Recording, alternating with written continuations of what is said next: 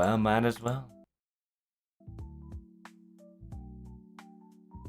It's the beginning of the end, after all.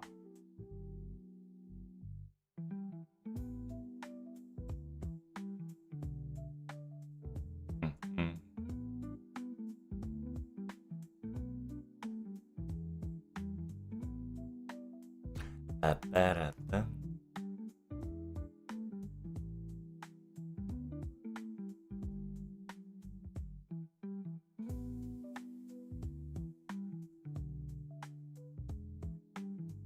3 hours. Yeah, this is pretty good. Pretty lit. The game solidified itself officially that we are going into Ordeal Call 4.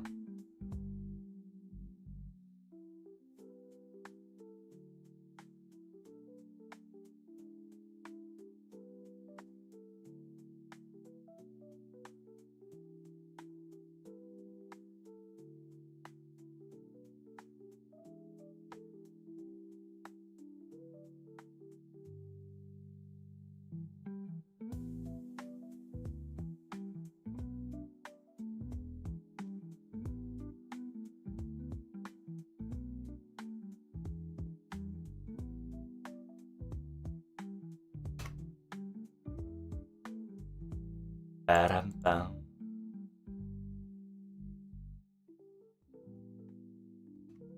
Hey, thanks for coming, guys. I appreciate you.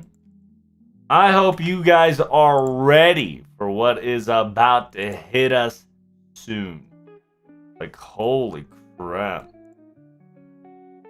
I was not expecting it this early, but here we are. We've got much to discuss, friends. I hope you are prepared.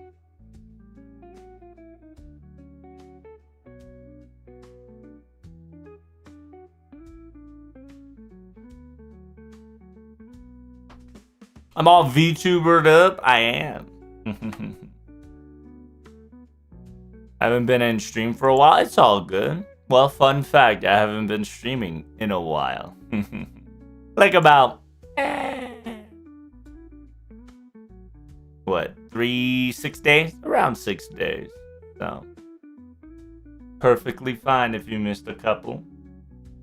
But hopefully you are enjoying yourself. Welcome, welcome. I'm all VTubered up. Right now it's experimental, so if it looks buggy, we are on a current test run. So do forgive its bugs and bumps. I'm just getting used to the face cam. That's the most important part that I have to get used to, so forgive me on that one. Like, the eye capture motion is going to be buggy because I have it on sensitive. So,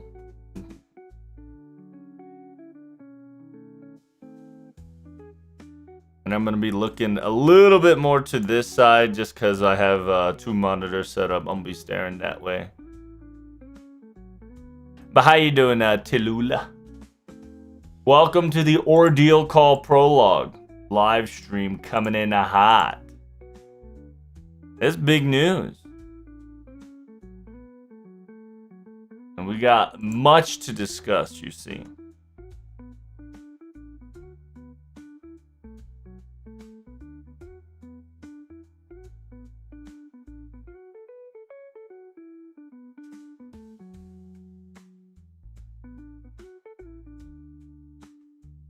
Ba-ba-ba-ba-da-ba-ba.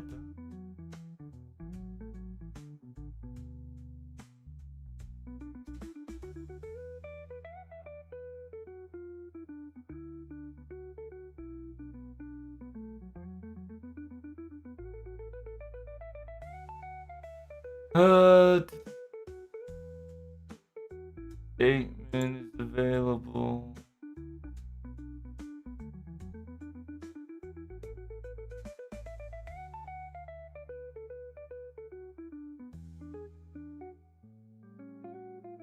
Hana Shoujo Alpha.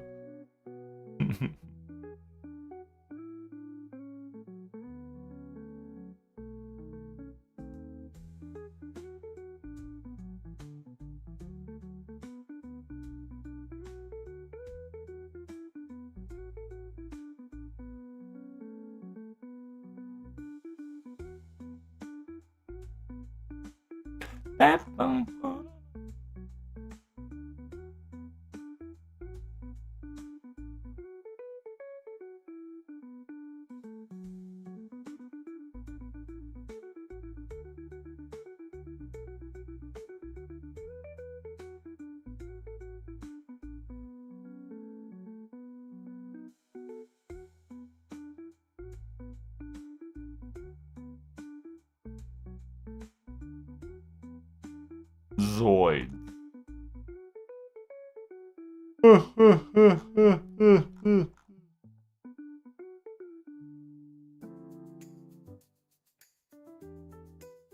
Wow. I left for, I left for 1 week, and then the next event we're gonna have on FGO is a fucking Ordeal call for. Can you believe that? It is pretty, surprising, I gotta say. I'm curious to see what's up. I haven't been keeping up with JP. I've been losing my mind balancing all my other gacha games. It's what happens if you play a lot of gacha games, good friend. I highly recommend keeping it to 5 at best. Right, keeping it 5 at the best. Yeah. I'm gonna be eating as well because I just woke up. Hey yo, translation action. Hey yo, you ready for Ordeal Call 4 action?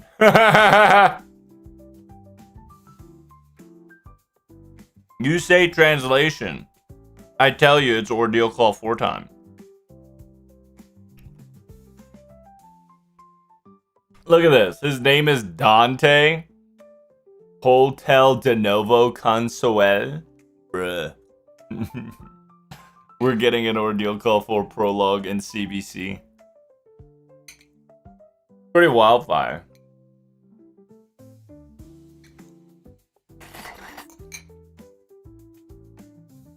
Loki, I should have seen it coming.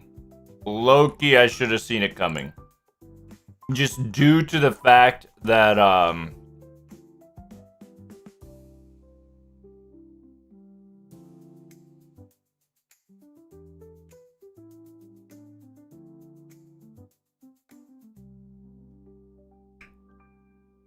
due to the sheer fact is, 2 people are...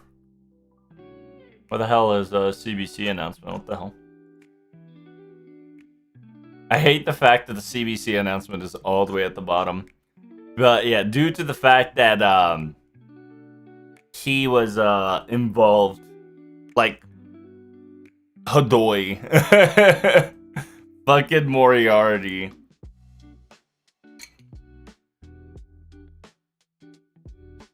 Is it gonna be Ruler Dante's? Is Dante's from Florence? Dante Alighieri?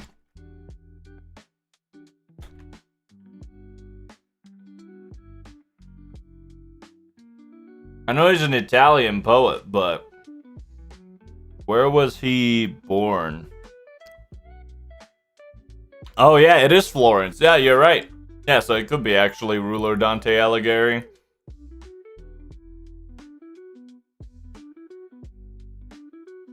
Hello there, Heike. I got ZZ, FGO, GBF, GL2. It's not terrible, but it's still a lot. It is a lot. Especially you have Grand Blue. Grand Blue and GFL2 is definitely hard work.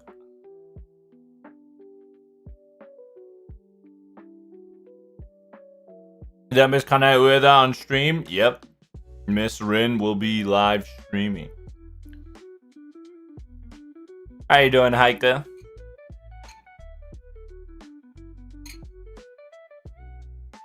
hell?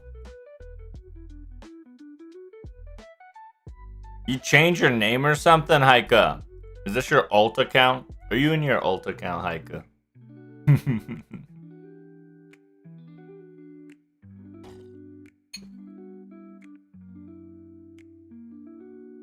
My main account got hacked? Bruh. Gotta keep yourself on lock, brother. I'm glad you're here, but I hope it gets all fixed up, friend.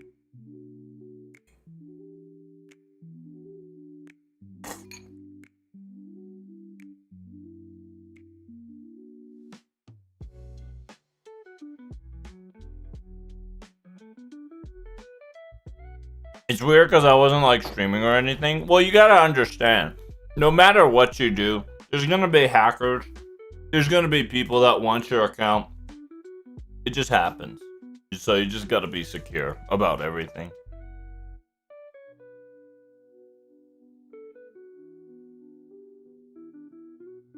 Yeah, I gotta like turn down my fucking sensitivity on the eyeballs because they keep blinking.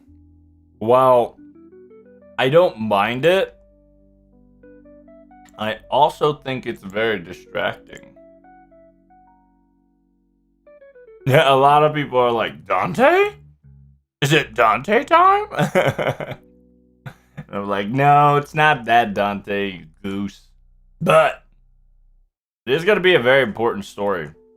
And it now officially makes sense that the quote-unquote story requirement is Ordeal Call 3 due to the sheer fact that it needs...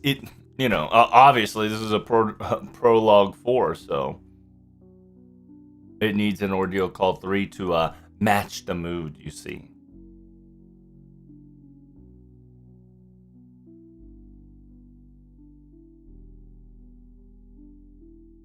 But I'm quite excited. I was not expecting to see an Ordeal Call 4 prologue so early in the morning, you know?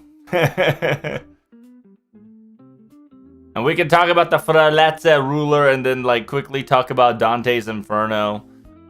There is quite tremendous amount of stories and hints and details that's been told to us in FGO. Like low key, it sucks because I can't open up a event guide on NA, because if you have been paying attention to FGO, the event, if you guys can remember the specific event around 2020 April, was it April or March? No, I think it was March. It's supposed to be called, the Iaian Spring Breeze.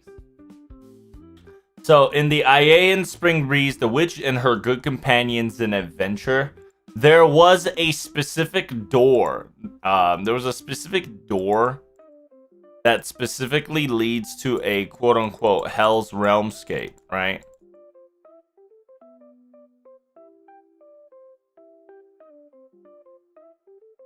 Quote-unquote. This is where Arjuna was talking about a specific door. Remember, there was 3 doors we had to choose from. One of them led to quote-unquote hell, quote-unquote, right?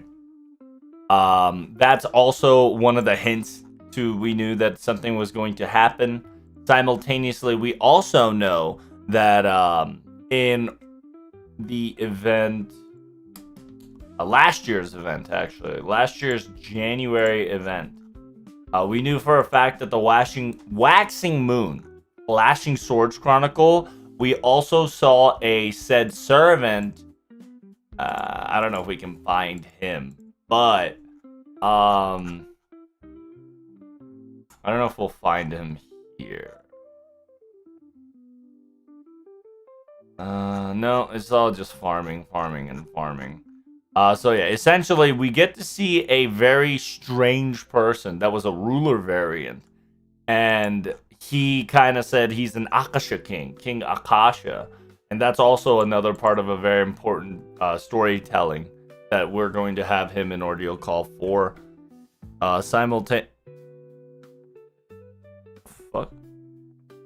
Simultaneously, we also have Waxing Moon. We first knew about our count, but at the same time, we don't know our true count. We knew that our count was Mont-Cristo, but at the same time, the quote-unquote, there was a ruse until you get to Ordeal Call 2. There is a ruse that Alessandro Caristrogo, right? Cagliostro.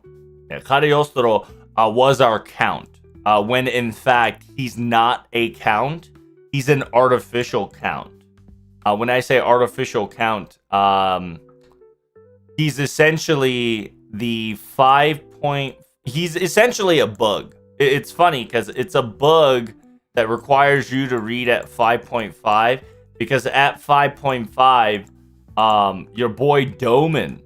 Remember when Doman touched you for like a few seconds, telling you that there's some spirits that wandered off? In reality, the true circumstances is that the good Doman, right, the Singularity IRL Doman, tried to help us out. But during that time, he swapped to Limbo. Right when he made contact with us, he swapped to Limbo and inserted a bug called Caristro into our subconsciousness. So it starts swelling itself on the inside, kind of like causing us aneurysm, but in a way it's not aneurysm, it's more like an ego aneurysm. And the entire Ordeal Call 2 happened because he wanted to utilize the concept of Dante, not really Dante, but the remnant that was within us, the flames of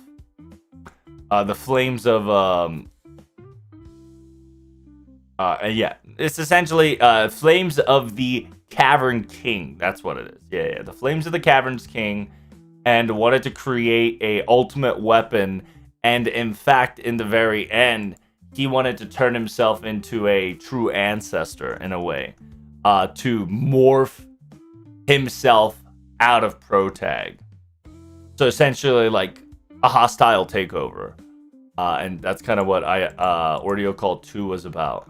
And then TLDR, Edmond Dantes, Monte-Cristo, the entire singularity of Ordeal Call 2, meshed in, melded together, turned himself into a fucking pot to create a character that is both ally and the enemy, called King of Cavern, Monte-Cristo.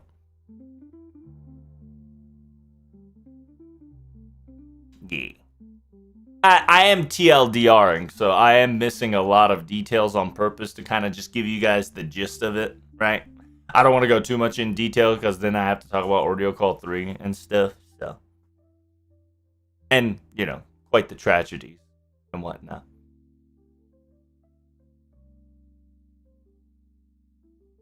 I thought Dante was severe with the OG Avengers. Well, the fun fact too is, Haika, it's that they're not data lost, right? They're not data lost. They're connection weak. So, like, if you go back, they're called weak connection. So while everybody is gone, right? Like while everybody is kind of data lost on all the Avengers side, Dante Alighieri himself, not Dante Alighieri. Monte-Cristo's relationship is weak connection. It's like currently they're out of range. Right, they're currently out of range. Cell tower's kind of bad. We can't contact them anymore. That's kind of the whole ordeal of Ordeal Call 2, is because we utilize so much of the Avengers. We kind of quote-unquote sealed Avengers, but at the same time, a person can never truly seal away an Avenger class just because it's an anomaly, right?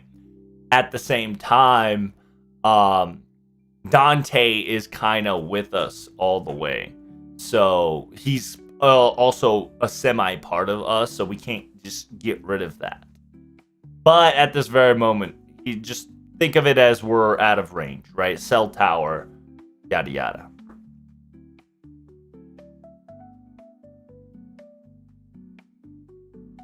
I thought Dante disappeared with all the OG Avengers. He was Indian, right? Yeah, we're talking about, you're talking about a, Akasha. Yeah, King Akasha. Yeah,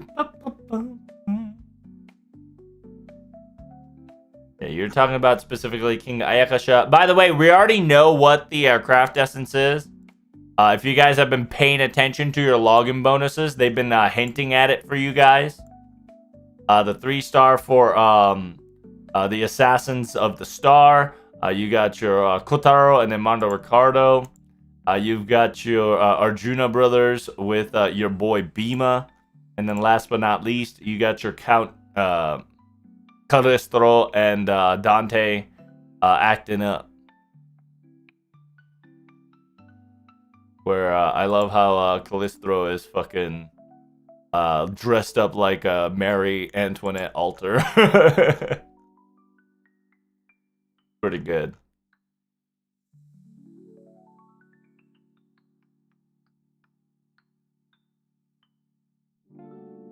And then, yeah, we're known that every white day, aka every CBC day, JP/FGO has tend to give costumes to male characters. So some people have speculated that we might have a costume for young Moriarty, if not somebody else entirely. Usually you don't get a new servant in CBC, but there is a possibility that we can. And some people are currently speculating that this guy might show up.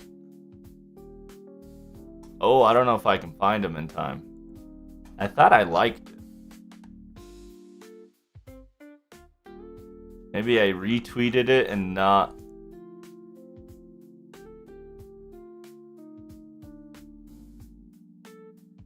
Because I retweeted one of the possibilities of the twins. I just can't find the twins, chat. Oh, did I not retweet it? Oh, shit. If I didn't retweet it, I'm a little sad. Ayo, that's right. You should follow my Twitter. Ayo is right. I have the dankest fucking memes, brothers.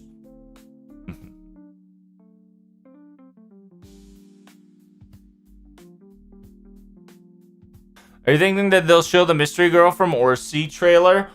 Probably, but I really don't know, right? Most likely we'll see Dante Alighieri more than the mystery girl, right? And to speculate that, you know, we're gonna go back to the oldest speculation that we know so far, that it is Lilith. It could be Satan. It could be, oh, there we go, Ashika King right here. Yeah, the blue-haired guy that we're currently talking about, right? One of the older Indian dude that also reached enlightenment. He also created his humanoid artificial hell and whatnot. I saw a lot of Jelter. I like it.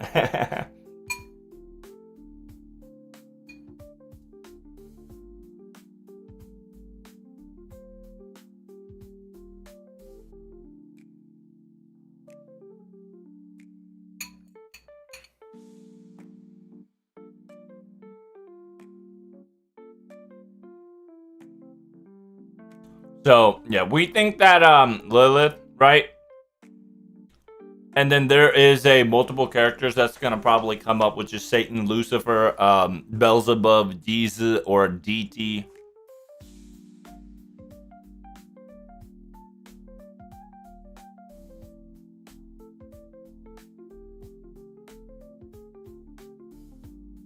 So we're probably going to get another Beast Class possibility. Simultaneously, if you guys do not know, this is your quote-unquote like TLDR of Dante's Inferno, or the quote-unquote Jigokuhen, right? Jigokuhen is like the layers of hell, right? While Dante's Inferno kind of went up, we'll probably talk about it down and then coming back up maybe. Like Kairon, if you don't know Kairon, Valentine's Day last year came up as a Christopher Columbus's quote-unquote Saint Graph, and then slowly but surely just talks about the city of DT, which is just layers of hell, right? And then there is a specific entrance where the King Minos, aka Emma Daimao, which we know for Valentine's Day servant, we have the jury or the assistant of that came just through. And then, yeah, there's just so many layers of shit.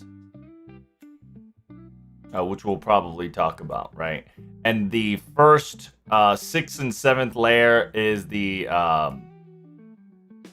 it's all about inner self, and then from the 8th layer, it's the quote-unquote evil of hell of evildoers, so like anti-heroes and shit. There's over 300 plus characters that's going to be showing up in the story. Oh, there we go. The Borgia brother sisters. So if you don't know the Borgia brothers and sisters, these are essentially, if you don't know, they are Fate Requiem characters. The reason why they might show up in this event is because they are known to be hotel concierge. So in Fate Requiem, the Borgia brother sisters were a hotel concierge of Akihabara, right? Because they're hotel of the Akihabara, it was pretty funny. They knew a lot of shit. They also knew like the back society, and they also kind of told you guys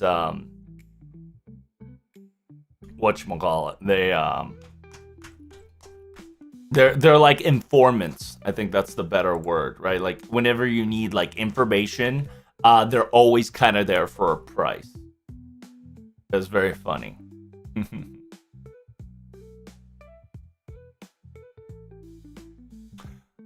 Satan and FGO before Jesus. I don't think it's going to be called Satan. We'll probably have a title sake for Satan, but I don't think we're going to like actually get Satan or Lucifer. That's why we are speculating that this 5 stars just Lilith. AKA Mr. Noah has specifically stated that quote unquote this supposedly the original wife, right? Original wife of Adam, which is Lilith, but the reason she looks bird-like, right? Or a quote unquote she looks like Elizabeth. Most likely the case, she will be considered a dragon.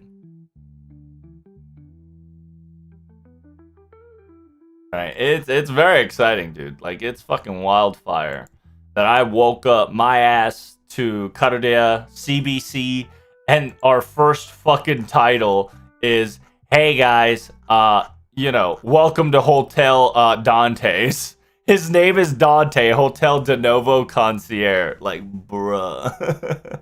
Because, yeah, if you don't know. And the reason why we're so sure about Dante coming in for a very long time is because if you paid attention in the very beginning of Ordeal Call, letters and words were flying out. And the letters and words are flying out, and one of them was called the God Song, right? If you use the God Song, it's called Shinkyoku. Shinkyoku is essentially means Dante's Inferno in Japanese. So, like, if you go his Divine Comedy, right? The story of the Divine Comedy. And if you swap it out to Japan, it's going to be called Shinkyoku, aka Divine Commedia. So we knew for a very long time that we were going to get Dante's Inferno, or, excuse me, Divine Comedy.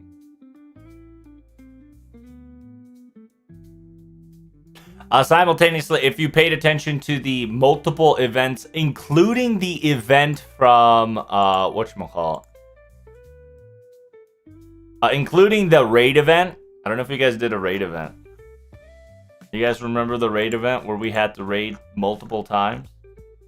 So, fun fact about this, too. They even hinted at in this story that during the live stream chats, right, quote unquote, where your girl Phantasm Moon was live streaming, if you looked at the chats correctly, there was a specific ruler that says Florence, and a specific ruler that specific says Florence.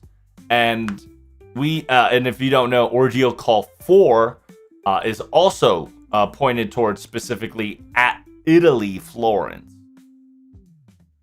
And the fun fact about it, too, is that while we knew it was going to be Dante Alighieri, also, chat, we're going to be seeing one of our characters expire as well, which is, unfortunately, Leonardo da Vinci Ryder.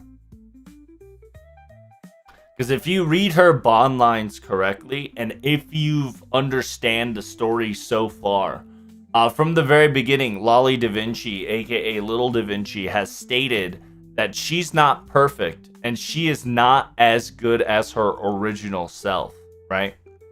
And she has stated that she will expire, right? She's only there for maybe, best part of our lives. It's in her beautiful journey. It's in her quote unquote bond line as well. And if you do not know her true name, right? Her true name is Gran Cavallo, from the unfinished Horp sculpture Gran Cavallo. So in Ordeal Call 4, we're either going to finish Gran Cavallo, or we're going to get a beast type Da Vinci or another variant of Da Vinci.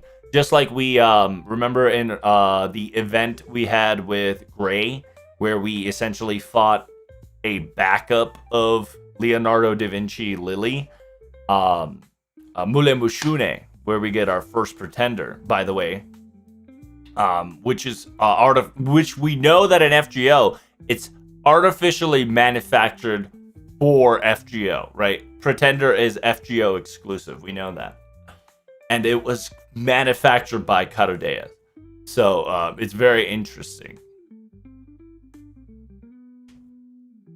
And so the fact that the Pretender is known there, shown there, and above all else, we also get to know that, well, you guys need to... This is why I keep telling people that you need to reread Saber Wars 1. Because Saber Wars 1 gave out one of the biggest hints that Da Vinci's not dead, but technically is.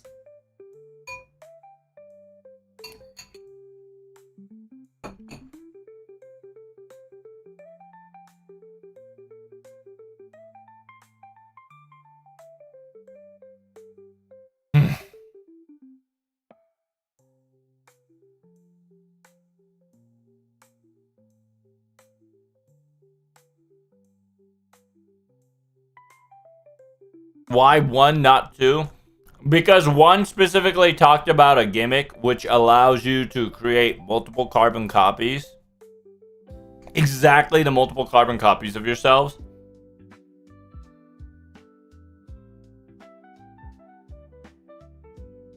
And utilizing the concept of Altruium as fuel is very interesting.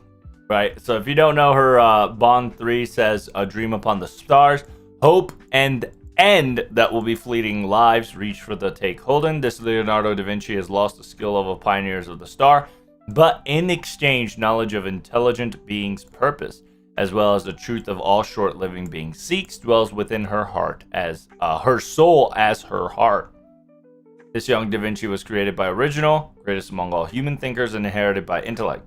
Ultimately, the girl Da Vinci comes to understand that the short-lived man-made beings, like MASH and other homunculi, have their own philosophies and their own way of thinking. And then there's a little blank and says, this planet has lived for billions of years and is about to meet its end. To the children of this planet, who was given only a few thousand years worth of evolution, please place your final dream upon this dying star. A dream made at the end of their infancy, a small yet a glittering dream. And also, if you've noticed, like, Da Vinci's not been feeling well ever since start of Ordeal Call 1. Like, while she is okay, she kind of definitely... you'll notice that you've not seen her a lot and not utilized her a lot. And in the events-wise, too, like, you let MASH do the explanation instead of Da Vinci and whatnot. It's very fascinating, you see.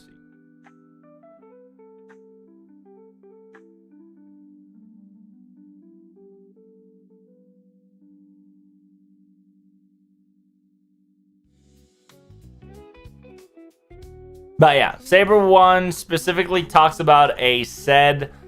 They're not going to talk about it again until they'll spring forth as a surprise, right?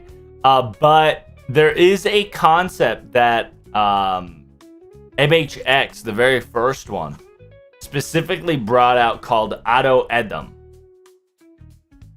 So like if we type in a Fate Wiki and then go from Fate Wiki, we go to Saber Wars 1. The original Saber Wars, right? Not 2. Everybody loves 2, but they all forgot the information from 1.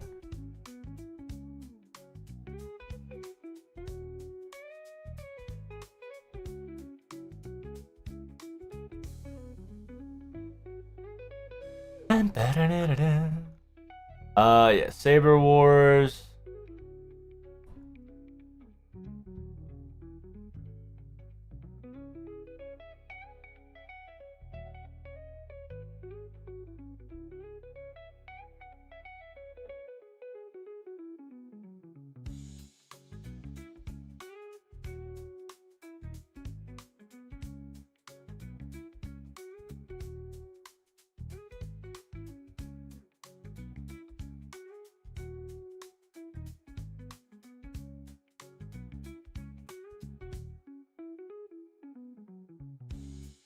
Let's see.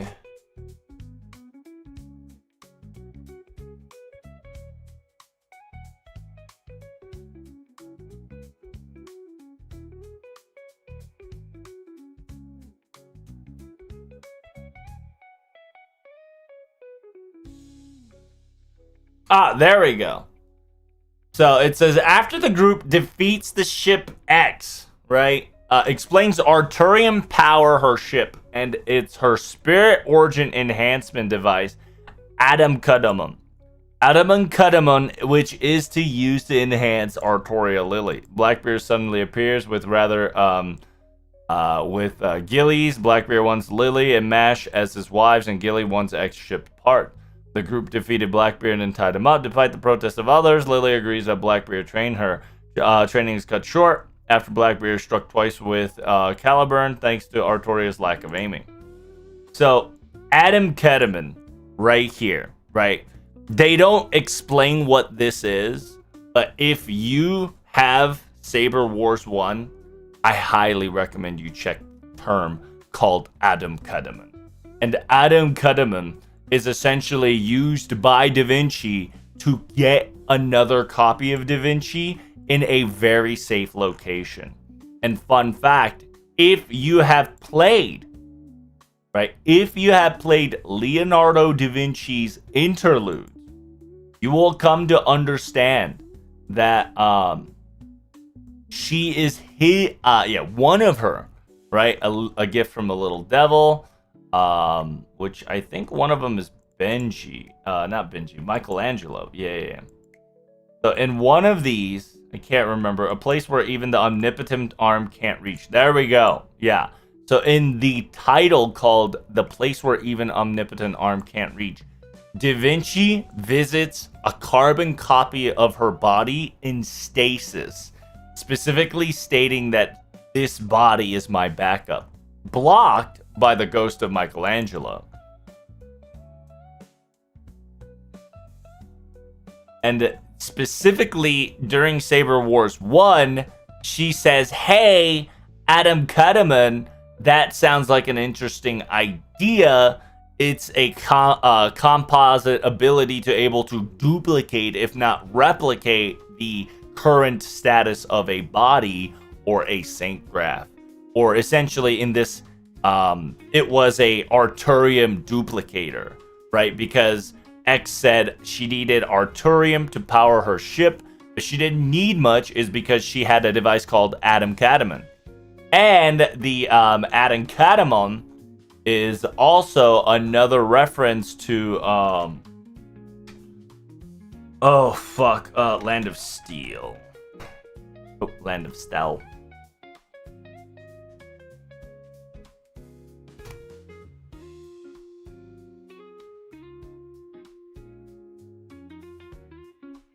There we go. So during the Land of Steel, there is a specific character. I cannot remember his name. Adam Edom, right? Ado Edom, Emperor Ado Edom's blade. If you've noticed, right? It is double X's meme sword, incarnate.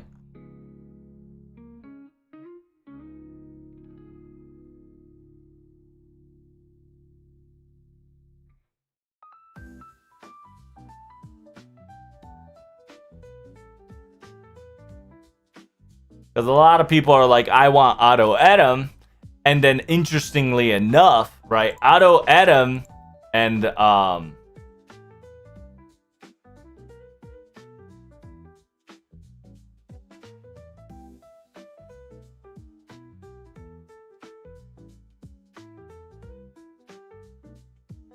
Adam Kadamon, very similar word terminology, and Nasu definitely has a interesting ways of tying things up together, so it's very exciting to see, right? But I'm still talking about shit in the future as a possibility. This is nothing more than speculation, so just do be warned that stuff can definitely happen. The hell's this? Tacos are great.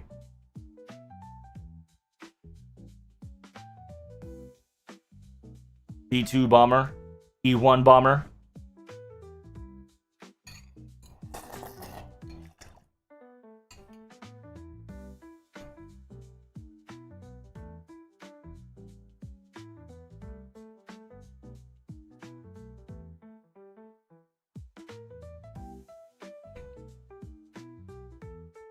Damn, Ancient Greymon kind of look lit.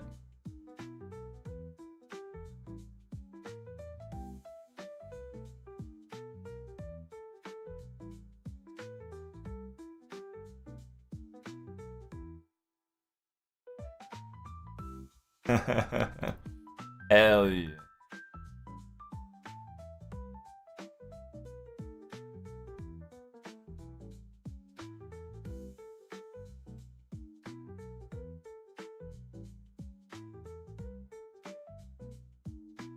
Ba, ba, ba, da, da, da.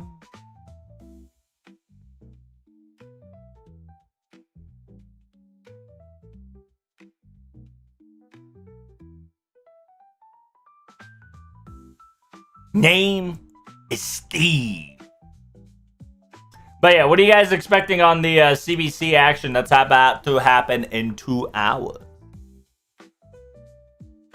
Yeah, speculation is wildfire. The fact that we're getting an actual title drop of Dante, Hotel Consuel, is kind of big.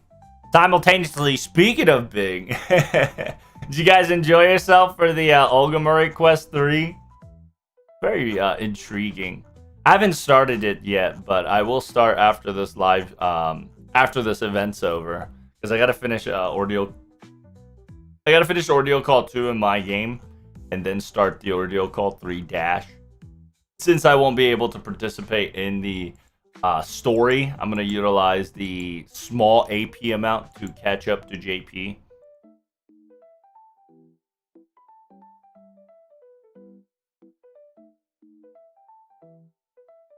Yeah, a lot of people are memeing that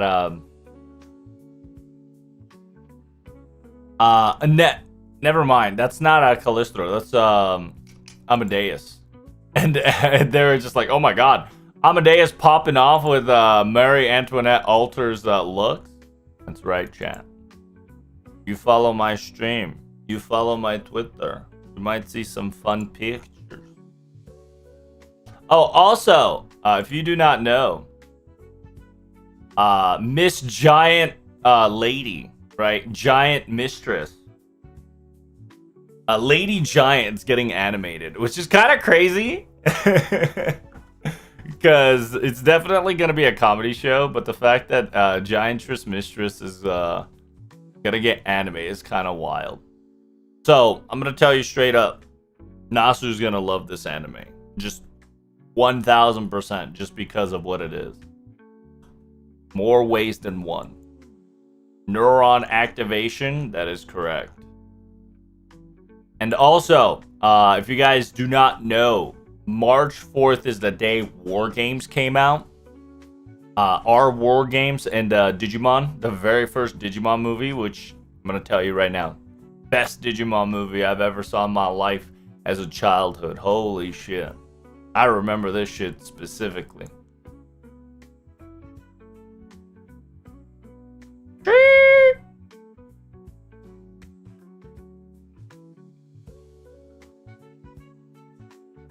It's in this style too. Oh my god, so nice.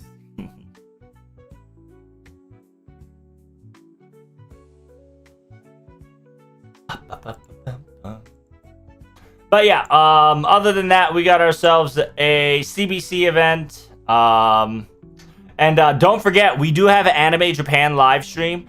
Anime Japan live stream on the 23rd and the 24th. Day one, we're gonna have a Club Karodea. If you don't know what that is, that's the Karodea radio station.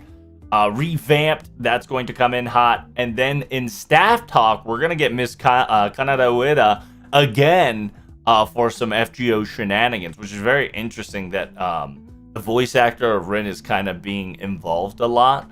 Simultaneously, the quote-unquote animator creator talk is going to happen in FGO lineup, so expect things, fun things like FGO, fun things like a Fate Strange Fake, and last but not least, we're going to have a special stage called Breakthrough Ordeal Call, which will be very intriguing to see. Because we do have two of the biggest players, which is Nobu and Miss Kawasumi.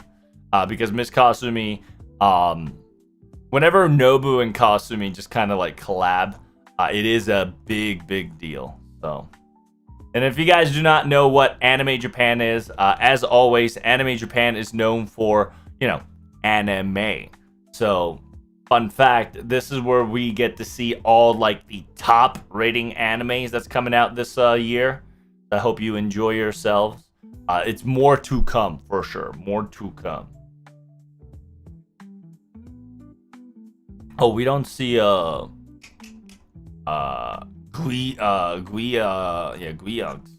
Unlucky. But yeah, tickets, fast tickets, etc. I'll probably buy a viewing ticket for 2 days. Unless they have like a special YouTube video that they can throw it at me, right? Like this one.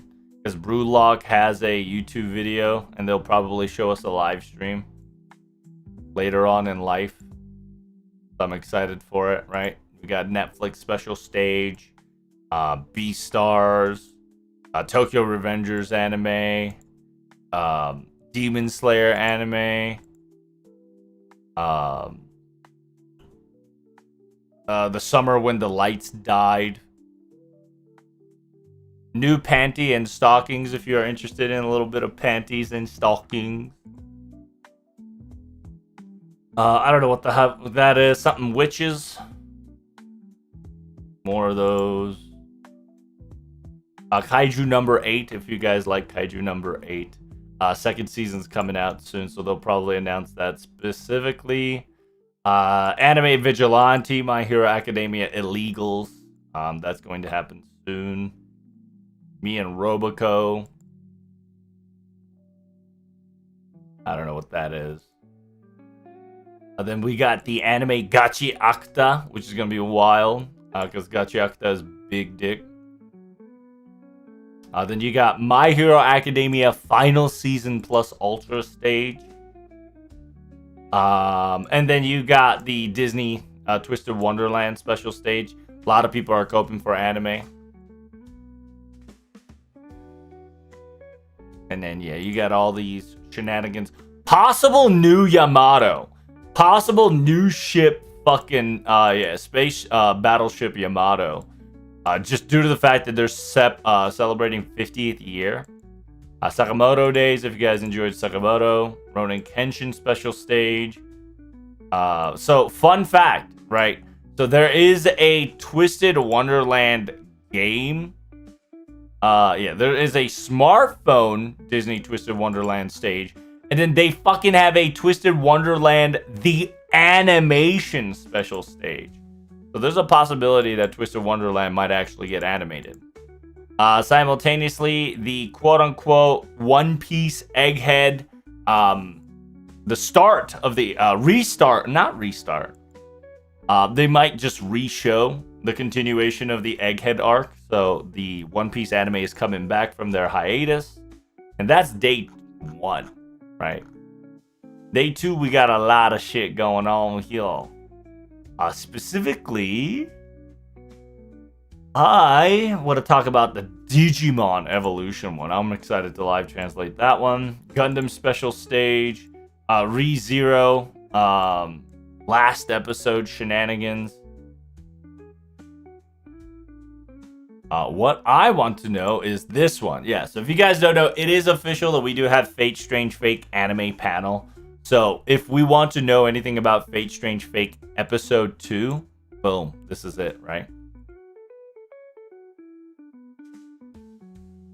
It's very weird that, like, while FGO is going to be here, they're never listed on the list, which is so wild. I don't understand why. And it's funny because we used to not have White Stage, but now we have White Stage.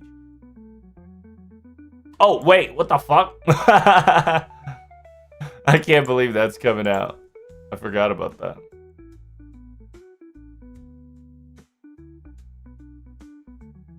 Oh, yeah. Prince, a fine lady wants to do some rock and roll. And then last but not least, we got the Reset arc Chainsaw Man action. This is an extra stage. Are they gonna release more stuff? What are you talking about? White stage is an extra stage. I think they're just filling the time. Like, notice how red stage, green stage, blue stage always kind of fills that gap. And then it's weird because the white stage fills up all the blue stage's gap. So you do have some, like, options that you can take where you can do red stage, green stage, or blue stage, white stage. We'll probably do our best to kind of just, you know, go for what I like to anime translate. But yeah, I think they did add additional white stage because A, we do have a lot more animes coming in hot, and B, yeah, I think it's to just kind of correlate blue stage, red stage, green stage, blue stage, white stage. Because notice that every white stage is in the middle of the blue stage.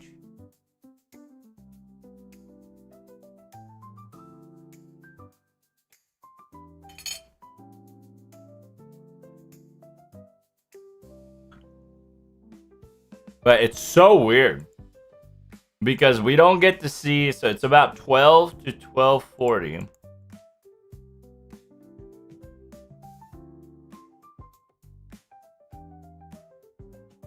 It's so weird that FGO is not in the Anime Japan's fucking thing. 2:30 to 3:10.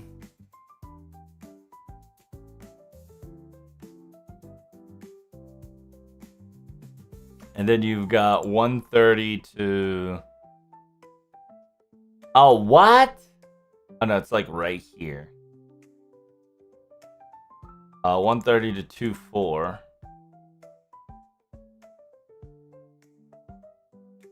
Uh, 1:30 to 2:04.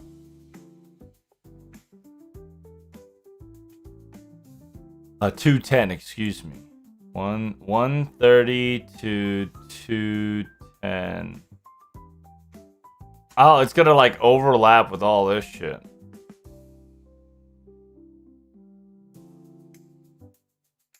And then 2:30 to 3:10. So 2:30 to 3:10. Oh, it's gonna overlap with fucking... Son of a bitch. It's gonna overlap with ReZero. Damn. I hate that. Don't you guys hate that? Yeah, because if you guys don't know, right, March 23rd, March 23rd, it's so weird because like it's part of Anime Japan, but they're not in the Anime Japan timetable. What the fuck?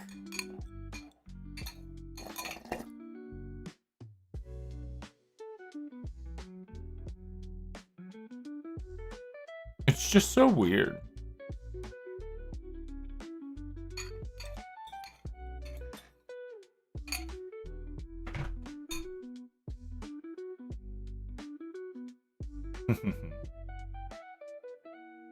That is very weird. Yeah, it's kind of sus. But they've been doing this for a while, so I'm not that surprised.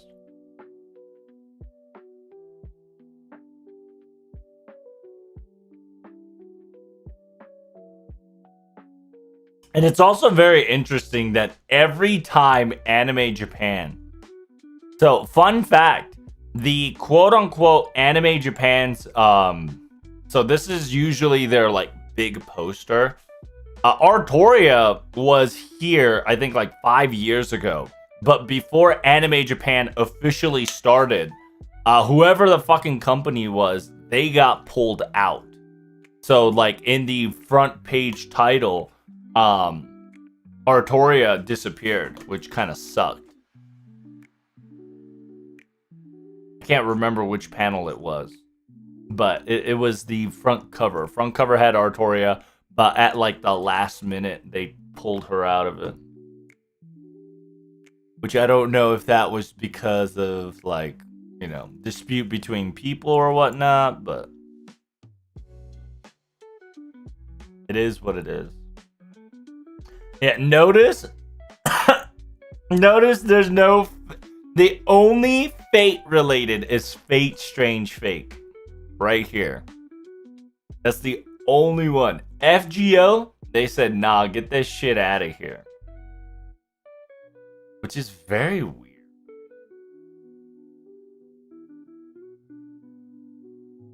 Ugh.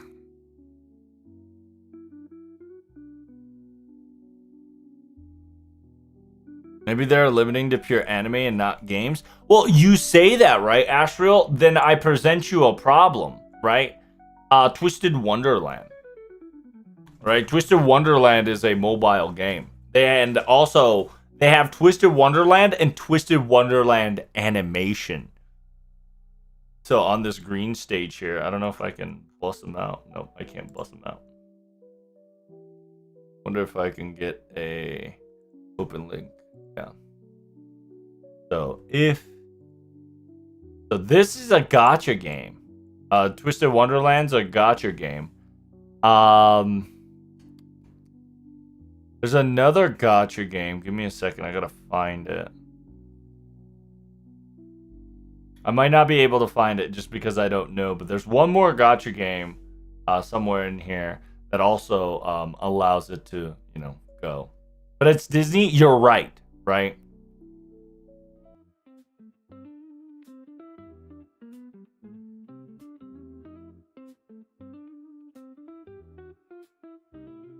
But yeah, there's one of them. There's one more gacha. I just don't know which one it was. But I'm excited for the Gundam series too, because G1X is definitely coming in. It's a shame that we can't watch G1X the beginning, because G1X the beginning is movie exclusive because they're buttholes. Just like there's another anime. Oh, just like Konosuba. I do hate the current meta of Japan when it comes to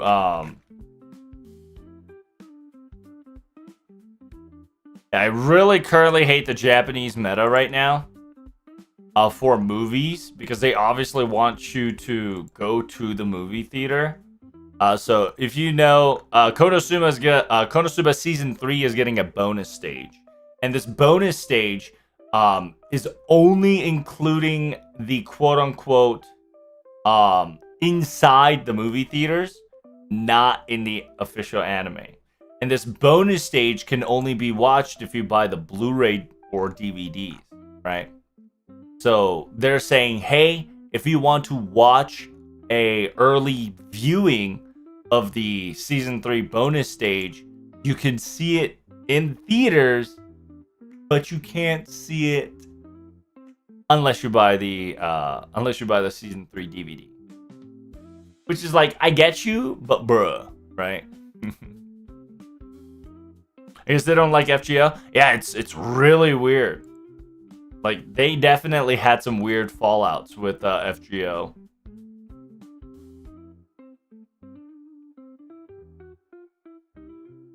Because also notice that there is no Fate Strange fake pins or acrylic charms. Ooh, so these girls are gonna be our ambassador. The girl idol group.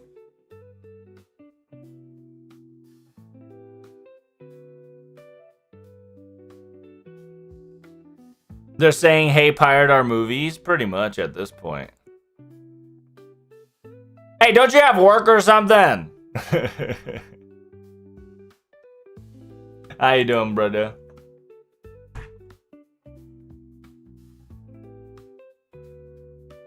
Hey, why don't you at work?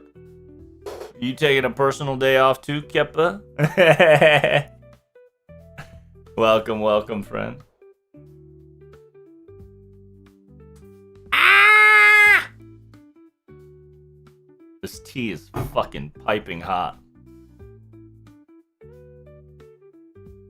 Come make a bail gooner? No! I refuse. Right now, I got a live stream to translate, brother. You fool.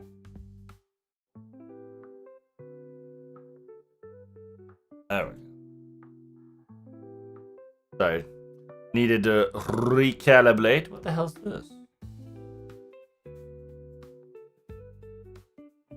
Hermandez Seg. Thank you so much for the subscriber, Reno. Appreciate that, friend.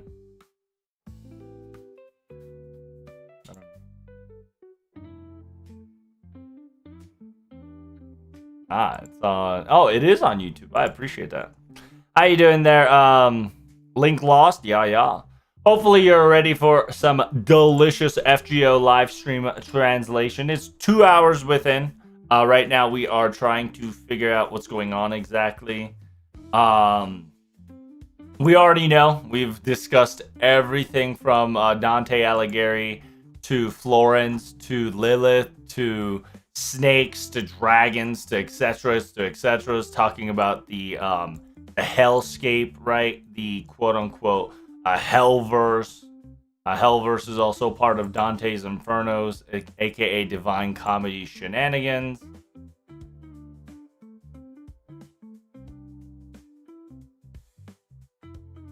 And then we have it all here, right? Divine Comedy, etc.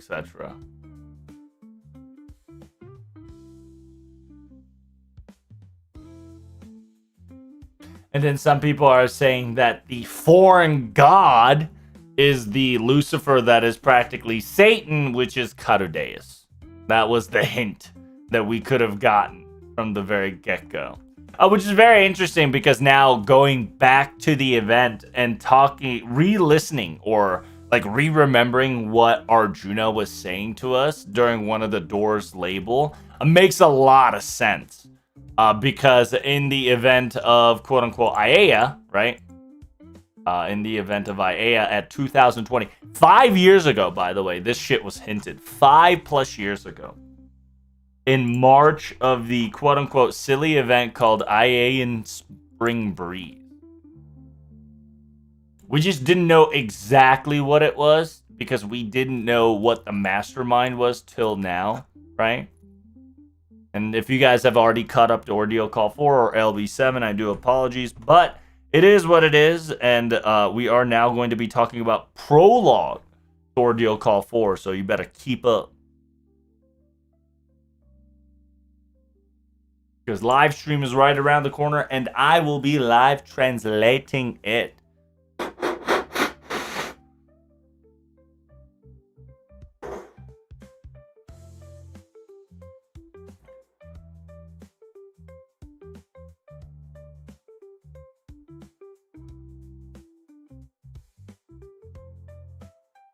Ah. Wait. Wait, I keep the bees. Hold up. Are you actually at work or are you being chillin'? So, nothing's gonna happen till like 2:55 because that's when the true live stream begins. Until then, we were just kind of discussing about Ordeal Call 4 due to the sheer fact that we now have the event title called His Name is Dante's Hotel de Novo Concierge. And then, yeah, it's 100%. We're going to have Ordeal Call 4 prologue here. It's crazy. And if they're busting out a new servant, or if they're going to show new characters, Borgian Brother Sisters definitely going to be the quote unquote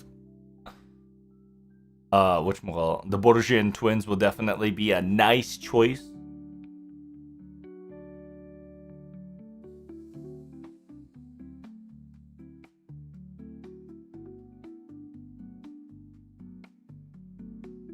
ボカロ曲のおかげで知名度の増が半端ないんだろうな。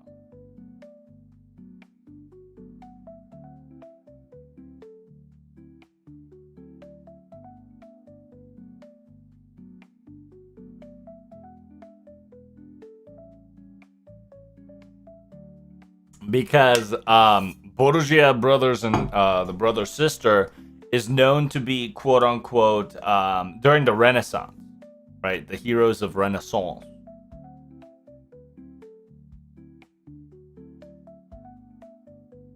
Very cool. Bringing them out will be very nice, just because we will get Requiem characters early as well. Because as we all know, chat, Requiem is MIA. I don't know what the fuck happened to Requiem, and I don't think Requiem is ever coming back. So it is what it is.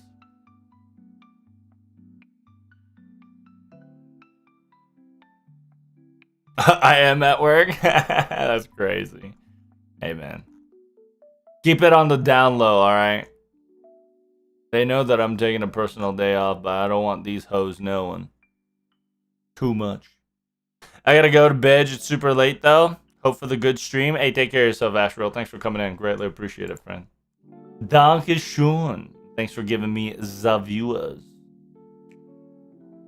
Yeah, but if you don't know, usually, whatchamacallit, I do live streams like this to translate. So right now we're waiting for about 2 more hours for the JPCBC, which is White Day, which is Boys Day, event to come out. From the looks of it, though, it is 100% catered towards Ordeal Call 4 Prologue. Ordeal Call is like the newest chapter that FGO is happening currently. So everybody's memeing Dante and then Dante Alighieri. I love how everybody's busting out different Dante variants.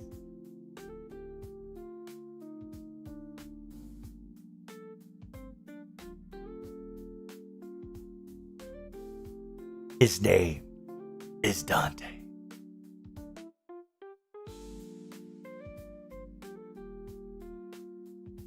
Because they did say we're going to get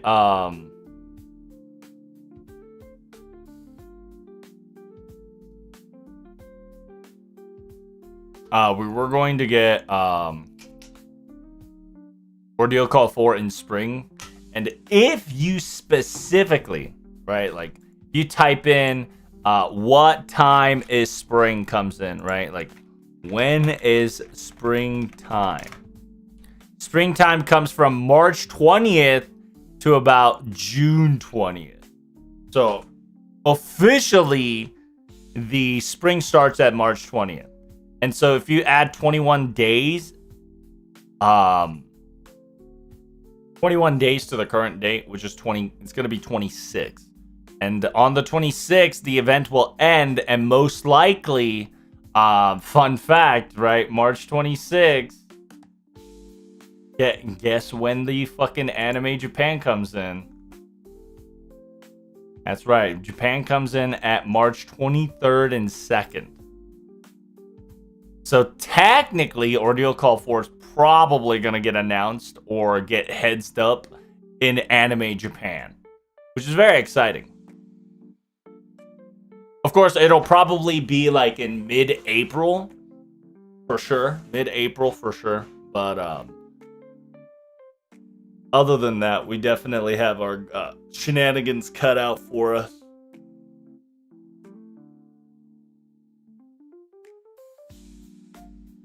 How bad is it, by the way, at work? I get the Bing chill. Oh, simultaneously, if you don't know, tomorrow or / today, they're going to unlock more information about Zoid and Monster Hunter collab.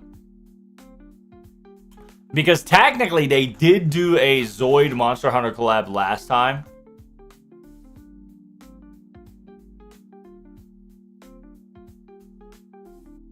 There you go. Yeah, so currently they're doing a 40-year campaign putting Liger Zero Phoenix, revamped Liger Zero Phoenix in the quote-unquote masterclass, which is pretty lit. Huh? Hey, thank you so much for the subscribe, my friend. I appreciate that. Because you've subscribed on Twitch, you won't get hit with ads. Congratulations. Whenever the live stream does slide in, you don't have to worry about it whatsoever. Hernandez, I appreciate it. It's not too bad. That's good to hear. Because yeah, they did the Hobby Expo to show out the OG Zoid, and then they got the Deathosaurus, Liger Zero, and then they got the collection, and then we got the Saber Tiger, Shield Liger, Muramasa Liger, and then Liger Zero into Blade Liger. Like, they got all the good shit coming in hot this year. And then the reanime of rebroadcast of Zoid, which was pretty fucking surprising. Zoid got rebroadcast last year, which is Wildfire. I don't know if I can find it. Yeah, it's funny because you could actually take out the Phoenix out of Liger and make it, you know, an actual Phoenix himself.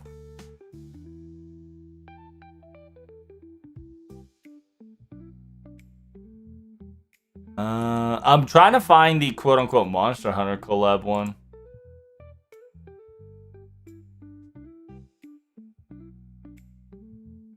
Because last year, they've done a really cool variant. But at the same time, they're not going to talk about Zoid too much until necessary. Right, because they got Transformers and stuff. They own a lot of IPs, which is kind of wild.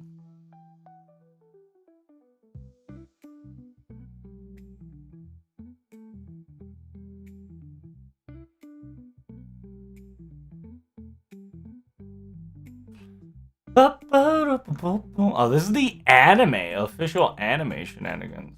Zoid Wild Infinite Blast, Zoid Wild Infinite Blast, the movie.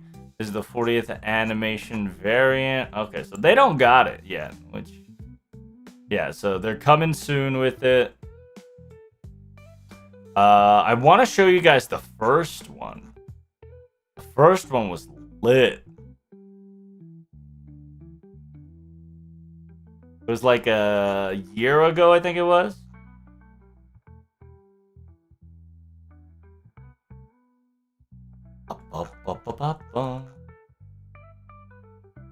Oh yeah, the fucking quote-unquote wild Liger. It was a good meme. Where is it? Give me a second. Trying to find it.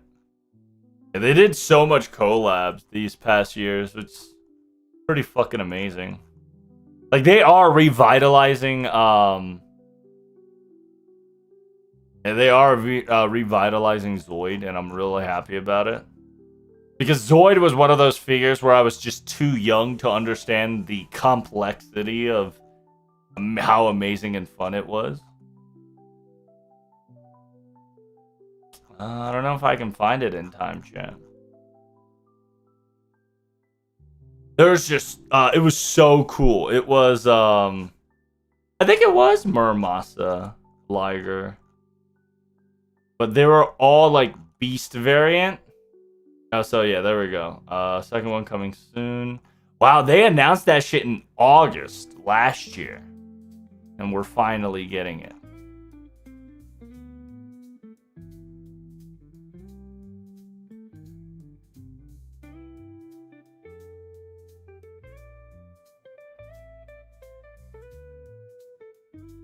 What am I looking for? I'm looking for the Zoid. Oh, is that Spooderman? What the hell? I'm looking for the first collab. It's very impossible to find. I'm starting to notice. Ah! It's called Beast Liger Armament. That's what it was.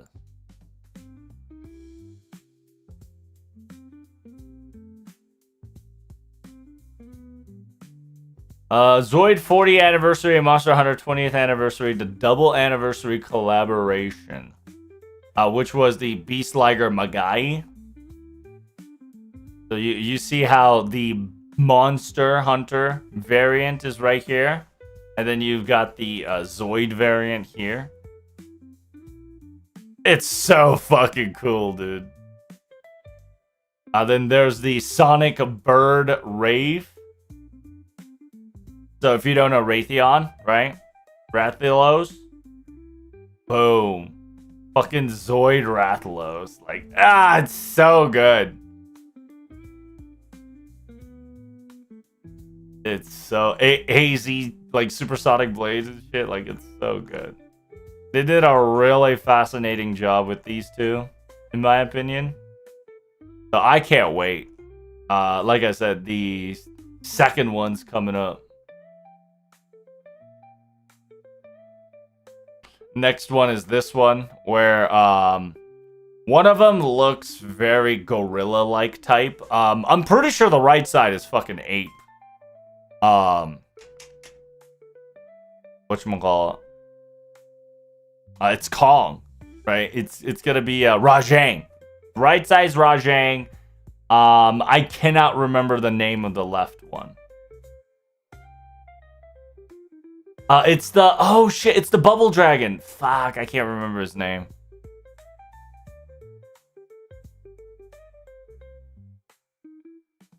So, oh no, it's right here. It's Mitsune, Gatoring Fox, so Gatling Fox, and Knuckle Kong. So it's gonna be based off of Rajang and Mitsune. Which is really nice. Yeah, how you doing, Ken?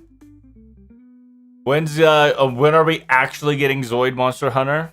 The new Monster Hunter is coming out. A new Zoid is coming out tonight. So like by the time you finish working and by the time my live stream is over, they'll probably announce it.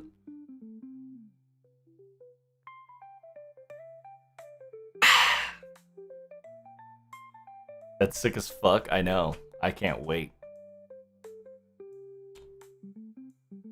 I cannot wait. Speaking of Zoids. Sorry, I was fanboying about Zoid. Yeah, they got the Blade Liger Leon Taurus of the version. Ba-ba-ba-bum. But enough about the Zoid. We gotta go back to FGL. How you doing, Kenwell? Salutations.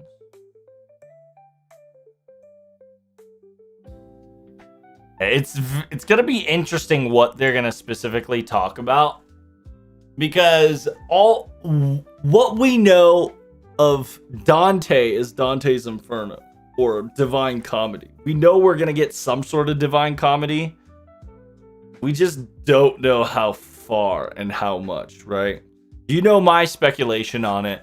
It's we're gonna get 3 different chapters, so we're gonna get 3 different segments. One is hell, one is purgatory, one is heaven. That's why the Buena Vista and shenanigans like that and a lot of Indian topic also came back into play during the season 1 and not season 1, January and February event.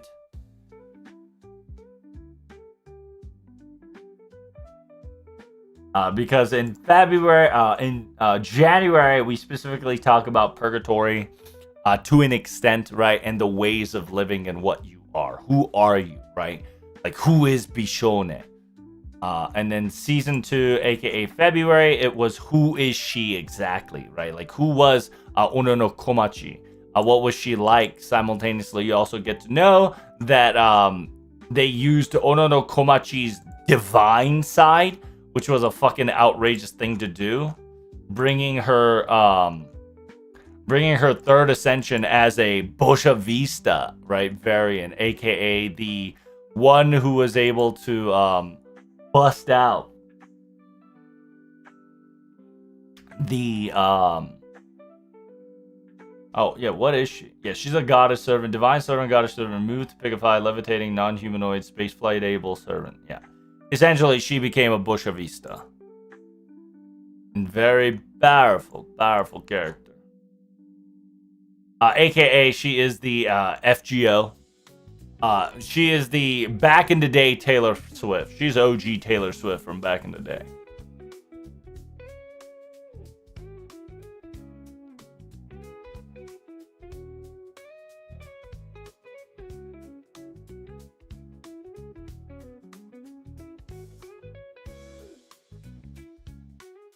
And fun fact about it is that they don't tell you about her third ascension, which her third ascension will most likely be playing a significant role in the Ordeal Call 4, just because it's in ruler territory.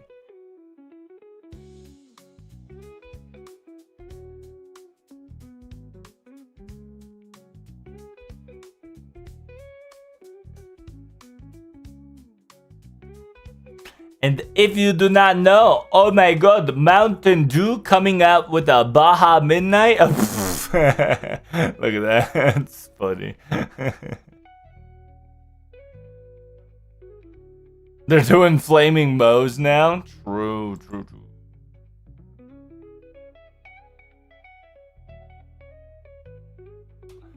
Dante 来るなら、総称4の指名はリリースでほぼ確定が気がする。So yeah. People are speculating, and I speculated as well, is that if Dante Alighieri does come to FGO, it means that we're most likely getting Lilith, right? Because Lilith is the wife of Satan. She got locked away at the very last layer of prison. She essentially was the primordial snake. Simultaneously, it's very interesting that Ueda Kanada is coming out, and she's the voice actor of Arashka Gol. And Arashka Gol kind of had that similar situation where, like, in actuality, different sides of the story tells different perspectives, but the underworld maiden, right, leaves Ichikujiku, essentially the leaves that Adam wore, right, in the body.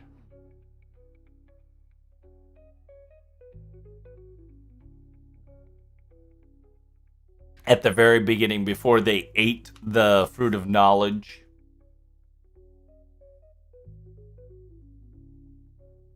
And then they're depicting that there is a snake-like encirclement on the character's body. And last but not least, wings, right?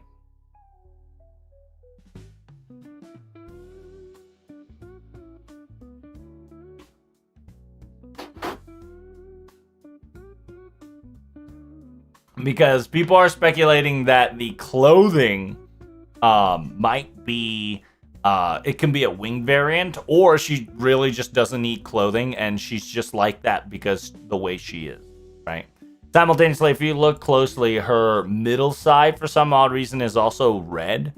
So it can definitely indicate more bloody shenanigans. Is it going to be erotic character? Most likely to be the case. Because it's going to be a sexualized Eve, right? It's going to be a temptationist. She's going to be that hoe that we're going to have to tempt out and fight back. And then apparently there's about 300 names that Divine Comedy introduces.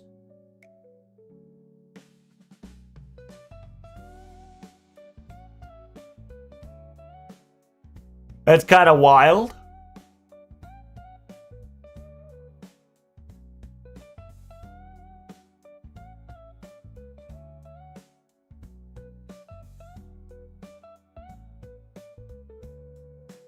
So we have Charon, Hector, Caesar, Petencia, Saladin.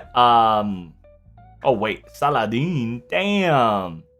Oruperusu, Seneca, Eucredo, Pretomaios, Minos, Semiramis, Cleopatra, Helene, Achilles, Paris, Tristan, Kerberos, Pluton, Medusa, Minotaurus, Charon, Nesso, Poros, Alexandros, Asen, Jason, Medea, Odysseus, Chufong, Modredo, Ganoron, and Cerebreno, Solomon King, Charlemagne, Roland, Davide, and Moses.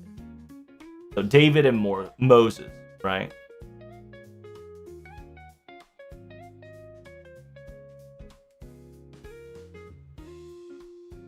And this guy specifically says, whatever is written in red, FGO has them out. Yellow, we've seen them somewhere mentioned in the story so far, right? And remember, there's 300 letters, so the man done his research. Like, he's gotten everything ready, right? Like, Charon, we already know. Charon.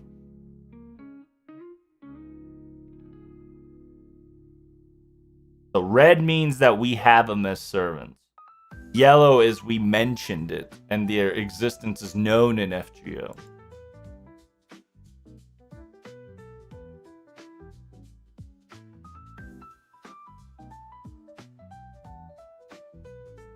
Odyssey. You got Typhon too, which is kind of wild.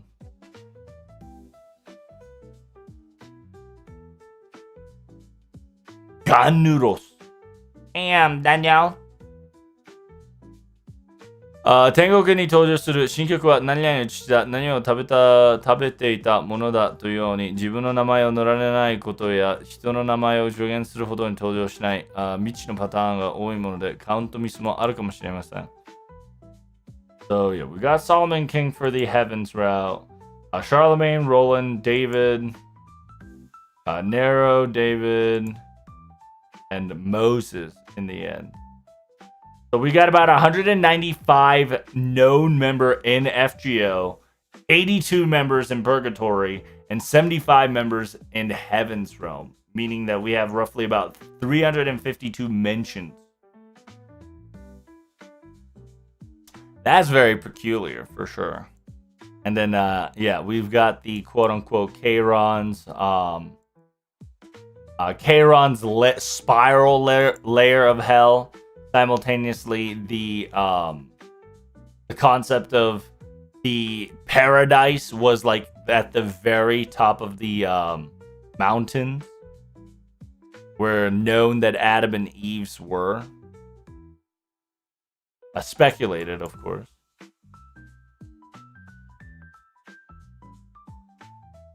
And then the multi-layer of that is like beyond Earth, right? The hemispheres, essentially.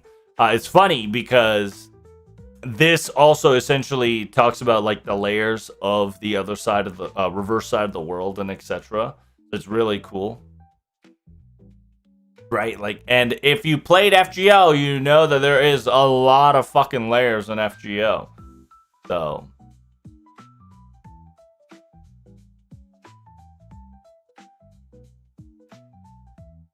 this will definitely explain like the reverse side of the world stuff. Talk about like the abyssal realm that David was able to tap into.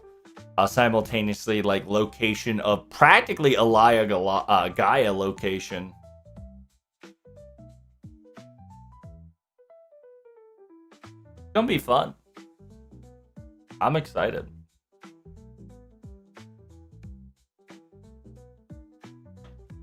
in the end, I don't know who's going to be our guide. Like I said, speculation is most likely Junnu,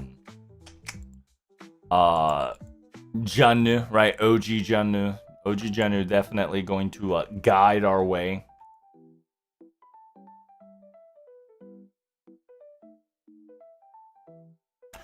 Specifically, Ordeal Call 4 will be a ruler theme. Specifically ruler theme, just due to the fact that we know we speculated Ordeal Call 3 was ruler, but Nasu kind of debated us and says we've already planned for Ordeal Call 3.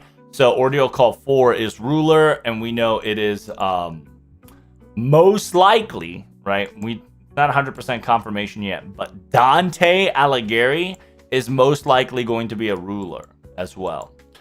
Because there's an event that if you paid attention during the live stream chats, you know how chat you guys are here in streaming, there's chat room. During the last year's Christmas Phantasm of Moon's chat, you get to see you don't get to see like the character's actual name, but you can kind of depict who the characters were. Some of them, not all of them, right? By their distinct way of typing. And one of them was called Ruler. And Ruler specifically wrote Florence. So it's very interesting that the fact that a ruler class specifically stated Florence, and Dante Alighieri is born from Florence.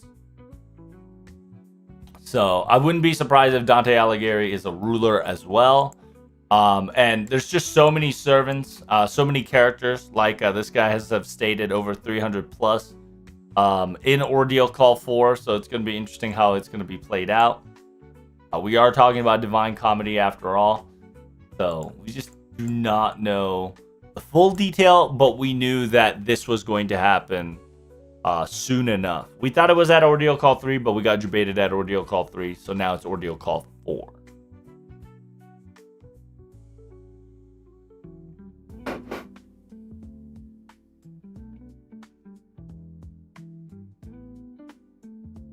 And we're probably going to get a Lilith servant either at pickup 2, if not the beginning of Ordeal Call 4. Because understand that this will not be Ordeal Call 4. This will be a prologue to Ordeal Call 4.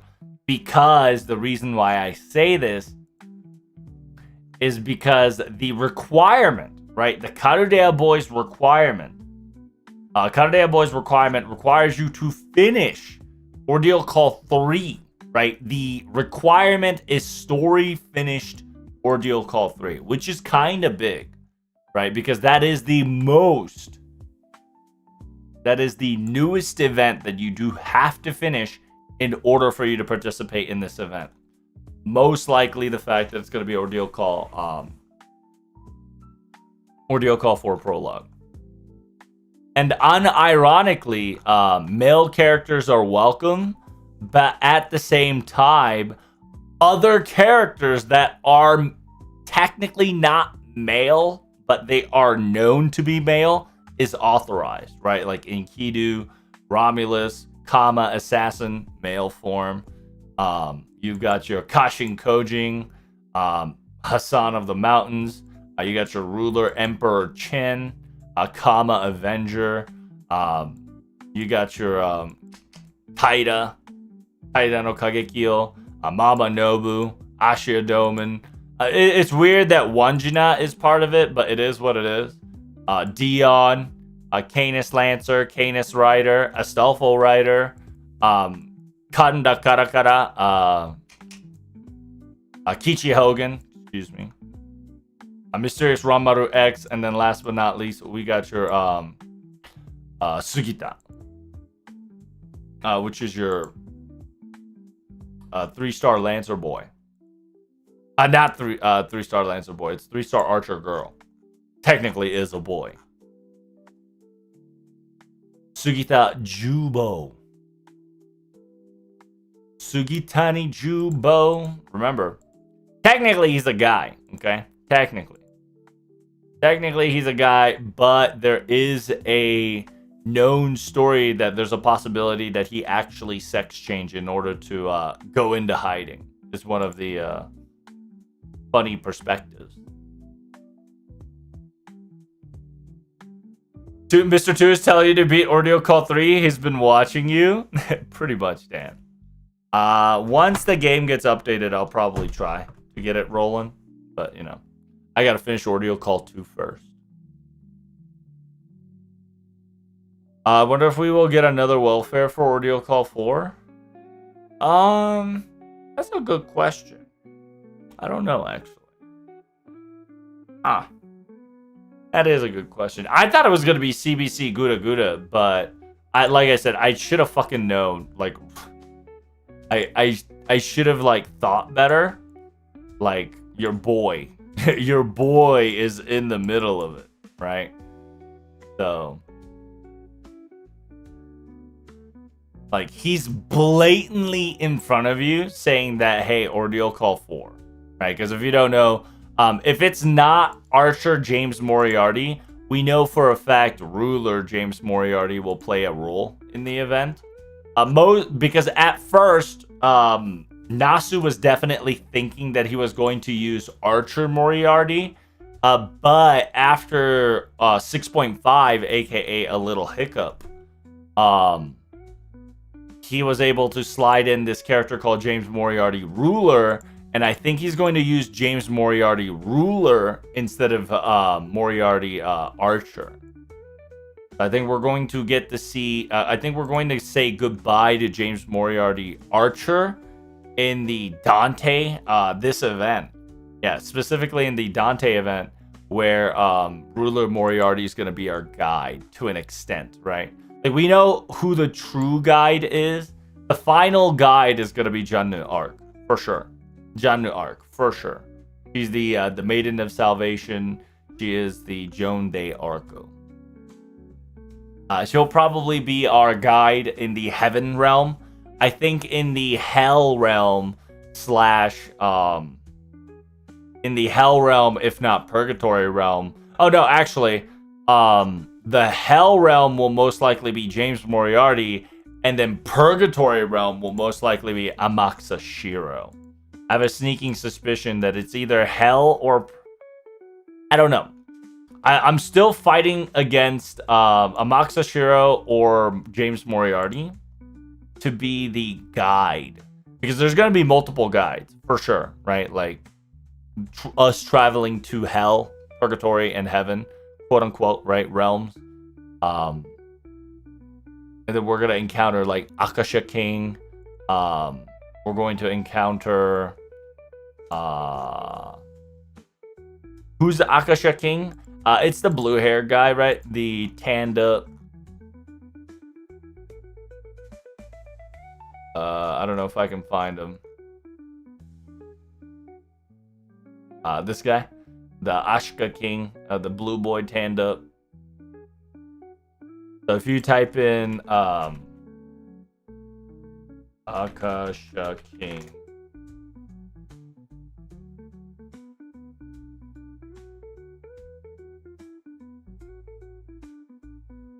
Queen of the Damned, the Vampire Chronicles. No, I'm talking about Akasha. Okay, we'll just copy paste.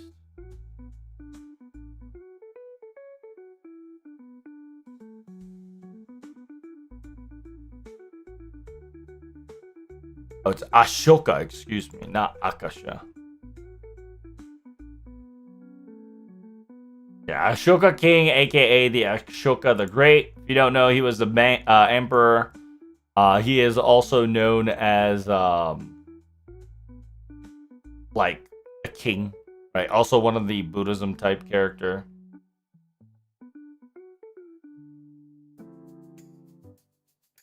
It says, yeah, the Buddhist legend says Ashoka was establishing a large number of stupas, purchasing the third Buddha council, supporting the Buddhist monasteries, and making generous donation. His existence was a historical emperor that almost been forgotten, but since the decipherment, Ashoka holds a reputation one of the greatest Indian emperors.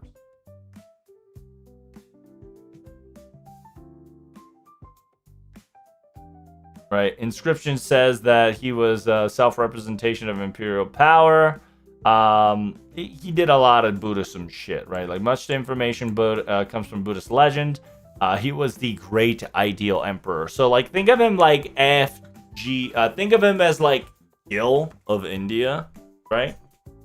Like he's not half god, half human, but he was the ideal king in India.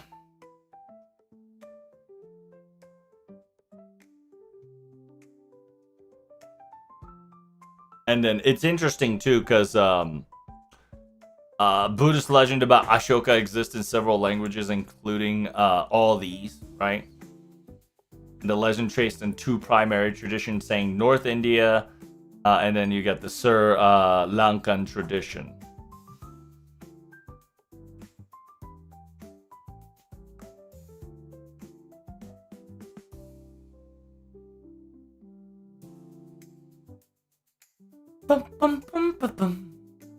She permanently destroys the tree, but only after a branch of the tree has been planted in Sri Lanka. Ooh, right? It's funny because it says the Empress manages to have the trees healed after she realizes her mistake, but in the other one, she permanently destroys the tree, but only after a branch of tree has been transplanted in Sri Lanka. In another story, there's bold text describing Ashoka's unsuccessful attempt to collect the relic of the Rana Magora.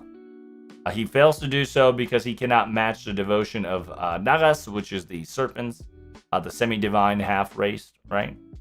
Who holds the relic. However, he fails to do so because the Buddhas have destined the relic to be enshrined by King, this specific dude, of Sri Lanka. Using such stories, glorifies Sri Lanka, the new preservation of Buddhism. Right?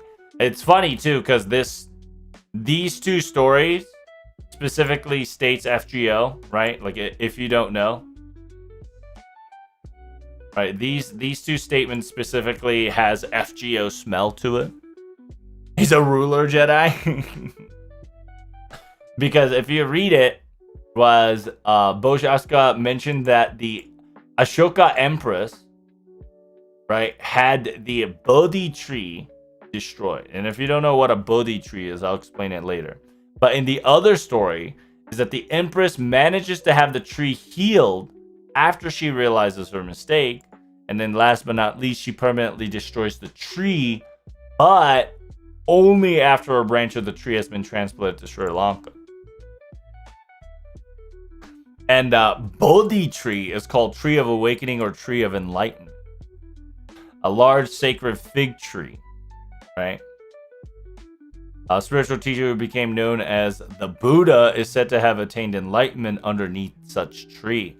In religion, Bodhi tree is recognized by its heart-shaped leaves, which is usually prominently displayed. The original tree under Gautama sat is no longer living, but the term Bodhi tree is also applied to existing sacred fig trees, right?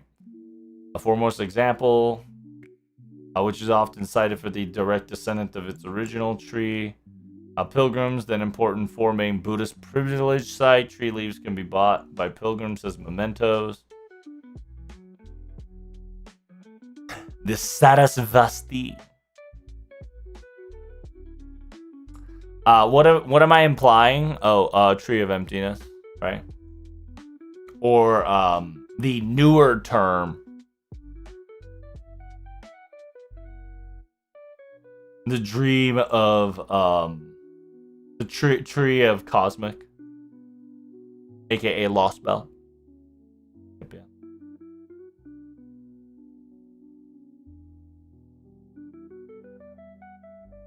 I'm excited for it. In about 94 minutes, we finna learn today. Ah! Ah! Oh, shit.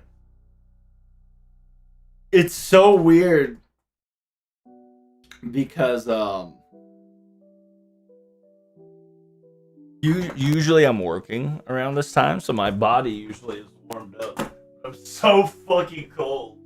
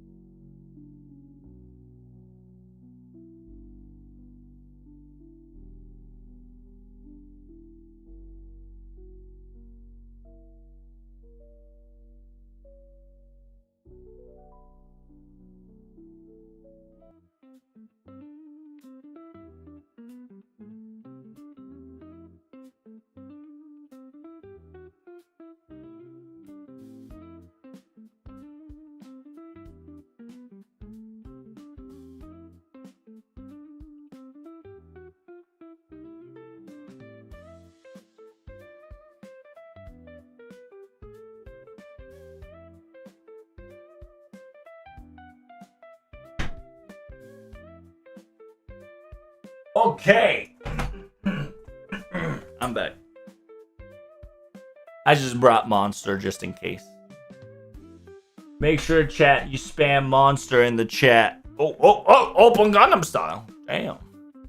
If I look or sound sleepy, tell me to bust out the Monster drink. It takes about like 5 minutes for the body to kick in, so. It's time to brew beer IRL. Nani? Ordeal call 4 as Halloween event since there's a Liz. Well, Dan, that's most likely going to be Lilith, right? So are we going to have Dante the real deal? Yeah, most likely we're going to get Dante Alighieri. For sure.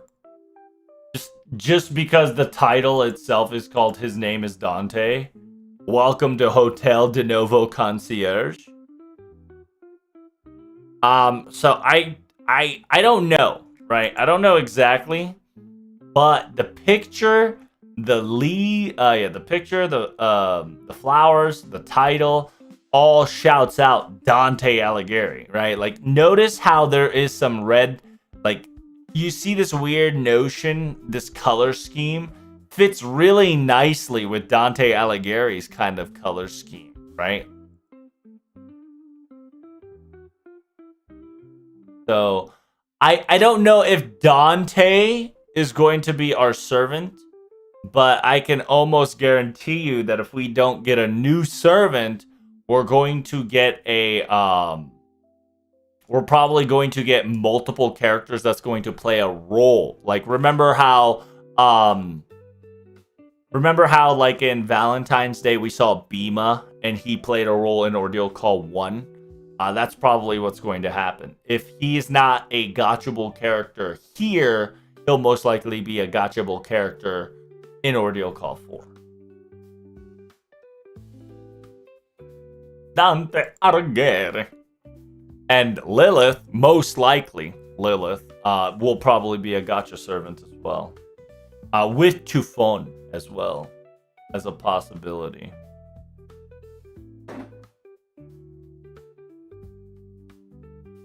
This is going to be confusing as fuck because we're going to have 2 Dantes. Oh, dude, we're about to have 3 Dantes. It's going to be wild.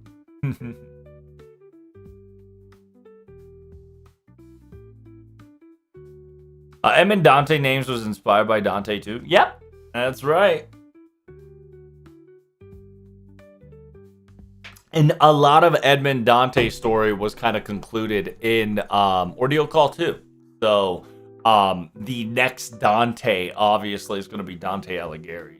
Ordeal Call 2 was necessary in order to clear up the Dante's name in order to bring forth the Count Dante's, which is going to be Dante Alighieri. Yep. It's another Spider-Man meme situation. It's not, though, right? It's a weird thing, but it's not. But it's only in name. Only in name we have a Spider-Man meme situation. But other than that, that's about it. Because OG Dante plays a different role. Technically, right? In technicality, OG Dante played a role that's a little different than our Count of Monte-Cristo, because Count of Monte-Cristo was supposed to be doing something else that the quote-unquote Cavern King, aka Edmund Dante, was doing. But now they're both on the same page because they're 2 in 1. Now we need to talk about the quote-unquote Count Dante, which is Count Dante Alighieri. Because a lot of people currently have a misconception that we quote-unquote defeated a Count, which is Caristro, right? Alessandro de Caristro. But fun fact about him is that he's artificial. He's actually AI. He is a AI / puppet / cancer. He is the last legitimate lingerance of Limbo. So, Yeah, Calistro was essentially the last cancer slash last kill switch that Limbo designed in 5.5. The brainwashing MP makes sense. Yeah, the fucking the seizure MP. Ah! True. Right. And notice I've specifically said Limbo, right? Not Doman. Because during 5.5, OG Doman tried to help us, but swapped him. He got swapped to Limbo at the very last minute when he made physical contact with us. And then when he made physical contact with us in 5.5, Limbo slipped in a cancer called Caristro. Alexander de Caristro, which was brewing over Dante, and that was the Ordeal Call 2 was about, where it was to kind of gain control of yourself, but also Nasu made it a hyperplot convenience to understand what Avengers are. So which was a really nice story mediation. Technically, it wasn't written by him, but the TLDR definitely was well done by Nasu.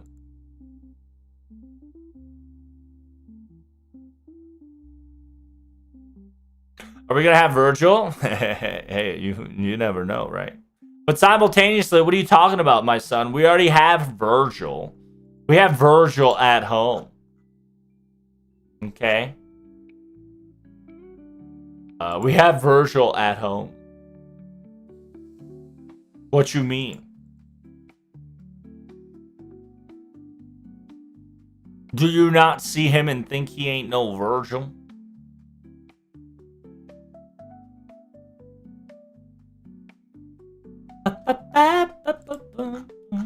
And if you don't believe me, I mean, the video cooks for itself, you know. I am the storm that is approaching.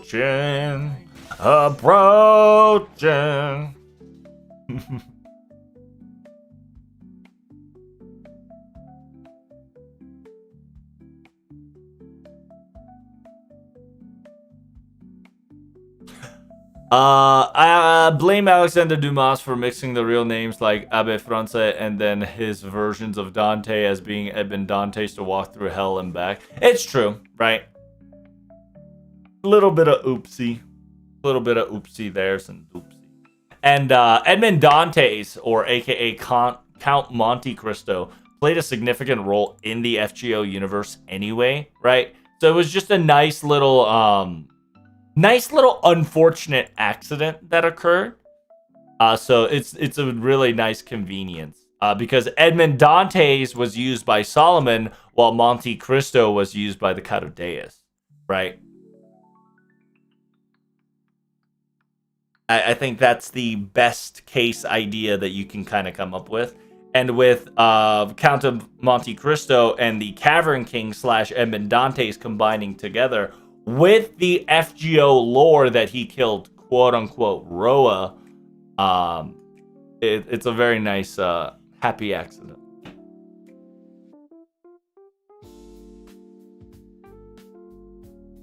Every time I see Saito and Kenshin, I just can't, bro. I just can't. I know it's a big difference from what FGOs and the other depicts.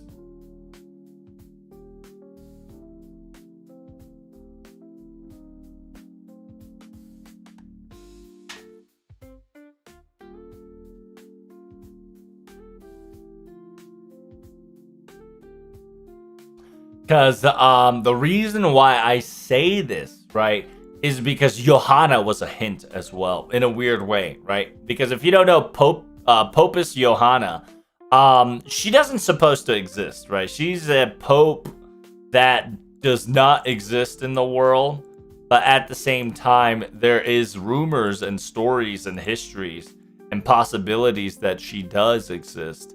And it's fun fact, too, that most likely Johanna might actually play a role in Ordeal Call 4 and Sprite 3. Because if you look at stage 3, she is in a very peculiar outfit. And she has the Carudia sigil behind her back, right?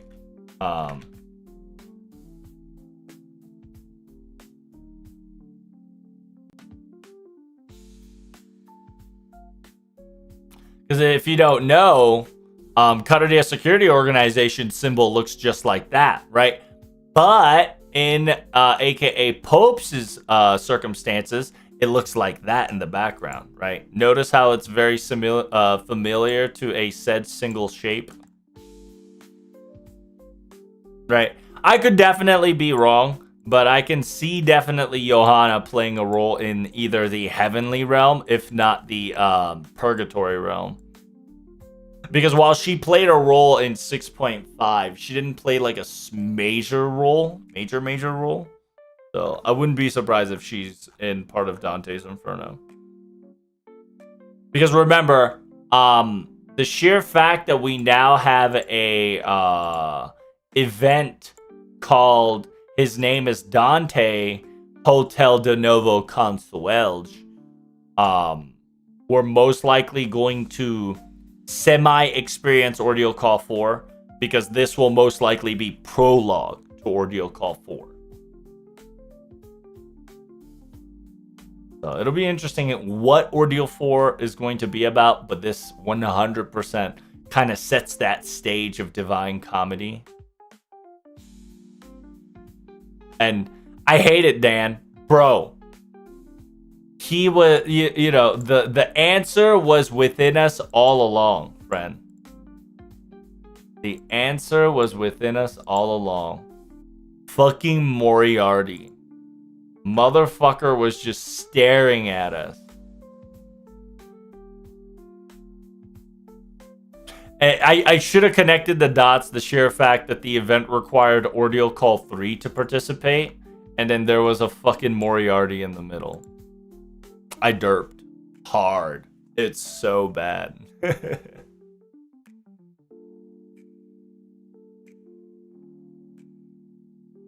A problem for Johanna in her legend is that they found out her being a woman for anticipity giving birth in public. Yeah. It's unfortunate. By the end, the mysterious door shows up. Here we go again. If my speculation is correct, I'm still gonna say the last anomaly is going to pop up in Da Vinci.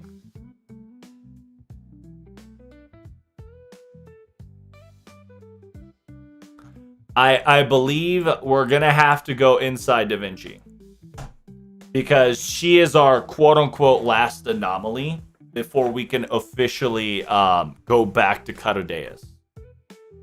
Because she is the last quote-unquote irregular.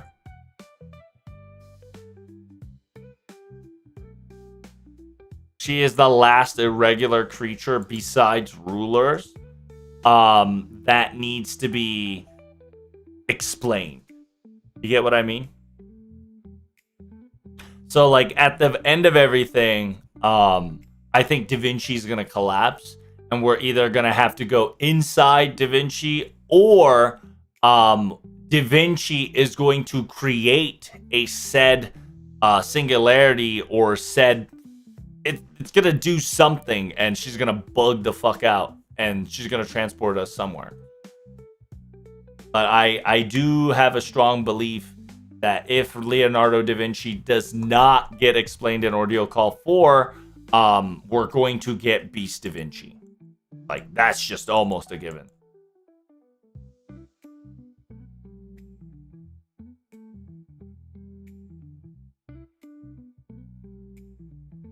Because Gran Cavallo, right, the unfinished horse, needs explanation.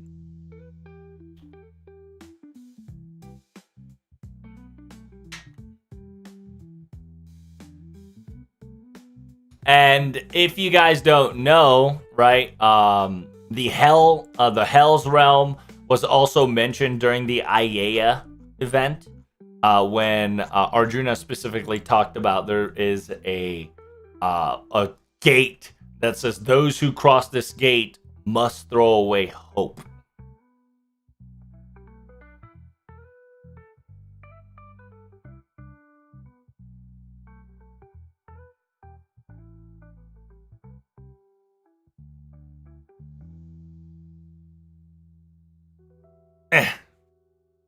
Who knows?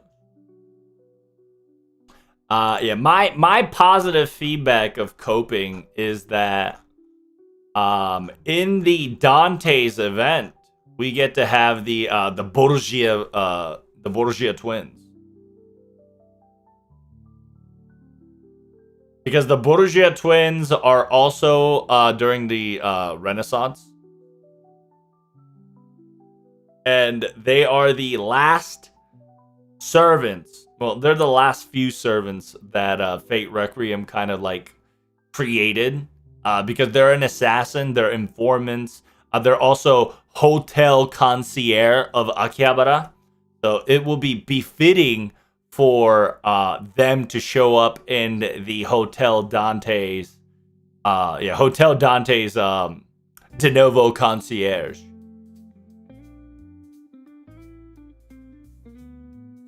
Oh, but by the way, seeing Moriarty, I think it can be Sherlock Holmes coming back, since he is always the counter to Moriarty, and he can come back from the Rhinebeck. There was an illustration with Holmes being at the There was an illustration with Holmes being at the bonfire of Tezcatlipoca. What?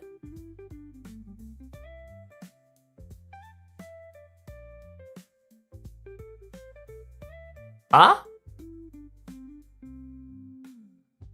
Since he's always countered Moriarty, he can get back from Rhinebeck. There was an illustration with Holmes being at the bonfire of Tezcatlipoca. Where did you get that? Huh? Was that in like Valentine CE or something? Where did you see a illustration of Holmes being at the bonfire of Tezcatlipoca? Unless you're talking about like, no. Yeah. Longer back? Huh? When? And when the hell did Holmes get to bonfire of Tezcatlipoca? If you can show me that proof, I'll believe you. But that shit kind of sus, bruh.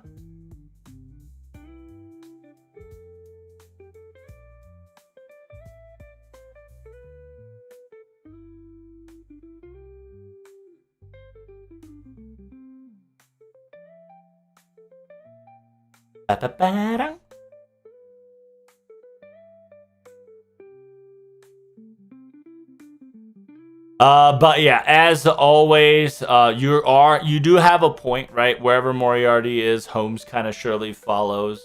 But also do understand that in his own way, right? In his own way, Grandpa Moriarty is trying to protect us. Like, while he is a bad guy, Moriarty is a bad guy. But he's also protecting us as a bad guy. I don't know if you'll understand what that means.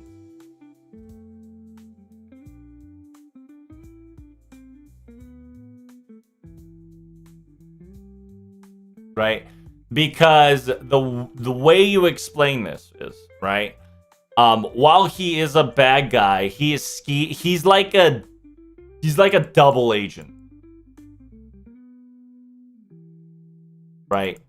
Because the reason why he's a double agent is because Shinjuku, Moriarty proved that if he needed to kill Holmes, he can kill Holmes.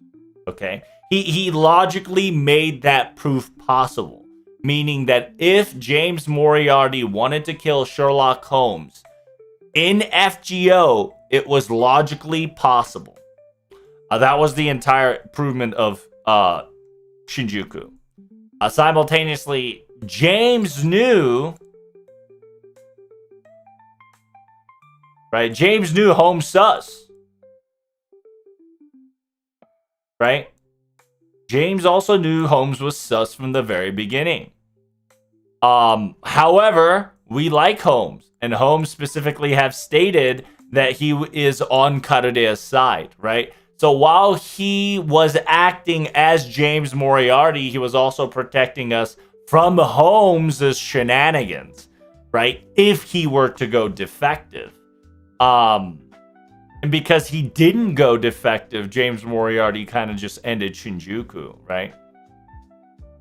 And then he lost, got defeated, yada, yada, yada. But he essentially equipped himself to be able to take care of Holmes if necessary, right? If necessary.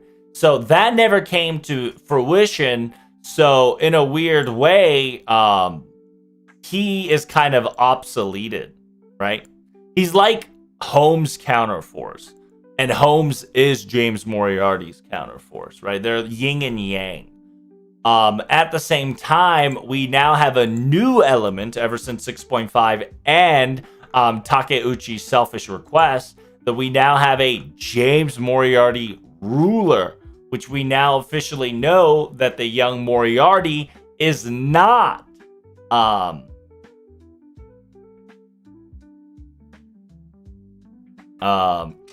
is not part of the Foreigner God's little scheme, right? Like he was summoned by essentially the character that was in 6.5. His job was to guide Protag to the beyond the space of corridor, which was the experimental room, which we saw Subject E and Specimen E.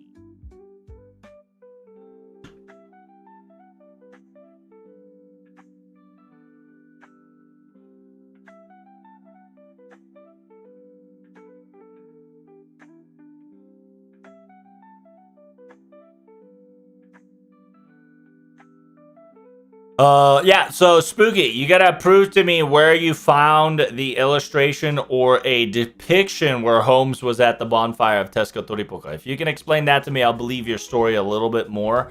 But until you can show me or prove to me in FGO that Sherlock Holmes was visited by Tezcatlipoca, I don't believe you. Get what I mean? So, good luck on that. I hope you find it. Simultaneously, how you doing there, Carl? And Soda, yes. I didn't do a debut just because this model still needs testing. So I'm just kind of do a raw, right? I'm doing a raw test as we speak. So technically, I'm a VTuber now, but I'll have an official debut one day, right? Once everything's all ready to go. Yo, by the way, Trubs, they already gave out the name of the event. Oh, yeah, I know. It's called Dante. His name is Dante. It's Hotel de Novo Concierge. So, I'm pretty excited, Char. Good morning. I hope you're ready as well. We got about 60... Nice. We got about 69 minutes before the translation comes in.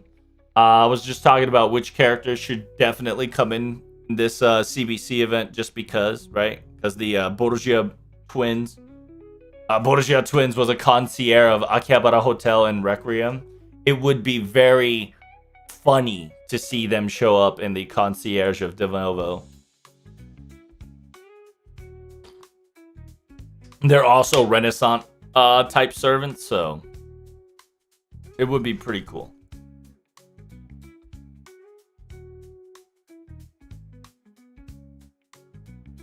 I don't know why Tez would be interested in Holmes. He's not a fighter, and Tez gives rest of those people who fought and lost. I know, and that's why I'm hoping that Spooky Phoenix will give me some evidence, right? I'm not going to doubt him unless he can't find the evidence.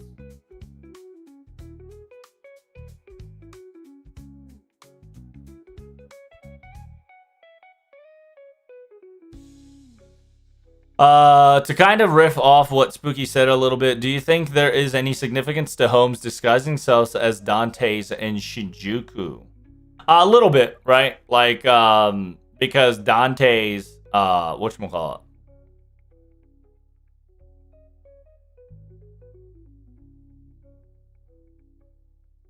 Because we knew Dante's, right? And we didn't really trust Holmes.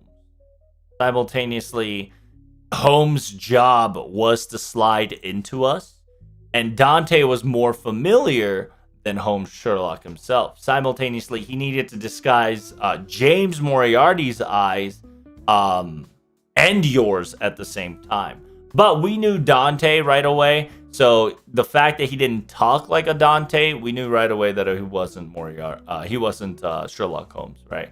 And it's also an indication, and it's also a false narrative to try to get Dante as the Count, right?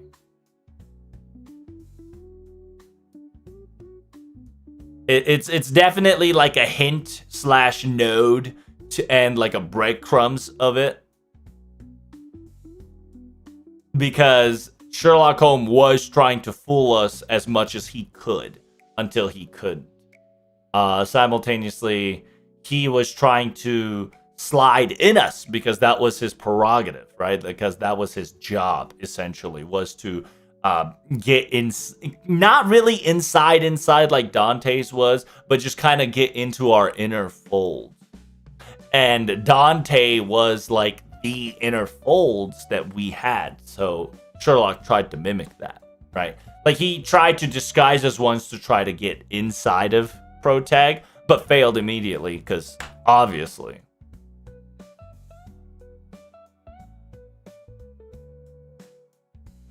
The model's eyes aren't synced very well. You keep winking all over the place. Only critiques. Looks amazing otherwise. Yeah, I know. I definitely got to get... The reason why it's blinking all over the place is like 3 reasons. A, it's because I wear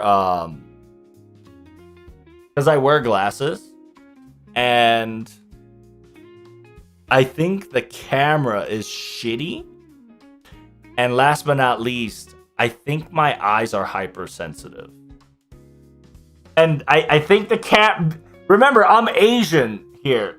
I'm Asian. I have black spots in my eyes. And I think the camera is thinking that I'm closing my eyes, right? Like, this is me fully open. And the eyes are like... So, yeah, I gotta nerf my eye reaction. Low-key, I might make it automated, so it's not detecting my eye blinks in a way. But hey, Soda. No racial, but it's pretty funny. Oh, dude, it's funny as fuck. The first time I checked the model, dude, it was like, you thought this is bad? It was like this, right? Like, it was like... Oh, it's doing it now. Because if you don't know, I'm covering one eye and opening the other. But in the VOD... There we go. In the VOD, it thinks that I'm closing both eyes. So, yeah, it's pretty funny. I'm slowly lowering the sensitivity of my eyes. So it'll get better over the years, for sure. But it's definitely going to be blinking a lot. Just because, like I said, I have a Asian traded eyes. And that makes the camera go, hey, you're closing them eyes, boy. It's a work in progress. And Soda and any other chatters, if you have some critiques, don't hesitate to shout out. Like I said, I need improvements. I need critiques so that my model can get improved. So don't hesitate if you see any flaws that you want to point out. But I'm glad you're liking my model so far. Thanks.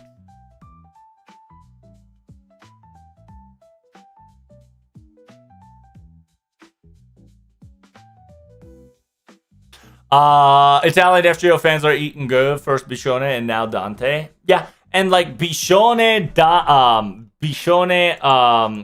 fuck, what was her name? Bishone Ononokomachi kind of has a very similar circumstances in the theme this year, right? Of who are you, right? The theme so far that we've been having is who are you, right? And I think that's going to get carried over to Ordeal Call 4. And I think that's what Ordeal Call 4 is going to be about, is who are you, right?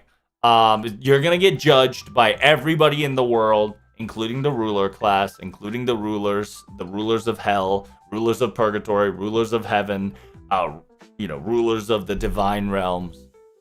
And in the end, after you finish Ordeal Call 2, the next question is, who are you, right? And are you able to live through your sins?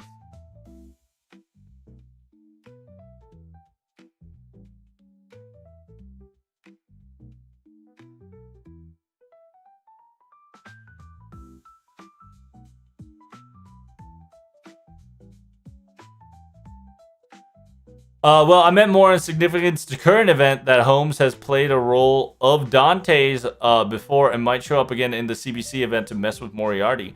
I don't know. That's a good question. If Holmes wants to disguise as somebody once more to slide into Ordeal Call 4, it would be...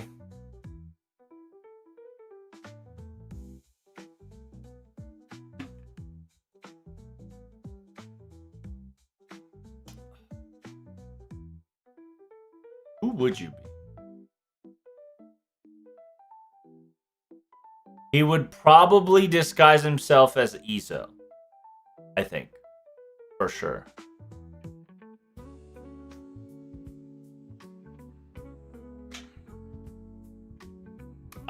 But I think OG Caster Ruler, Caster Holmes might not come into play until Ruler Moriarty comes out, I think. If not, it would be pretty awesome if if Holmes does come. But it could also be Holmes pretending as somebody else, which can make him into a pretender for sure.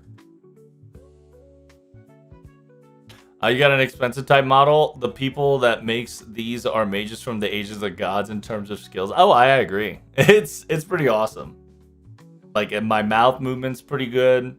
The problem is that there is a language bug, and the language file of the Japanese did not transfer well to the language of the English. So some of the emotes and like some of the expression that I can pull out with like facial movements have been disabled. So like, for instance, I could smile, right? And then I could show a little bit of teeth if I like wide my grin. See? So it's pretty cool. Protag about to enter NPC jail to pray for their sins. So, and Char knows, and Dan knows, and a lot of people knows that there's a lot of characters being played out in Dante's Inferno, or Divine Comedy.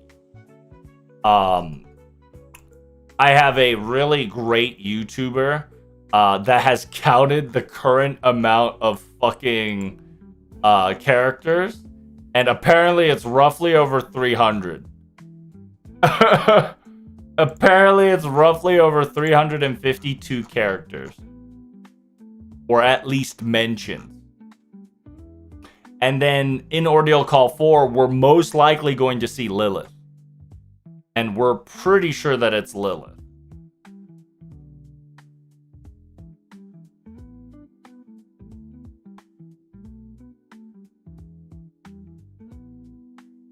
Because this event will most likely be Ordeal Call Prolog 4, right? Ordeal Call 4 Prolog, or it'll be like a 6.5 variant.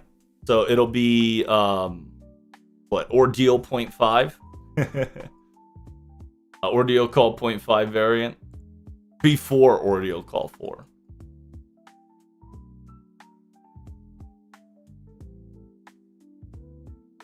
So which one killed Roa, Count or Dante's? Technically, it's Dante's. So Dante, which was acting as a Count of Monte, utilizing the flame of Count Mont-Cristo, killed Roa. Didn't young Moriarty call her a broken doll or something? That is correct, Valkyrie. That is quite correct. I was hoping for Ordeal Call 4 to be a foreigner themed. No, I thought so as well. But Ordeal Call 4 We knew that Ordeal Call 4 theme was going to be rulers, but I thought it was going to be mixed with like foreigners and a couple others. But Olga Murray 3 quest destroyed that concept, because Olga Murray gives you a little bit of quest that specifically stated, hey, quote unquote, defeat Olga Murray to unlock class score of a foreigner class, right?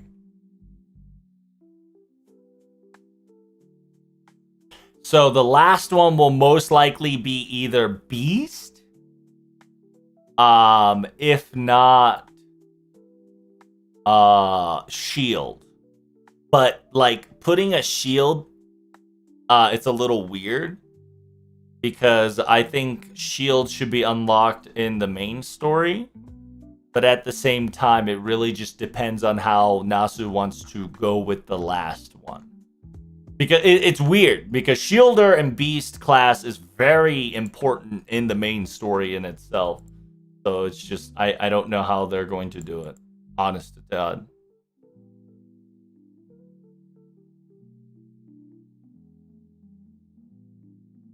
That being said, Abigail being taken to the stars by the Eldritch God plotline was never explained either, so maybe there's someday hope.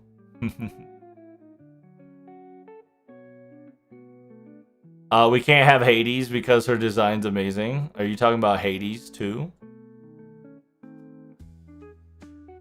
Am I missing something? This event is Ordeal Call Prolog 4. So, the reason why I keep saying that this is Ordeal Call Prolog, Ordeal Call Prolog 4, is because we know that in part of the Ordeal Call, right? Like, if you've watched the messages, the keywords that fly out into the FGO Ordeal Call trailer, one of them is called Divine Comedy, aka God Song, right? It's called Divine Comedy, and Divine Comedy, aka God Song, is Dante Alighieri's Dante Inferno, right?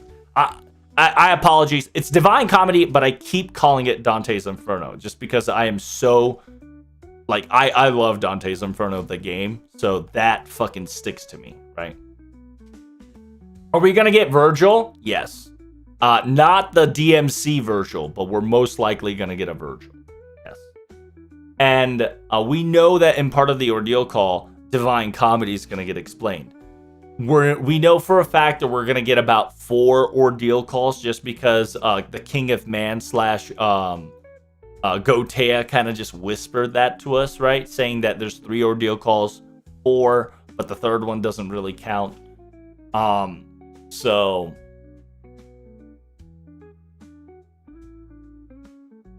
and we knew for a fact that because there were 3 stories that were told in the trailer as well. It says one is Alter Ego, one is Avengers, and one's Ruler. So that's why we knew that it was going to be a Ruler class for Ordeal Call 3, which now is 4, right? Simultaneously, if you defeated Ordeal Call 2, Ordeal Call 3/4 was indicated specifically in Italy, and some people speculated in Florence, and I speculated in Florence, just because of Dante Alighieri, simultaneously Da Vinci, all that stuff, right? Because first it was Florence because of Da Vinci, but when we discussed it and had, like, you know, Divine Comedy, Dante Alighieri, we were just like, yeah, Florence equals Dante Alighieri, so Florence makes more sense. Also, the reason why it's Rulers, and the reason why I'm saying it's Ordeal Call 4 is because one of the Ruler class during the Phantasmal Moon event, right? During one of the Phantasmal Moon event, there was a specific notion that a Ruler commented Florence, right? So that, like, 100% canonicalized our theory of Florence is going to be our next location, but most likely it's going to be inside Da Vinci, because during Phantasm Moon's live stream, if you've read the live comments chat that had class, it's vast. I'm gonna tell you, it's vast. Yeah, it's all speculations. I don't know if it's for certain, right? But with the order of operations, with a lot of shenanigans, we know that in Ordeal Call 4, Dante Alighieri has to play a role. Divine Comedy has to play a role. We knew that Ruler class has to play a role. So the fact that the CBC event is called His Name is Dante, Hotel de Novo Concierge, just kind of rings you, ring, ring, ring, ring, ring, Ordeal Call 4, Ordeal Call 4. And remember, Ordeal Call 4 is starting at spring, so what's the best way to wait for spring? They bust out a prologue called His Name is Dante.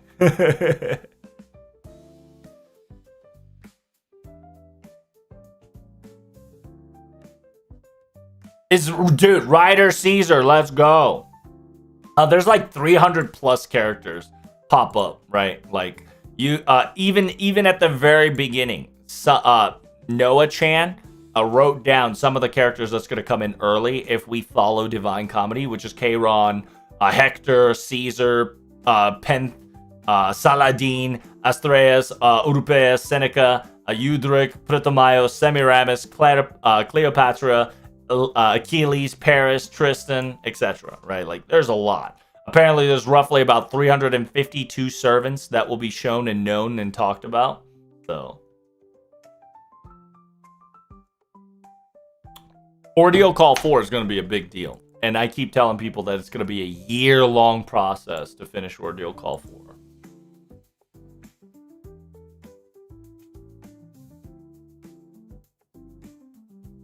I wouldn't be surprised if they're going to throw us with a Foreigner OC out of nowhere just because they said jack shit about Foreigner is or what is Foreigner. I think Foreigner will play a role in fighting Carudeus, right? Because the Abyssal side, even Abyssal side, while it knows that it's lucrative, it also doesn't want to destroy the natural order, right? Like, the Abyss wants the power, but Abyss also wanted to stop the FGO from happening. So from us about to destroy FGO in our own way, I think we're going to have a Foreigner callback, right? With Abigail being the key to invite every other foreigners, right, and then just kind of let it happen.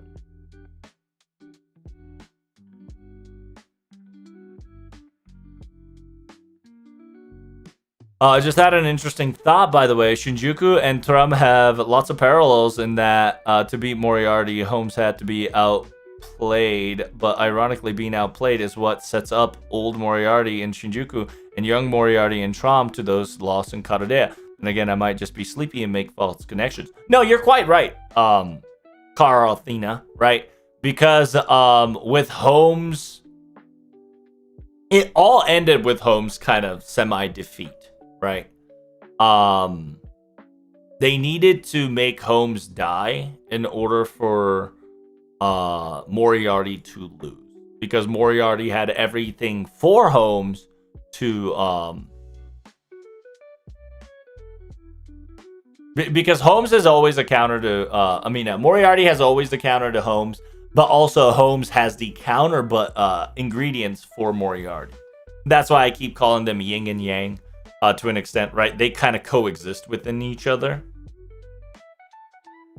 But you can think of Trom as a story-oriented Shinjuku, right? Because Shinjuku just kind of proves a lot of different points of Moriarty, composite servants, mysteries, right? Because also remember, every EOR, right, Epic of Remnant, was technically it was insisted by Holmes, right? Not really, but if you watch and listen to the trailer, it's almost as if it was Holmes' warm-up for Karodea to be, like semi-ready for Lost Belt.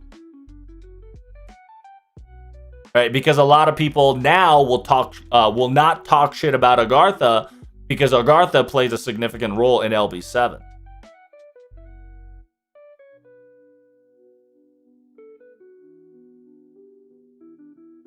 I'll be honest with you, lore-wise, I think Foreigner would be pretty important because at least Pretender we got to see it tied to Catadeus, but we got zero new deals with what Foreigner is and what we just got handing fucking class scores out of nowhere with no explanation. Also, from FGO profile, Ricardo has said that to be in Purgatory.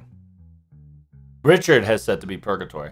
Probably, yeah. I mean, the explanation of the third ascension probably will explain that too, right? Most likely that his third ascension will probably get shown in Ordeal Call 4 in Purgatory Realm. Simultaneously, if that is the case, I do hope Richard's I do hope that there is a sequence that officially canonifies the connection between Richard the First, a third ascension, with the Lion King, right? Because in Proto Camelot, right, there's said that the Artoria Pendragon Lancer, aka Lartoria, the Lion King and her goons, aka the Knights of the Round Table, defeated a said character called Richard the First. They specifically stated that he was Richard the First, but nothing looked like him, right? And the third ascension makes sense, right? If the person proclaims to be Richard and he looks nothing like him, this makes sense.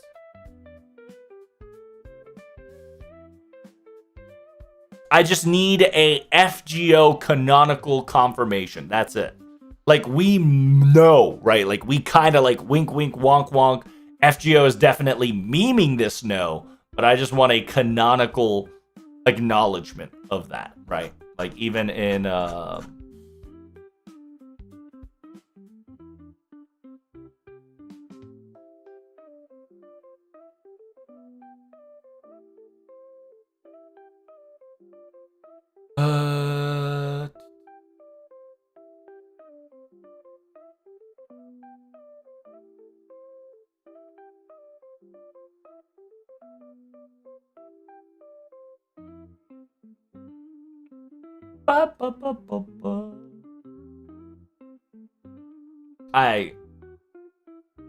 I don't know where you see that.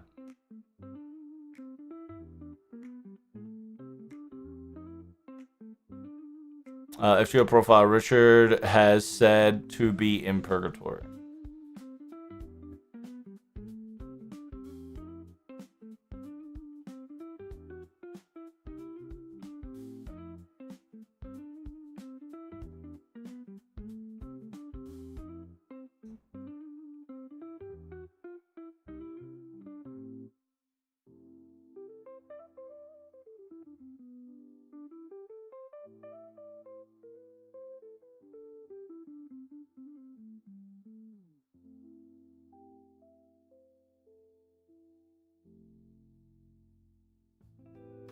王といえどミーハーになるのも無理はなし、ライオンハート、何もかの薄れたスキルか、敵の合衆を落ち込めるために。芸術集気出す左右を見せた全裸に踏んだものは B ランク以上新しく始めたものは中旬に早い以上下でするよしために天才されたが、そのために母であるアリエオル抱きテーヌからあなた円卓の前でもそれ言えるのと足ので踏み止まってきた。ラウンズ・オブ・ライオンハート、自らの原子を10倍にして前世の恋愛になったもの、あるいはそして影武者の女性、マスターの霊視を利した地に呼び捨てから変革するあくまでも試合であれば戦闘時鍵と見えて隠してるの仲間であるカムランに似て死んだ駅士のシオの本人を殺した税をとし相棒へを黙る者か死のしその外号のイスとシオが勝てなかった現象の記録したち人たちのリシャード本人は気づいてないが実はもう一人いる。だがそれをここで語るには幸がしようがない。Oh, yeah, it says it right there. Well, it doesn't say it right there, but the hint is right there.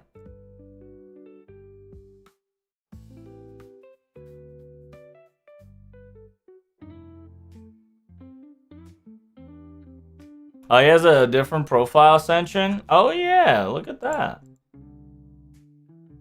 Speak of that, very cool. 獅子をオルタであらず、オルト英語であらず、この姿はまた通信の感情を持ち合わせた変形である、獅子王の素直の一面でもある。獅子王としての魂の存在は、終始たぶ煉獄の炎が捨てるとき、その現象を変化する。見た目はかなりやっているが、推進としては元の売却のものである。黒き石化としているのは前世の罪を超えたこととして、神はどうかこの身はこの世界に終わるまで終焉の祝福の炎にやばしてくれと願った際、死王と呼ばれる態度にモレは彼は恐れなかった。神の形を避けることも、己の心を優先して時も、そして輪廻の金を踏み抜けることも歴史において何千万人を恐れた。その王は恐れなかったのだ。己の魂が浄化する日に焼き尽くされていることも、実の父親に軍を差し抜けることも、刀を持たぬ死の民を殺すことも、人を愛すことための。もしもライダーの正規としていたら、セイバーとは逆の怒りや敵意に包まれ、勝利のためならば、あらゆるものをして正規となっていた可能性もある。Oh shit! I said, if became as a writer, it would be completely opposite of the saber. It would be enwrapped in rage, madness, anger. And in order to achieve victory, it would not hesitate to do everything and anything to achieve its goal.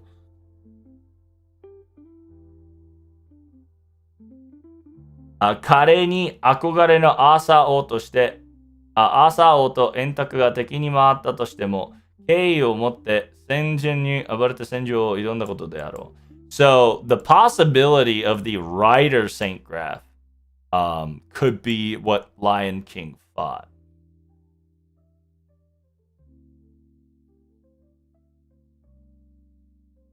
そういう意味では、どのにしても変わられるリチャードの本質とは主演かも。エクスカリバー、アーサー王としてのシエラン、生き物としても性格があるし、その力が手にあろうとエクスカリバーと名乗っている。あらゆる武器にする遠曲の炎でサモンをエクスカリバーとして扱うことができるが、決して本物の聖剣とたどり着くことはない。たとえ本物のエクスカリバーをその手に握っただとしても。Oh, interesting!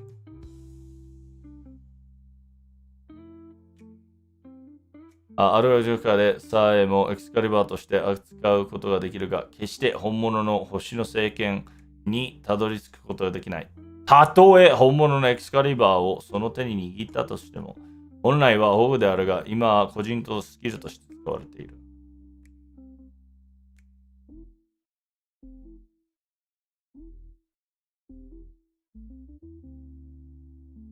Where does it say he's in purgatory right now?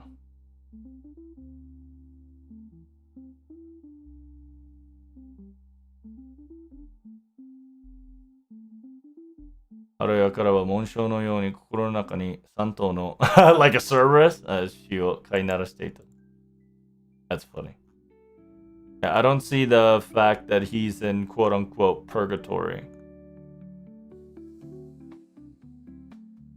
I mean, if you're thinking that he is constantly on fire and burning, therefore he is in purgatory, that could be a possibility, but...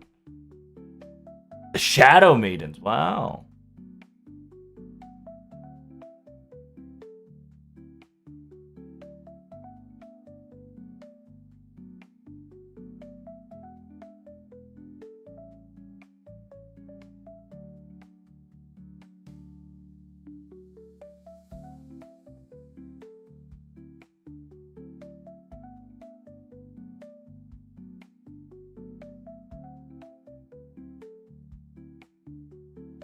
Bum, bum, bum, bum, bum.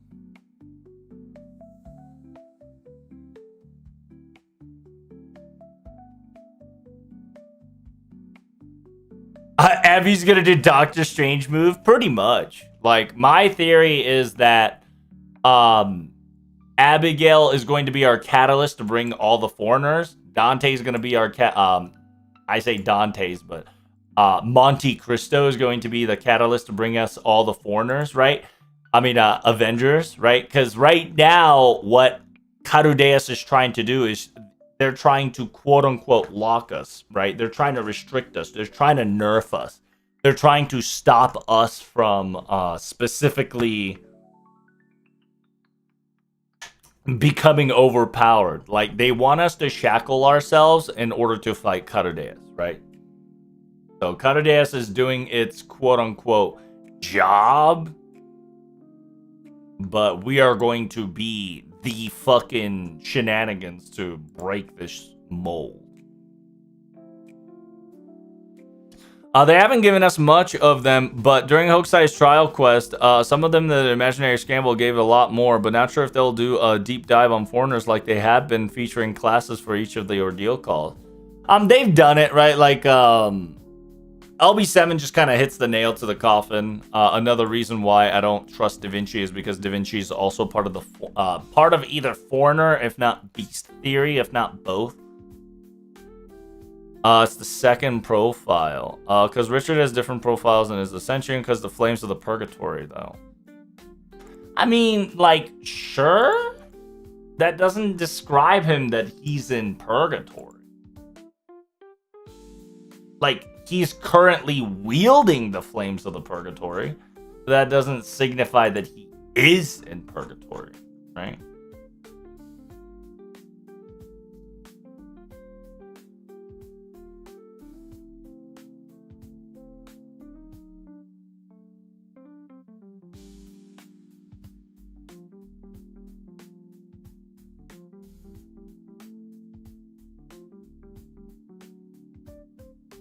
But, I mean, like, I wouldn't be surprised for him to be in the Purgatory sector.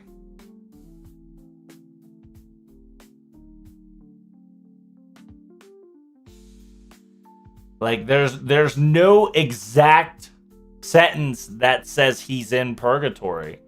But if you are utilizing just the sheer term of Purgatory Flame, yes, right? Because he is in the Third Ascension, wielding the flames of the Purgatory within him, this entire flame within his heart, right? So he is on fire as we speak while he is in his Third Ascension.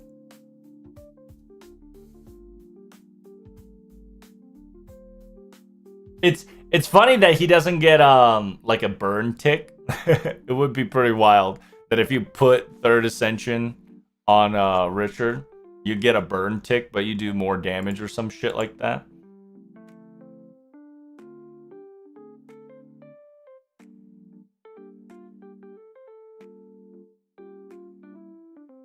I'm hyped for Demon Girl. You hyped for Lilith? I might lurk. Hey, thanks for coming in, Clotheria. Appreciate you. Thanks for the stream and the translation advance, Bradad. Chat, you have a good one. Yes, sir. Also, as Bond CE stated, yeah, the three-headed lions and the three shadow maidens also explained that he could be, but I believe it, right? I would believe it.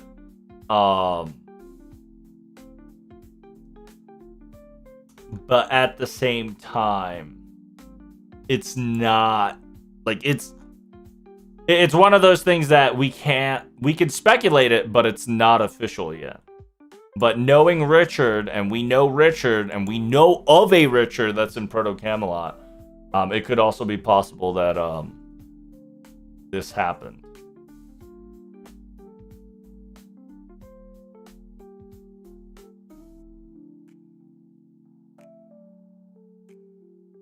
Because of Richard's sins? Yeah, I can see it. Like, I wouldn't be surprised if he does not play a role in Ordeal Call 4. Just because, what's his name?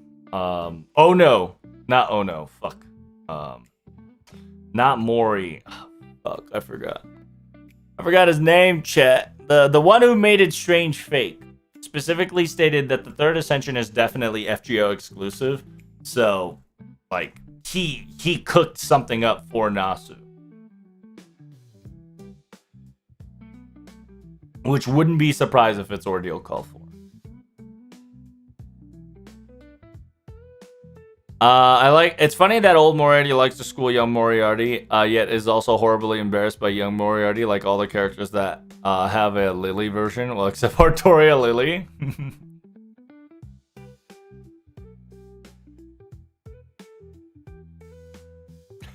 You said nothing that makes sense at all, but I understood it. You're going to be the shenanigans. That's right.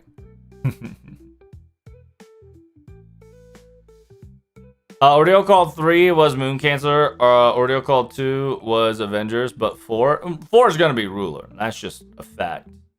Lily looks cool, though.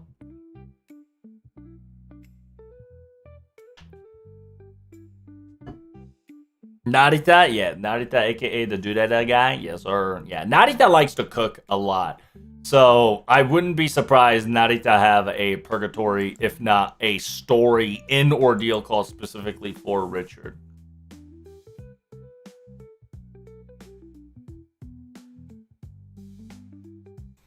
I wonder if we will get a costume of his actual ascension in the future. Who knows? Who knows? Right. There's another possibility that one day Richard Rider could come in, right? Because Richard Rider is like the evil incarnate of like this variant.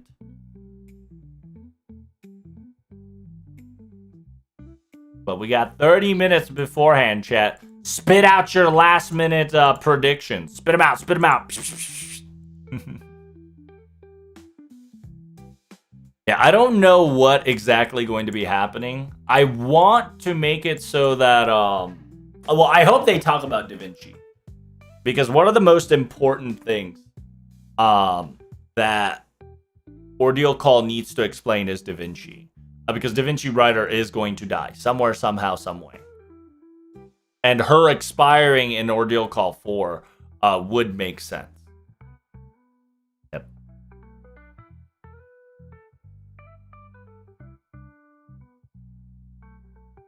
I remember it says the third ascension is not canon, but maybe it was particularly stated to be something else made for FGO. Yes, it's not. Narita specifically stated that the third ascension is not spoilers to Fate Strange Fake. It's also technically not a canon, but it is something for FGO, and those who knows, which is the Proto Camelot, right? Because in Proto Camelot, there's stated a Lionheart Richard, aka the Lion, spelled this way, right? Spelled Lionheart King Richard, that was leading an army that was fighting against the Knights of the Round Table. And Jerusalem was the previous singularity before Camelot. So Jerusalem, during the Jerusalem time, there was a major war versus Lartoria versus the Knights of the Holy Round Tables. And this essentially made it so that who died? I can't remember who died. Oh, right. Richard actually killed Gareth. And using Gareth's sacrifice, they were able to kill Richard because Gareth sacrificed herself. On top of, there was one more person. And then before Camelot was formed, a couple other people walked away.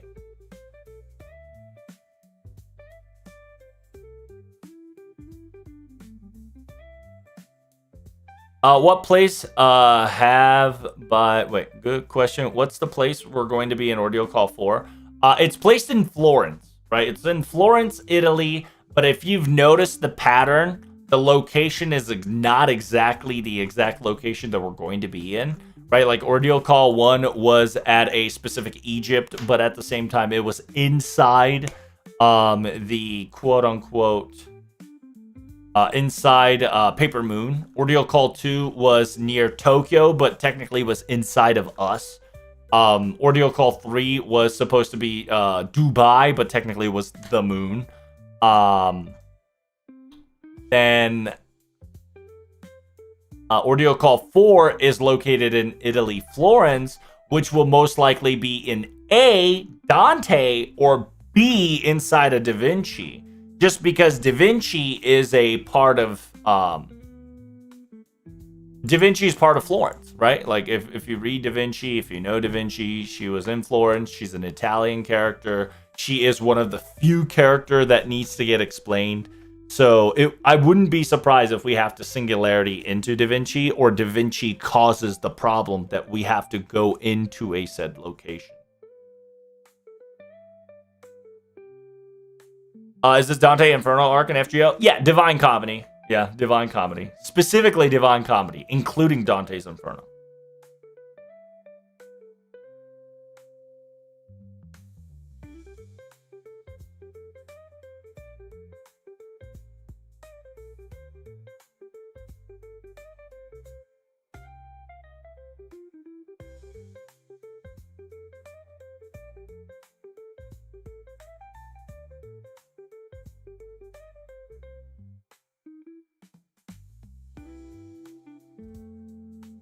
I also heard a good guess as to what the White Day Servant will be this year, but I forgot what it was, and I'm maybe too sleepy. Wait, what is the possibility speculation? Right? I don't know if we're gonna get a new servant, right? My speculation for the new servant is either going to be Dante Alighieri's, right? Because the fucking event says his name is Dante, Hotel Concierge.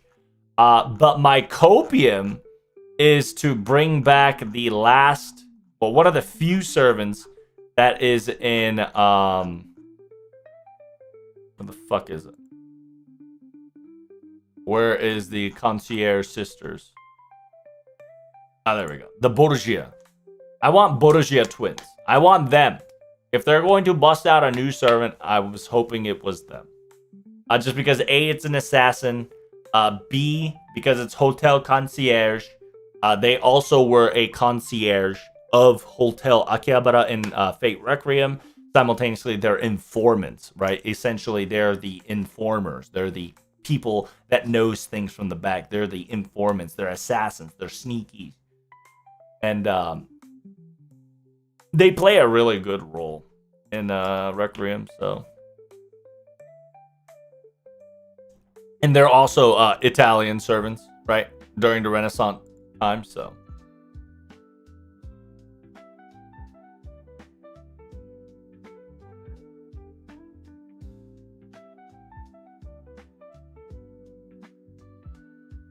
Is it a good question? Is the fourth servant a Lilith or Satan? I think it's a little bit of both, depending on how FGO is going to translate it, right? Because the circumstances is that Lilith is Satan, and Satan could be Lucifer, and Lucifer could be da-da-da, right? Like Satan, Lucifer, Beelzebub, Deus, aka deity. These guys kind of have like 3 heads, 3 wings, yada yada yada. They're known to be like the demon king, the beautiful angel of Lucifer. Due to his pride, became Satan.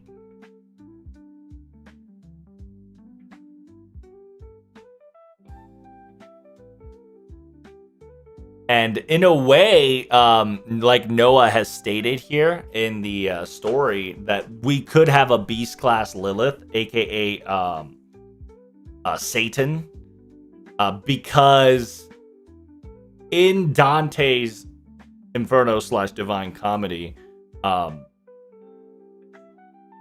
if you convert some of the wordings to a proper location, it can be notified as human love. So, and when it comes to human love and having too much of that, makes you a beast class. So there's a Noah Chan is specifically stating that there could be a beast class for Lilith just because of that. It's a really good possibility for sure. And I wouldn't be surprised if we get a couple more beast class. We're guaranteed to get at least 7 beasts. Obviously, right? Because of the number. Oh, excuse me, 8. We're getting 8 beast class, at least we know of. Right?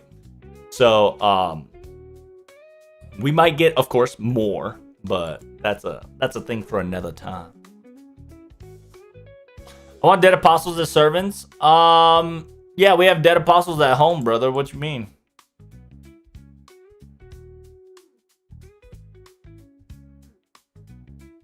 Here you go, bud.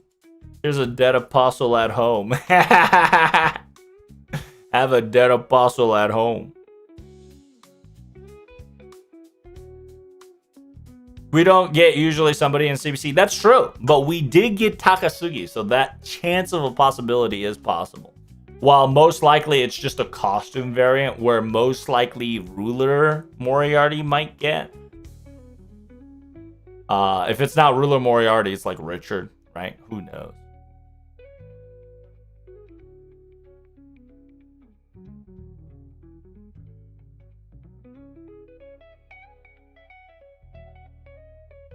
Lilith technically is the queen and first waifu of Adam. That's right. So what I'm saying is that Lilith could inherit the title of Satan, or somebody else that is a high tier that gets demonetized to a title of Satan. That's already been happened before, right? The quote-unquote Bolshevista, or favorite seductionist, lustrous hentai girl, technically got that title, right? Like, she is the demonic Bolshevista, making her the last prophet, aka the Beast R.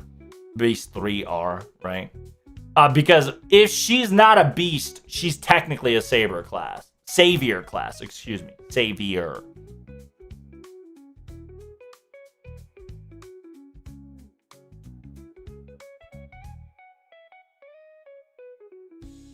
White Day Servant being King of Light Cavern, Count of Monte-Cristo costumes, that could be it. Yeah, it could be.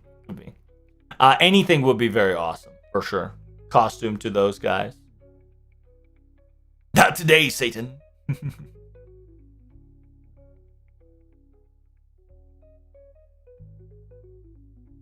My copium is that someday they'll make Redrop Cook and put male Kama as a costume. Soda, this might be the year, friend, right? Because as you already know, every male we get a costume, right?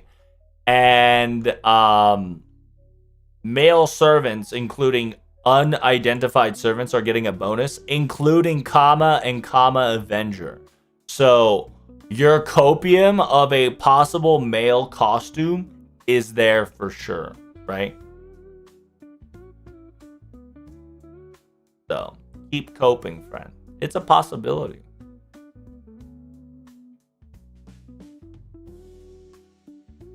What about Kamasoso? Kamasoso will most likely be a class instead of a beast class. Because Kamasoso is not a beast class towards us. He was a beast class towards humanity. So in a weird way, if Kamasoso does come to FGO, he's not going to be a beast class. Lilith have by beast because she first waifu of Adam before Eva. She has to be beast? I don't know. The possibility of Lilith being a beast is high for sure. But I don't know if it's 100%. That's a Temu Devil Apostle, but am I wrong though?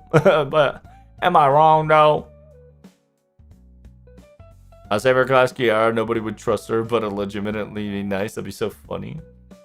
A ruler is a good class for Lilith because if you read Lilith's story from Jewish story, you'll know. Yeah, and the possibility, like I said, right, the possibility of her being a ruler is high, just because it's Ordeal Call for. It's about rulers, it's about all those things, but at the same time, the chance of us fighting her as a beast class is also high.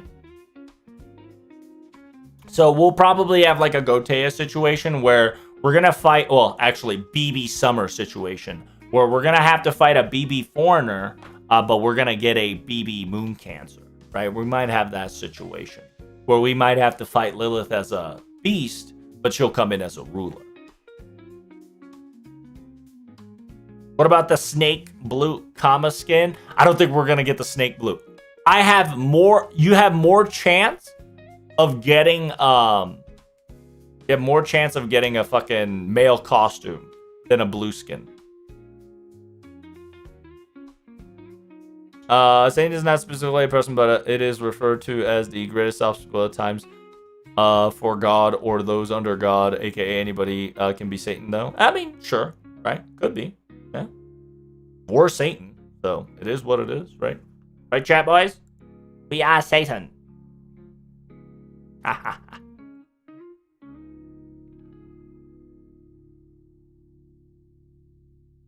Sorry, I had to calibrate there a little bit more.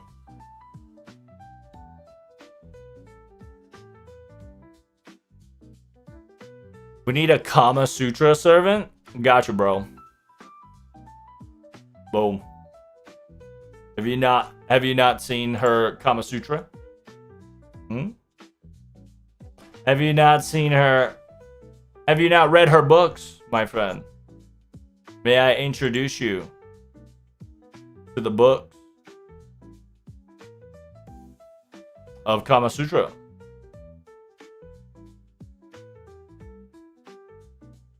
Boom. Neuron activation. Not to be racist, but you speak very good English. Hey, thanks! I appreciate you, friend. I'm glad that you enjoy my English.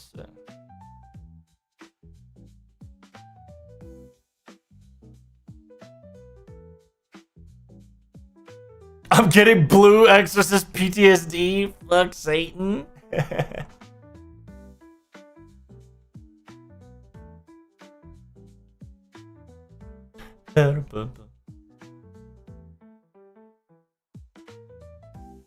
Yeah, the anticipation of Ordeal Call 4 is as follows. We are going to get most likely, right? The highest possibility is that we're gonna get Ashoka King, Dante, Lilith, and Uegirius, and Virgil, etc. Right? So it'll be very exciting to see.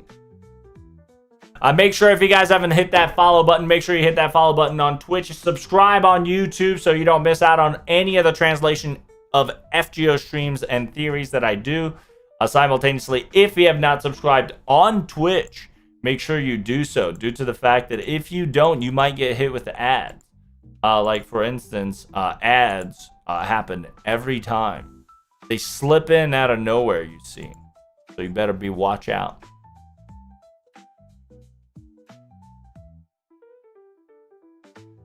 At the same time, oh shit, speaking of ads, it actually hit with ads. By the way, is it possible for Skasaha might be involved in Ordeal Call 4? She is the queen of the lands of the shadow, currently in the land of the dead, and herself is kind of akin to purgatory between life and death. I think if I show you this character, you might say something, right? Skasaha, sure, right? The possibility of her getting involved is a possibility for certain. I don't know if she will play a significant role, but she can definitely have a notion for sure. I believe it. I believe it. And knowing FGO, they probably can slide her in a little bit, so I wouldn't count on it, but the possibility is definitely there. Also, to certify your suspicion, we do have Setenta kind of being the bonus. Oh, you can't see that. What the fuck? Why can't you see that? Oh, there we go. Sorry. You see Setenta as a bonus, so there's a possibility of that happening. Sorry, you guys couldn't see it there. Apologies.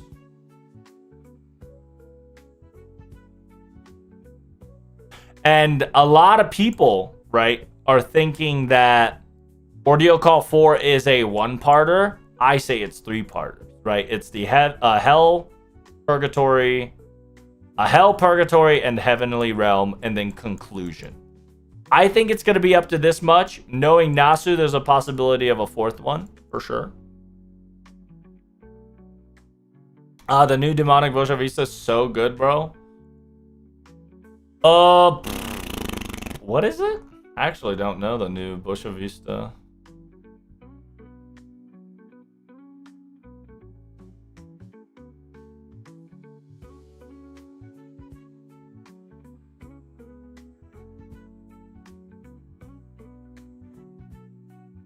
Are you talking about My Little Dragon, Keppa? Is it Queen Killer? No, Queen Killer. That shit is. Fuck fuck is the welfare one?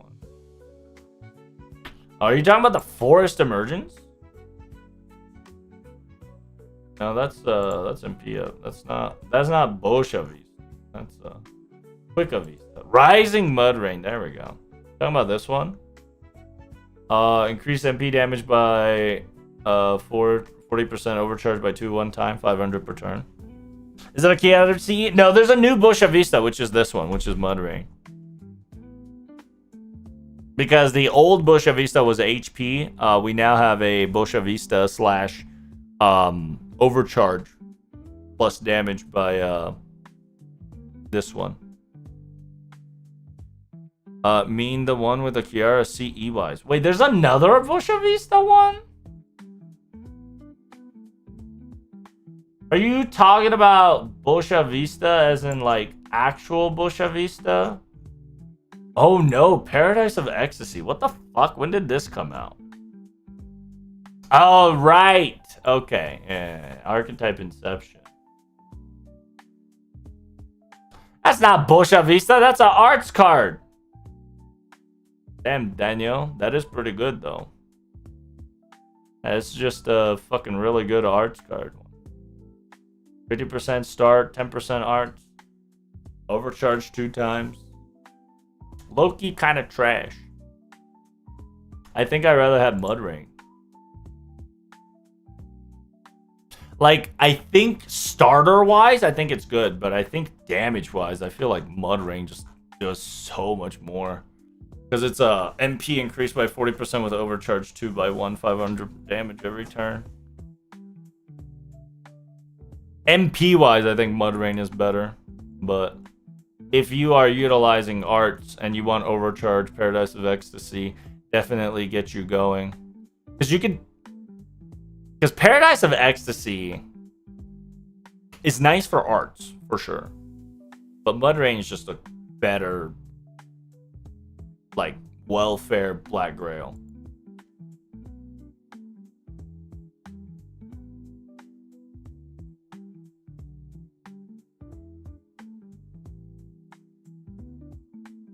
To the end of Divine Comedy, probably going to guide us, Masters, and Ordeal Call 4. Avengers has to be a caster because he was a guide to Dante and to Hell. It could be, or a Pretender, right? Who posts Taco Bell in the thread? Are you talking about the fucking new the Midnight Blast? Dude, it's pretty lit, bro. Mountain Dew Baja Midnight. You're gonna be looking like him.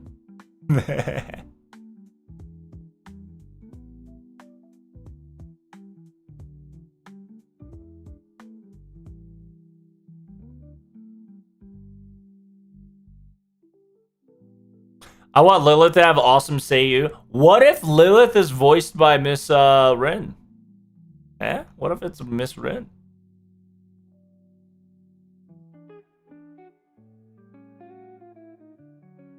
Not that Virgil. I do like a lot of people are like Virgil. Like true. But we have Virgil at home, right? We have our at-home Virgil. Simultaneously, if we do get another Virgil, it'll be somebody else entirely, right? Virgil at home.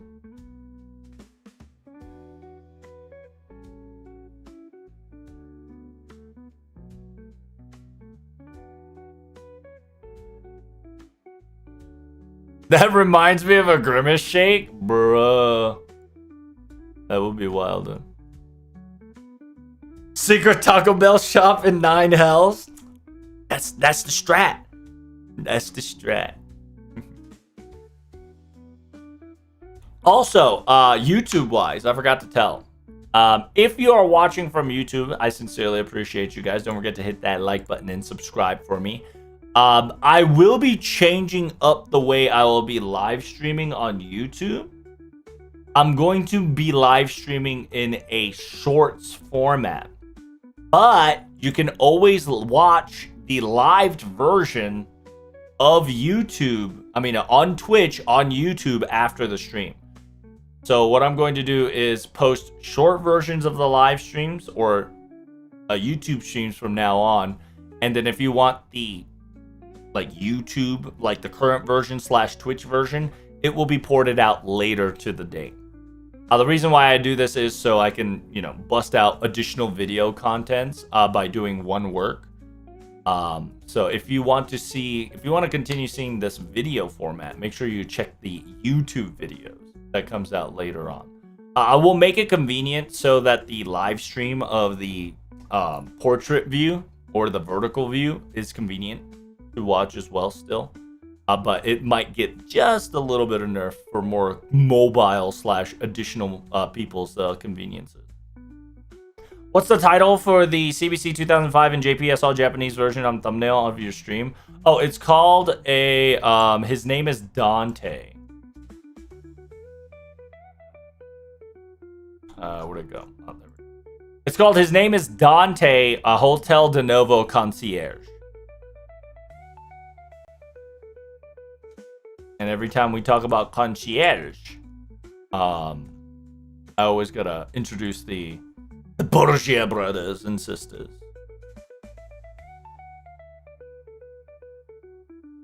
But we got 6 minutes. I'm going to be RB for a bit. So we can get my throat ready for the live stream. Last minute comments, last minute thought process. Tell me all about it.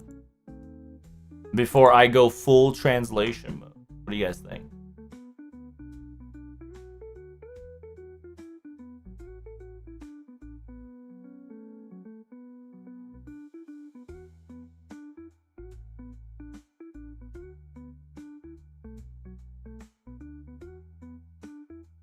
Is this gonna be Japanese has-been hotel? You might be cooking. Maybe. Yeah. That sounds like a good idea. Also, chat, very excited. I might actually buy Mitsune. I might actually purchase Mitsune and build it on stream. We're gonna have hand glove streams and shit. I gotta water my eyes, chat. My model's gonna start bugging out. Give me a second.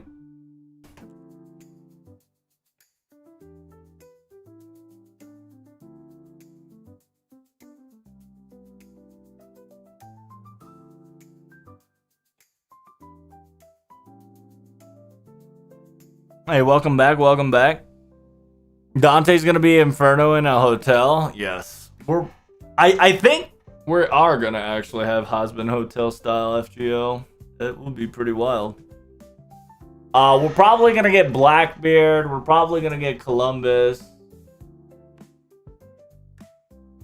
Oh my fucking eye.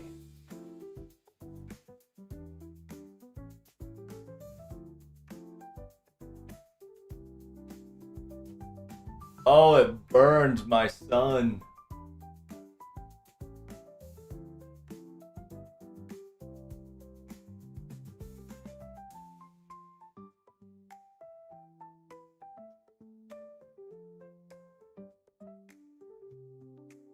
Tremble before boust.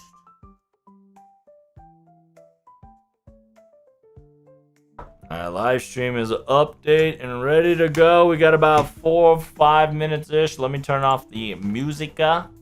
Once again, guys, thank you guys so much for your support. I do appreciate every single one of you coming in and enjoying the stream.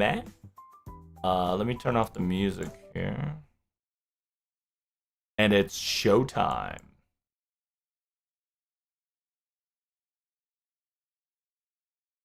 The hell was that?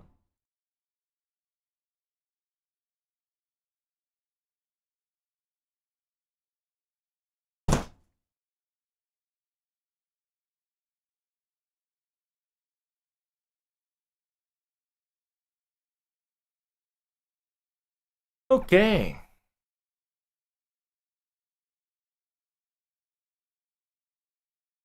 Ta-da. Can we make our own DMC series, Neo Budget Virgil, and all the Dantes? That would be cool. I don't know if I have any of, let me go check real quick. Speaking of DMC, after I finish Monster Hunter, I kind of want to play DMC. Oh, I only got the fucking shitty DMC. Damn.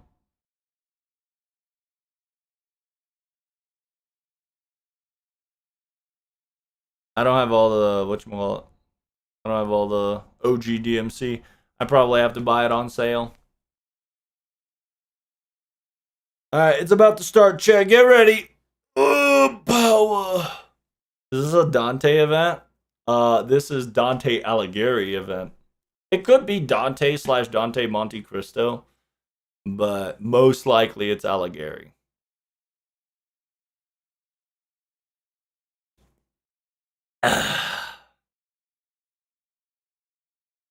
Oh, I gotta turn off the alerts. Thank you guys all for your like, sub, and follow. Big preach, big preach.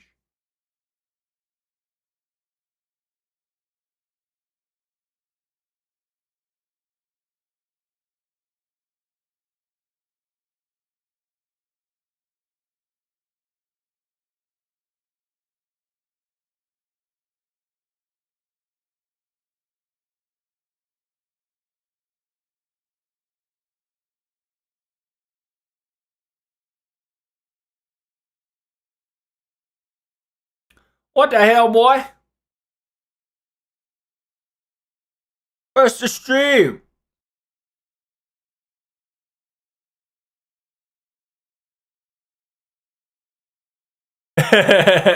People are like, please give me Holmes Lily. That's funny.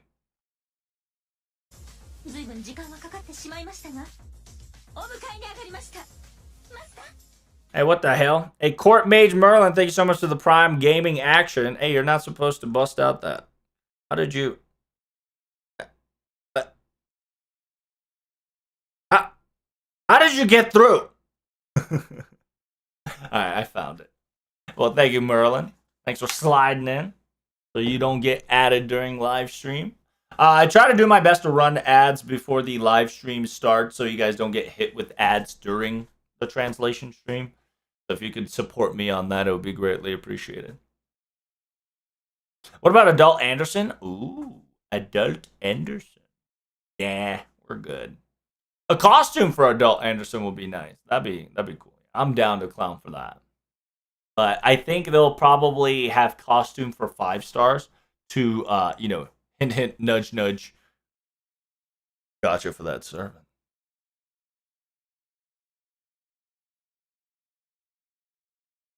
I'm so sleepy. Drink some coffee. Or in my case, I'm about to double fist caffeine where I go coffee into Monster and go for that double overdrive. Or if you want to even go triple overdrive, right? Triple overdrive, I add my fucking sponsored Rogue Energy. That's right. You thought I wasn't going to hit me with that ad right before live stream started, huh? Well, that's too damn bad. Make sure you hit that link to support me. And if you ever want to buy stuff, make sure to type in TLT for 20% off.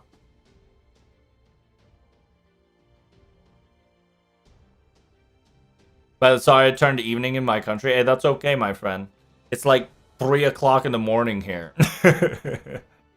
Don't you worry. We're on the same boat.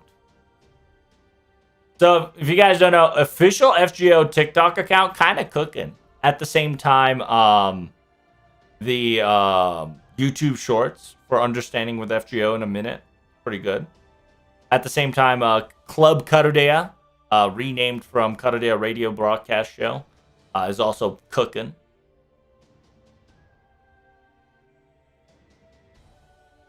It's a bit wearing. Yeah, I'm a little worried just because this Saber background for your phone wall was last year's. Simultaneously, there is an Avenger pickup. I'm fucking weak. I want to gacha, but I don't have much money yet. Help. Help me! All these gachas I gotta roll.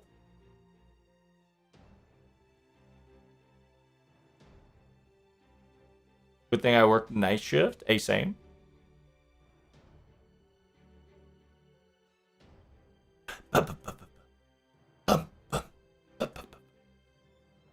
So yeah, right now they're having a visual novel fest, And Fate's Day Night and Witch on the Holy Night is on sale. Highly recommend you purchase them while you can.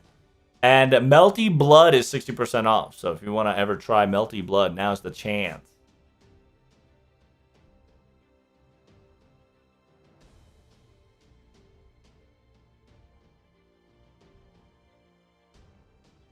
Yeah, if the model looks like I'm sleepy, it's because I am. Shit. It's funny because I do have to nerf my eyes on the sensitive tracker because it's fucking closed most of the time. But the fun fact is if I take my glasses off, it's open. But the glasses makes it that I close my eye. And I think it's looking at my retina, and my retina keeps not staring at the camera, but staring at the monitor to make sure that my model's all right. That it thinks that it's closed like this.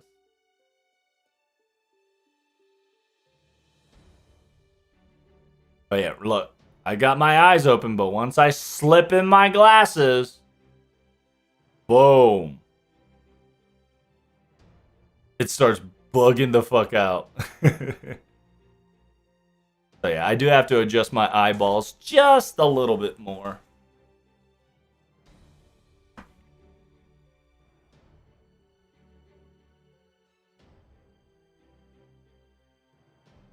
There's so many good looking VNs that I wish it had English translation, but that's also life.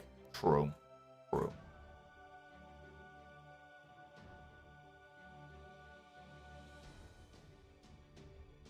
Alright, event's starting.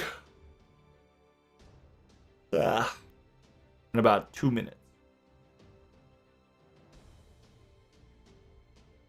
This is live stream variant. This is broadcast live stream. It's not attached to any venue. So whenever they're ready.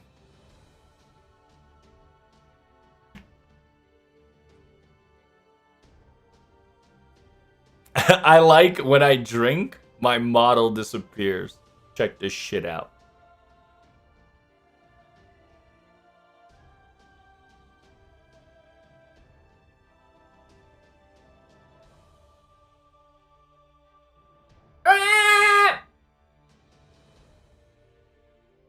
Maybe I'll translate like this. Tiny Trumps mode.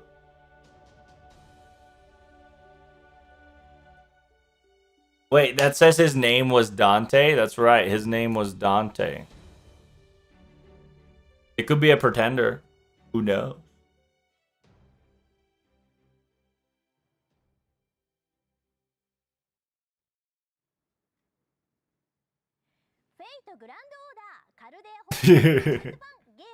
There's a tablet on the left side checking her. No shots, Divine Comedy Time? It is, actually. It could be a has-been hotel Divine Comedy Time. A-Star, Rescue, Spacer, Star Beast. It's Miss Ueda Kana. Hey, make sure you guys repost. Repost so we can get 14 Saint Courts for free. Repost.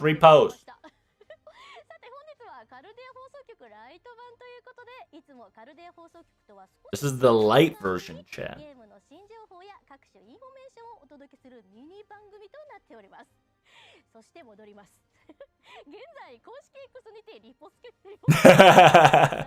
Yeah, so she messed up the ordering. She went straight to the repost campaign instead of talking about that. Since this is the light version, they're going to be talking a little bit more instead of just shooting the shots of news. So there's more news than FGO. Fun fact. So this is exciting. So retweet this stream so we can get free Saint Courts. So without further ado, here's some FGO information. Oh shit, is that Mr. Quick? Mr. Quick of Kanazawa? Yo, where's your Quick shirt at? Hi, Mr. Kanazawa.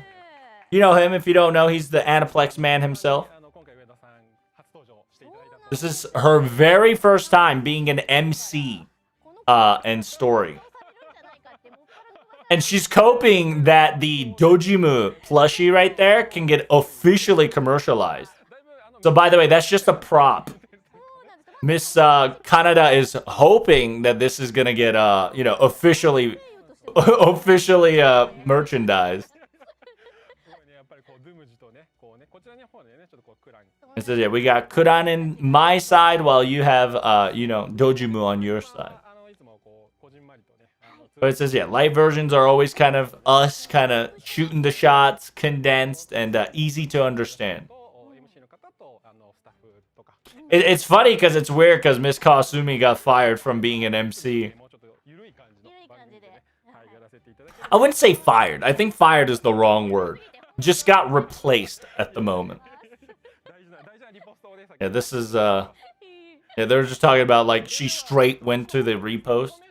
But first, we're going to be talking about information, chat. So here we go. First and foremost, we're going to be talking about Fate Strange Fake. So if you do not know Fate Strange Fake, in anime Japan, there is a Fate Strange Fake 2025 live stage information. It's going to be on the red stage on March 23rd from 12:15 to 12:50. I will be live translating this, so you do not forget to hit that subscribe button and the follower button. Simultaneously, the Valentine's Day shenanigans had been... Wait, what the fuck is this? Oh, interesting. So they had their own Fate Strange Fake official Twitter shenanigans. Currently, we have the CDs on sale at March 19th. So if you do not know, Fate's Day Night 20th anniversary concert of Unlimited Blade Works and Heaven's Feel is now getting a CD official release very soon. They both cost about 40 bucks if you want just the CD. But if you want the Blu-ray DVD with the CD, with special background, it is about 80 bucks. So she's excited to buy the Unlimited Blade Works because she didn't watch the Unlimited Blade Works, but she visited the Heaven's Feel one. Simultaneously, if you enjoyed Fujimaru Ritsuka Doesn't Understand, FGO, a Blu-ray DVD will be available also at March 19th. About 90 bucks Blu-ray, 80 bucks DVD.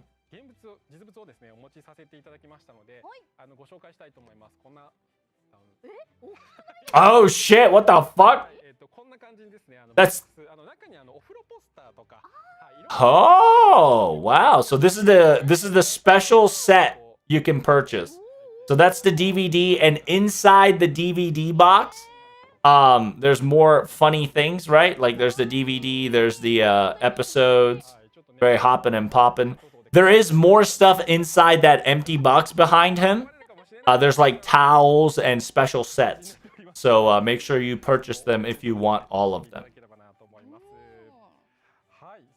Pretty cool. Pretty cool.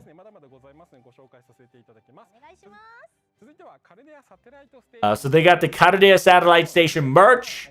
So they're just talking about, hey, all these official merch is limited and they are available online. So buy them. So if you want Oberon Parker, if you want Karadea Apron, if you want John Jolter Aroma Candles, or Edmund Dante Zippo Lighter, or Habanyan Plushie. Habanyan Plushie looks cute. If I was a smoker, I'm getting fucking Dante's lighter. Oh, what the hell? There's an FGO collab with the King Ramsey. The hell? FGO collab with King's Ramsey starting about 2025 around June. There's going to be collab items ready for you soon. So I hope you follow the official site and more merch coming soon. So Pharaoh collab, chat. It's kind of lit. I'm pretty sure it's going to be a Pharaoh type servant going to get merchandise, which is pretty cool. Most likely, like, you know. Simultaneously, we can... Oh, so Flashback Ordeal Call 3 Moon Cancer will be arriving at March 21st at 8 p.m. in YouTube. So, you know how we have Ordeal Call 4 coming up Simultaneously, we're doing a Ordeal Call 3 campaign. This is the Ordeal Call 3 campaign YouTube video. Like Ozymandias? Yeah, Ozymandias, Tutankhamun, Cleopatra, etc. Right?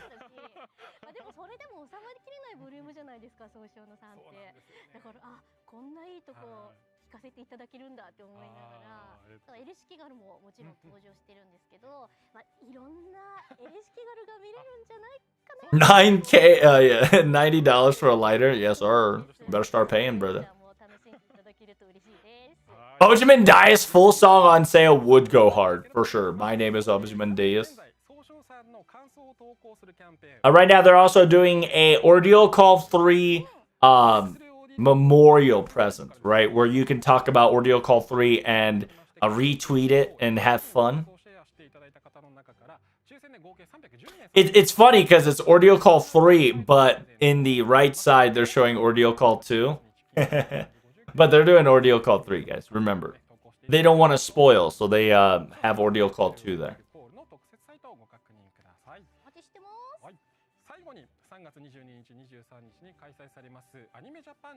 So they're also going to be talking about Anime Japan. Good, good, good. So yeah, if you guys do not know, Anime Japan, March 22nd to March 23rd. I will be live streaming and live translating all of Anime Japan, so I hope you guys see you there. Of course, I'll be covering FGO as a main topic, so we're going to miss a lot of shenanigans. There's going to be FGO booth in there. There's going to be some limited guidebooks and stamp rallies for Ordeal Call, cosplayer greetings and photo studios and original merch. But there is going to be a live stream. Bomba. There's going to be illustration that's be shown in Anime Japan. So there it is. This is the anime illustration for Anime Japan. Bomba. Oh, very cute. Koyanskaya Kazra Drop and Beast Space Ereshkigal. The Elegant Tea Time. Nice. Nice.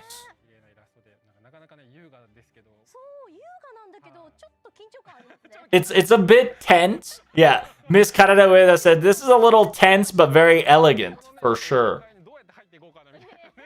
It is a spooky tea time, for sure, because, you know, one wrong room, you're dead.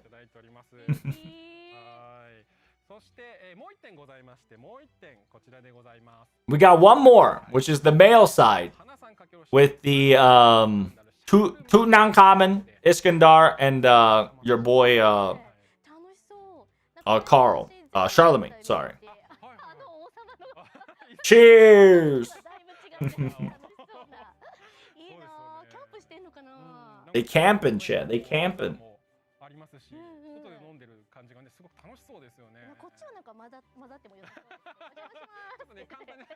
So yeah, Miss Ueda Karada, this is a lot more easier to intervene and have fun and join in, right? Compared to the elegant, scary tea party. The reason I say scary is because they are essentially, you know, monsters. So you got your Anime Japan 2025 merch, from the acrylic stands to tapestries to etc. Pretty cute. Pretty cute. Both sides are pretty cute. We got more. Oh, look at that. Acrylic big pickup mascot from Ordeal Call 3 Summer all the way up to January event.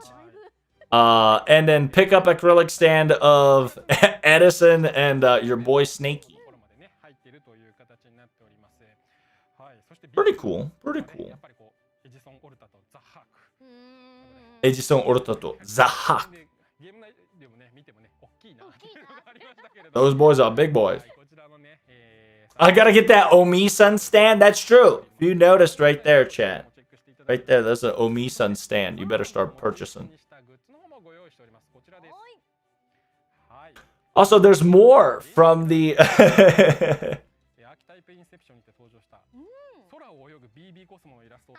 the Swimming BB Cosmos acrylic charm. Space Ereshkigal Master... Master Bond bottle. Mate Buddy Darling Destiny. And Tino Teatron Clear Toto bag. Very cute. Very cute.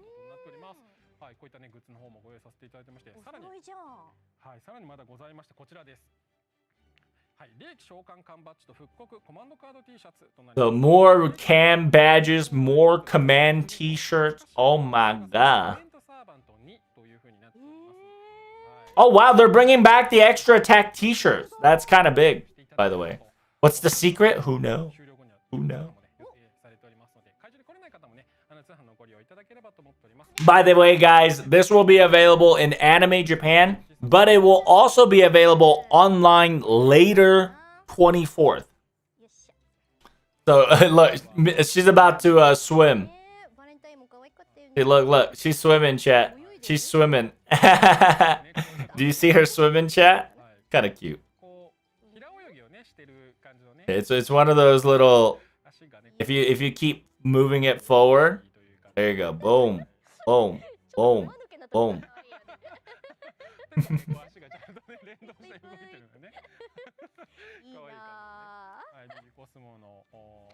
Very cute, very cute.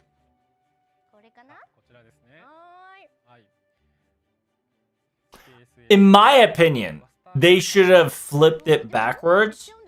Yeah, it says, yeah, if you drink, see, even Miss Kana Ueda has noticed that if you drink it, it gets lowered, right? Because I was hoping it was the other way around. So if you drink all the water, it's destiny. But you gotta add more, right? Because yeah, you gotta top it off always. There's the acrylic stand. Oh wow, that is an actual big acrylic stand. That's bigger than I thought. That's very cute. Wow, it's a full damn! That girl thick! Hold up! Some elegant Ereshkigal kind of thick. God damn.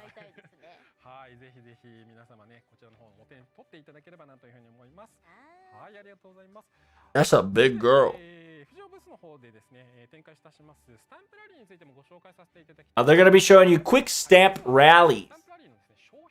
Oh, wow. Oh, damn. Extra command code Parker with cast sign. The first place is Sony wireless noise canceling stereo headset. Second place is Social Clear file. Third place is AJ poster card. Fourth is random sticker craft essence. And by participating, you get a pocket tissue. Nice.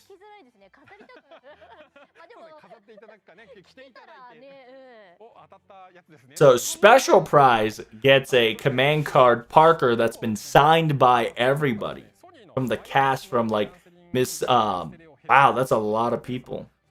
Essentially the big dicks gets to sign it, which is impressive. 10 people can have a extra command Parker card. What is this? Oh, if you participate in the stamp rally, so like essentially if you go to Anime Japan and if you do things, right? FGO stamp rally. Can you tell me why pocket tissue is always a consolation prize in Japan? Because consolation prize is a necessity, right? And pocket tissue is utilized as an advertisement. So like there is in Japan, there is somebody as a job that you have to distribute pocket tissues to advertise their banks, right? Like a lot of people who give out pocket tissues are like people who work at the bank, or it's a third company advertising for the bank, or some stuff like that, right? And pocket tissue is just kind of a nice way of being a nice gesture, but also an advertisement, right? So it's kind of those being nice, but at the same time utilizing that nice as an advertisement. So this is the booth stage that I'll be live translating, chat, in Anime 2025. Club Karudea. You got the staff talk. So it's interesting. It's interesting that Miss Ueda Kanada is in staff talk, which is kind of exciting. Then we got the anime creators talk on the second day. And then we have the breakthrough Ordeal Call special stage, which will most likely talk about Ordeal Call 4. in this last one. Just because it's cheap and people can wipe away their tier after losing Gambit. True. True. That's true.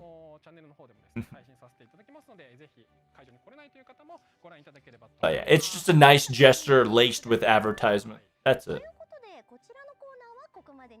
I bet Dante is. I bet Nova's gonna cosplay as Dante. True. All right, information is over, chat. It's time for FGO news. Let's go. We get the light version. Yippee.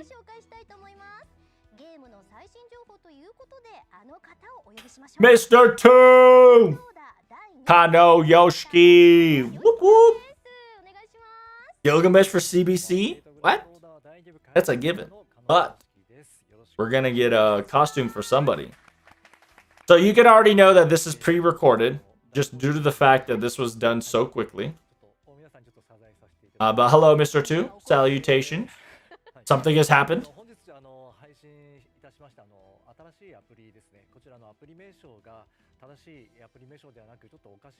Oh shit! The new update is bugged! Okay.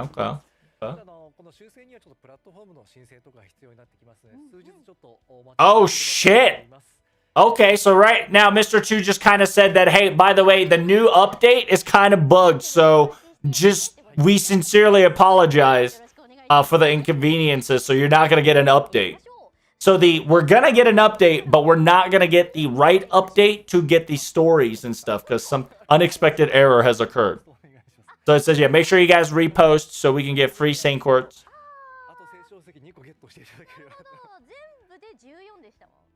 It's 14 in total. That's right. Retweet, chat. They know about the bug. Hey, tell me about the bug. What's the bug, Ray?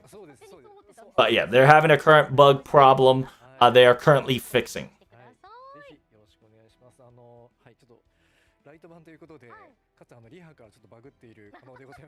It says, yeah, currently we're bugging out. So we sincerely apologize for your inconvenience, guys.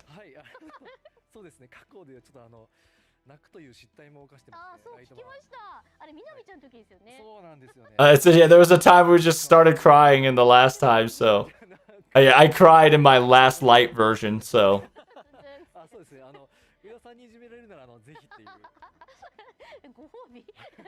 So it's just getting bullied by the king was one thing, but getting bullied by Miss Ueda is another thing. Is that or do you want to get bullied by me or something? It's just a banter, the pressure and whatnot. So right now, if you guys don't know, we're having a quote unquote Evocation Festival Part 10, where we get to have Paul Bunyan, Caster, Martha, Nokunorea, and with EO, yeah. So make sure, if you want to level them up, now's your time to do it. It's half QP, twice the amount. Strengthening EXP is the amount. And 50% up and additional bond up. By logging in, you're going to get a lot of evocation leaves with 10 Saint Quartz and craft essence. So log in.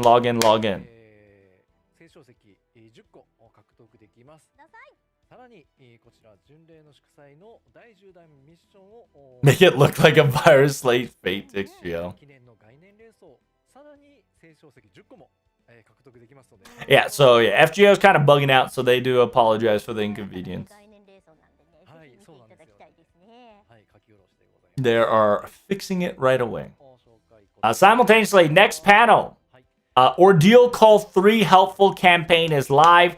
Right now, all main quests for Ordeal Call 3 is 0 AP. A continuing item, Leyline Stone, has re-originated, so if you need to use Leyline Stones, you're more than welcome. There is going to be additional special missions, right? Because it's a Ordeal Call 3 shenanigans. Ordeal Call 3 EXP servants are doubled, and success of Super Suck, Great Suck is doubled.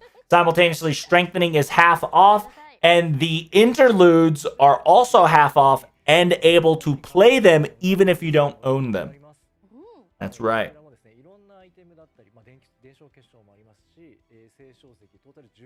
Can they give me Leyline for gacha? No. Leyline is for story only.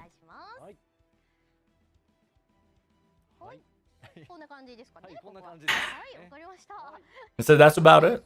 It says by clearing Ordeal Call 3, there's going to be a pickup summoning of Kishino Hakuno. The boy Hakuno. So by beating Ordeal Call 3, you're going to get another friend point summoning that is specifically towards Hakuno in them. It's 3 times the chance for you to get them. I heard this is still a lie. I heard the gacha is a lie.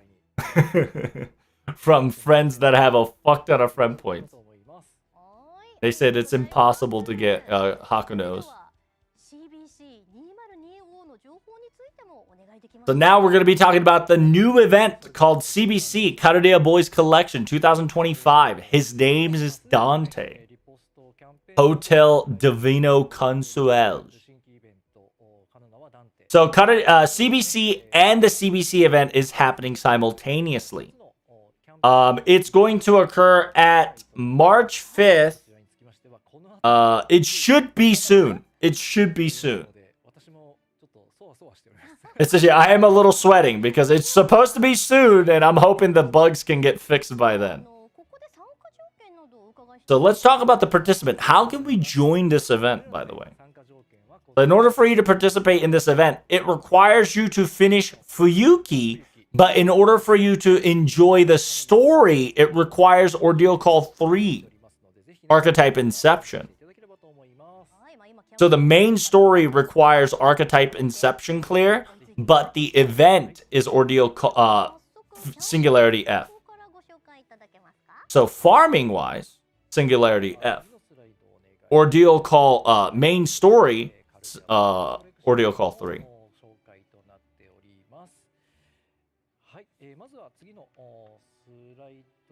If you go check out the next slide for me, Karudia Boys Collection, you can participate it in Singularity F. I've explained this already. If you don't know, in the CBC event, if you log in, you get a CBC ticket. And that allows you to get 1 limited craft essence for free. Usually you want to get the 5-star. But this year we got 9 cards. And out of 9 cards, you get to pick 1 craft essence for free. From 5 stars to 4 stars to 3 stars. So 9. This year we got 9 different CE. We get to pick 1. And Miss Kanada Ueda said, I'm always have to pick this at the last minute just because there's so much options. And also, chat, this is voice acted. So this, all the CE of CBC is voice acted. There's a lot of C, so I apologize if you hear the s. But yeah, CE-wise, they're all voice acted. So if you have a servant that you love, I highly recommend you get that one because it is voiced.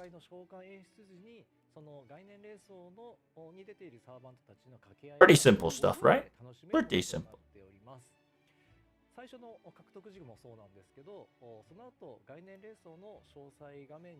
After you listen to it, if you want to listen to it again, you can click on details, right? And then clicking on the details, you can replay the voice.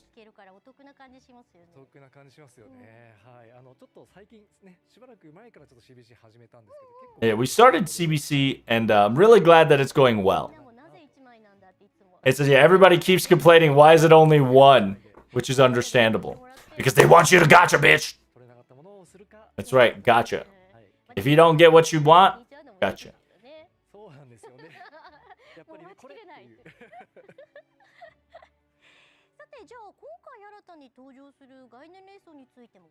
Let's talk about the craft essence that's going to be utilized for the voicing.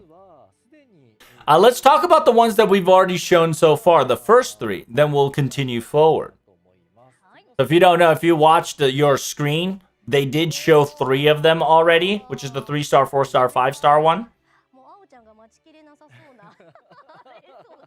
There's a lot of CE that Ao-chan is gonna, Yuki Owl, is going to go crazy for, which, true. Arjuna and Bhima, she's gonna nut. There's about 6 more of this. Yeah, there's 2 3-star. No, I think it. Oh, they're gonna show us 2 more extra, chat. Here's the 2 more. Here you go, chat. They busted out the panels, chat. There it is. Here's number 1. She says, wow. Oh, she's drooling, she says. Damn. In many ways, she drooling. That's kind of wild.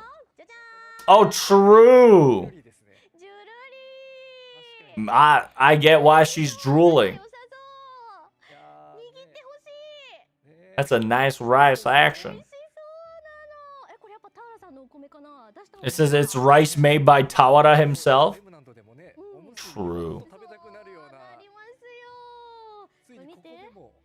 Who's the third guy? It's Tawara. It's Tawara. It's your 3-star archer. That's why. You can clearly tell which one was, made by Tawara himself. Oh my god. Oh, they even got the cooked one in the back, bro. That looks so good. I said, Miss Ueda was like, I think I'm gonna get this one. 100%. All right, here's the second one. Here's the second one.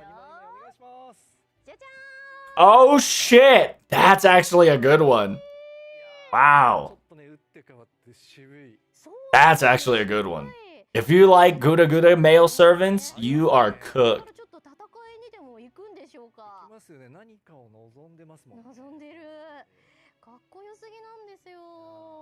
That's a really good 5-star. Call Lava. Ordeal. This is a good one. Damn, Takasugi. Yeah. Takasugi, you got your Gyoma and Takeda Kenshin. Takeda Shingen, excuse me. It says, we have more. It says, right now, I think this 5-star is my pick for sure. Hands down. Man, you're making me... It says, can we get a voice?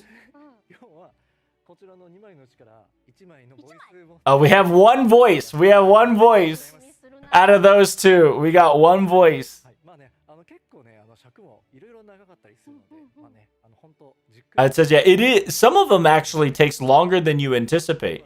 So we can listen to one of them. So here's one of them, chat.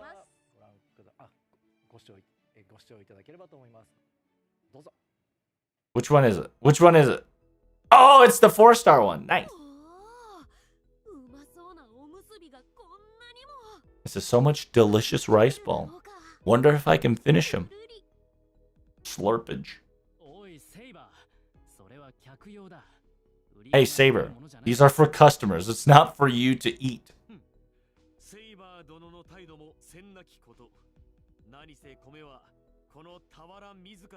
It says, Sir Saber's attitude is quite the correct one as a sales boy. Simultaneously, rice is being, means that rice has been made to a decent perfection. It says, yeah, there's no reason for me to... There's no reason for his attitude to be, in trouble. And then Iori says, don't worry. I'll make more for you later. It says, thanks, Iori.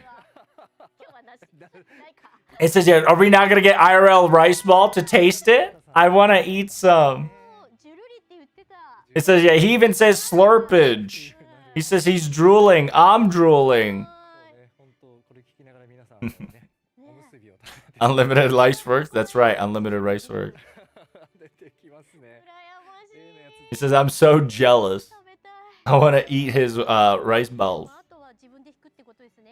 He says, yeah, the rest you got to gacha on your own or use the tickets, right?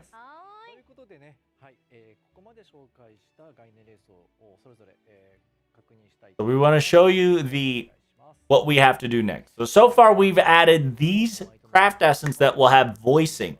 The rest, the 4 more, will come soon. It says, yeah, it's all right. All you got to do is just gacha them all, right, guys? All right, next news. So we're going to be talking about the photo features of my room. Oh, shit. You can pick a frame And you can even have Karudia staff and servants. And you can take singular, if not multi. Oh, look at that. Simultaneously, my room background will change over time. So enjoy photographing servants and Karudia staff to your heart's content.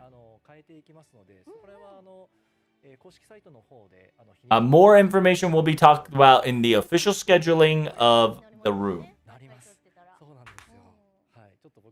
What about Muniero and Nemo? That's right, that could happen now.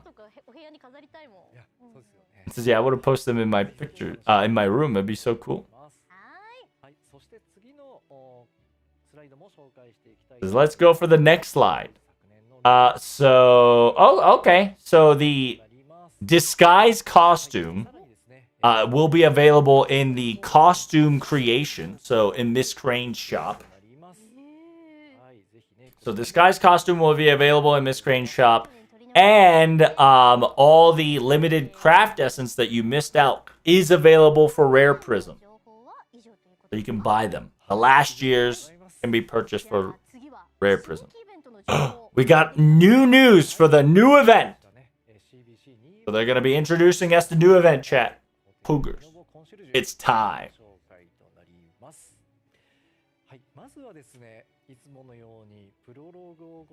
Oh, sure, here comes the prologue.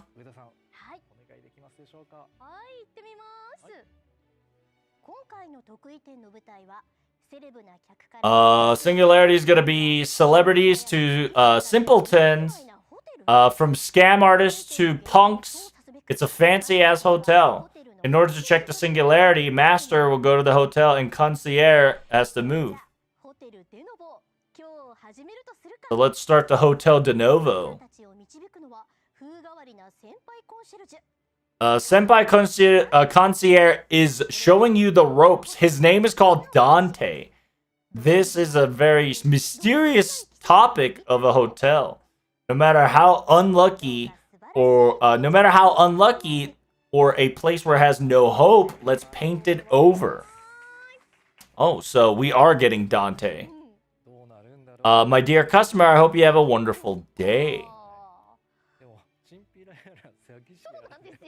That's interesting. So yeah, this is a little different than our usual shenanigans, isn't it?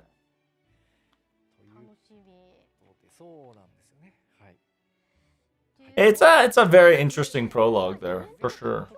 So yeah, how are we doing the event? Event is going to be main quest will be available.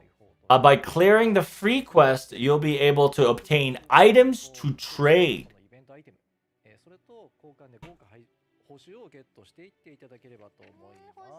So that means you can't even farm. Can you even farm? I don't think you can even farm unless you beat Ordeal Call 3. So here's all the bonuses. Dante gets 100% attack up. 70 Izo or 50%. Oh, 70 and Izo is getting yeah, we're doing yeah, this is 100% fucking Divine Comedy because 70 and Izo is getting a 50% up. Jason, Moriarty Archer, Shinjuku Archer, and Dodiodana is 30%. The rest, that is male servants and non-gendered servants, including Kama Assassin and Kama Avenger. What do we got next?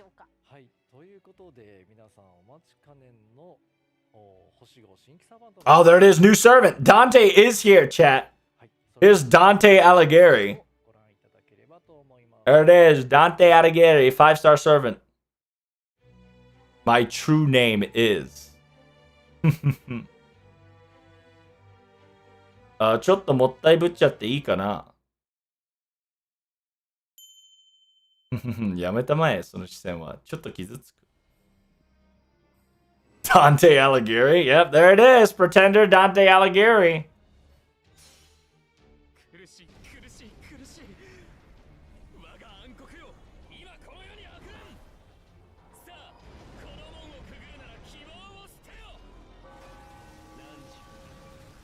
Oh, wow. He even says if you want to go through this gate, abandon all hope.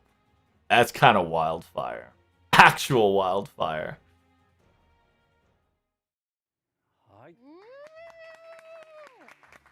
That was actually Gates of Hell? Yes. It was actually Gates of Hell. 5-star Pretender, Dante Alighieri. It says, won't you come to hell with me? Oh, what about Purgatory and Heaven too? It's not like you're gonna die or I want you to die or anything. Damn. Dante Alighieri. Kind of wild. It says, yeah, the voice line was kind of suspicious. It says it must have some sort of reasoning, right? Oh, wow. It's a oh, wow. It's a story summonable servant. I wonder if it's free servant. It says it's story servant, but it's Pretender. Yeah. Him being a Pretender, though? Oh, yeah, dude. 100%. He's something else entirely. Suspicious is Pretender's job description? Correct. He's kind of sus. His name is Dante, Hotel de Novo Concierge, Dante Alighieri, pickup summoning.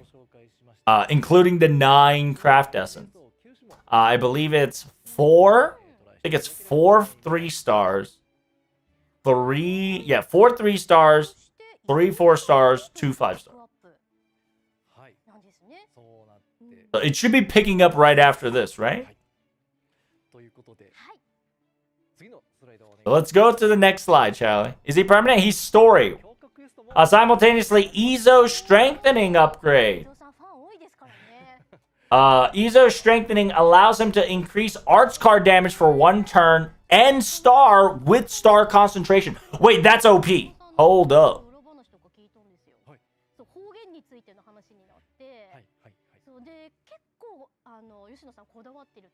I said, yeah, I heard Mr. Yoshida really enjoys Ezo's aspect.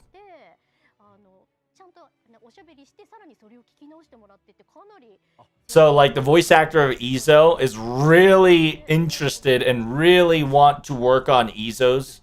So whenever he did his voice line, they, like, constantly bounced back to make sure the accent was on point. So the reason why Ezo is so popular is because it's on accuracy and because the voice actor worked hard on it. That's what Miss Kanada Ueda said that she heard from his backstory. It's time to show us that, I believe, instead of sliding. So there's a new costume, chat. Here we go. Bomba. Here's a new. There it is, the little commercial. It's not a commercial, but it's a commercial.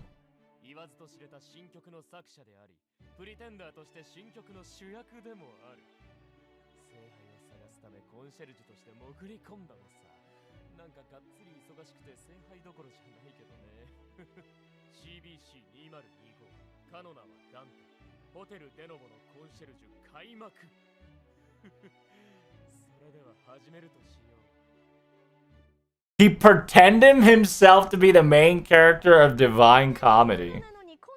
That's why he's a pretender. There's got to be more to it than that. But yeah, it's definitely Ordeal Call for Prolog. This hotel's kind of sus? Well, of course. It's run by Dante Alighieri. Where both criminals and normal people are welcome alike. Wow, that is a big-ass pickup, chat. What the hell is that green shit? What is that? The fuck is that green circle, chat? What the hell? What is that? Is that me? Did he self-insert? Yeah, he self-inserted. That's why he's a pretender. Simultaneously, you're going to get a message from Dante Alighieri every day, every time you log in bonuses. And then you get a craft essence.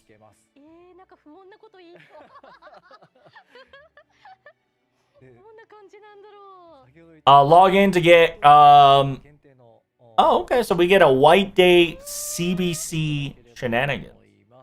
Wait, that's the Blade of the Angels. Hold up. The command code right there is Blade of the Angels. That's kind of wild. Did you see Dante in the trailer? Hotel seems to be 1939. Yes.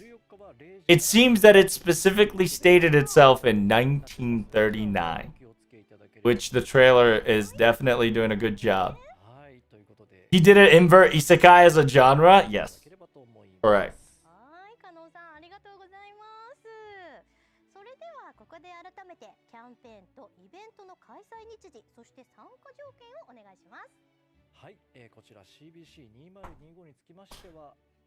So in order for you to participate the CBC collection, you can participate as a Fuyuki, right? But in order to participate in the new event, you do have to beat Ordeal Call 3. So I'm fucked. I can't participate in this event until I finish Ordeal Call 3. So we're cooked, chat. We're cooked. Even if you didn't finish Ordeal Call 2 or 1 or 2, if you defeated Ordeal Call 3, you are allowed to participate in this.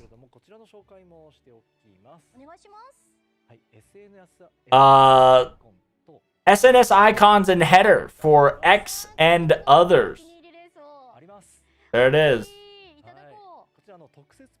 There's going to be special pages for them, so make sure you retweet and share in order for you to get the quote-unquote SNS icon and header as presents for free. It's pretty good.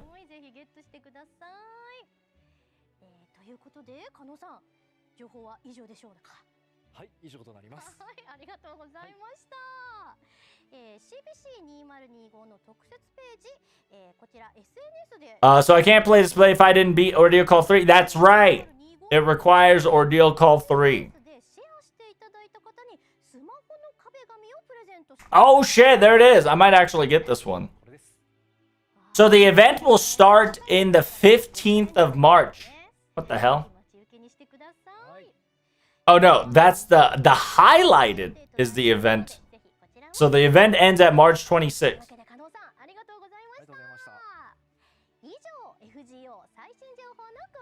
Alright, that concludes FGO news. What the fuck was that timeline? No, it was just a calendar. It's a 21 day. So it says, yeah, it was a very light version. It says, yeah, whenever it's a light version, we condense and we get it going. So let's talk about the repost campaign. We got to restart. Does it start now? It should. It should start 20 minutes from now. Yep. We got 14 Sancors. Let's go.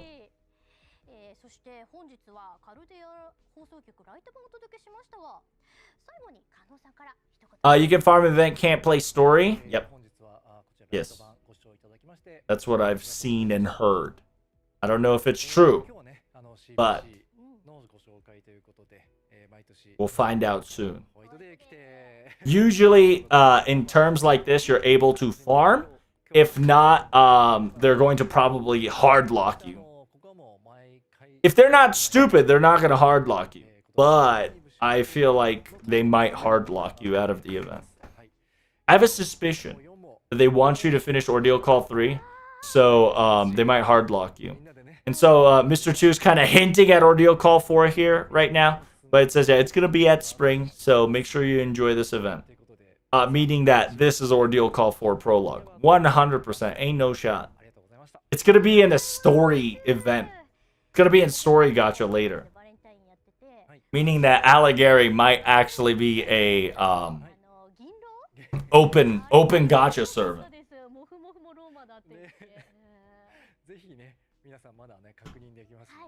Just play Ordeal Call 3, bro. Pretty much.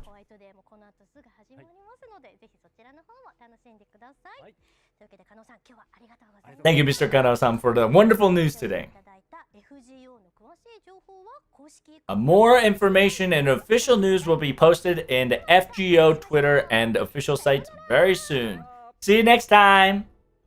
Bye. Alright, so that concludes the live stream. From what I've heard so far, right? From what I've heard, is that you can farm.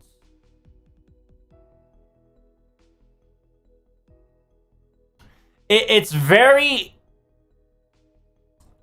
So in order for you to participate in this event, I think you need to beat Ordeal Call 3. I don't even think you can farm without beating Ordeal Call 3, right? Because the how to have fun with an event, because you got to understand they separated this on purpose, right? The CBC and the event itself. And CBC is CBC collection is always about the tickets.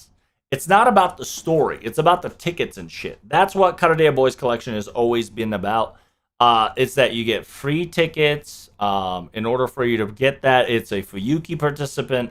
But they also separated the event for Ordeal Call 3. So I think unless you've beaten Ordeal Call 3, I don't even think you can farm this.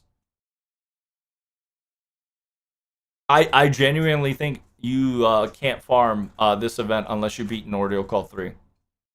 Yeah. So we're cooked. If you haven't beaten Ordeal Call 3, check, you're cooked. Speaking of, I I better fucking whatchamacallit. I better download the app as we speak. And Tuesday's always watching beat Ordeal Call 3. True.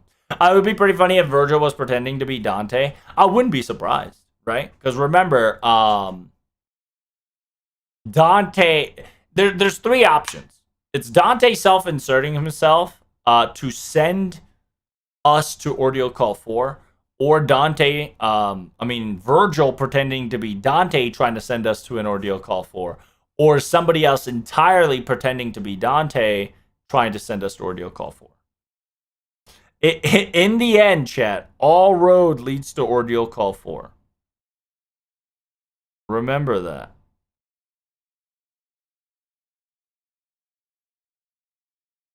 Is the update here? Oh, God knows, brother. I don't see the update. Because I see the NA update. I don't see the JP update. Am I tripping here?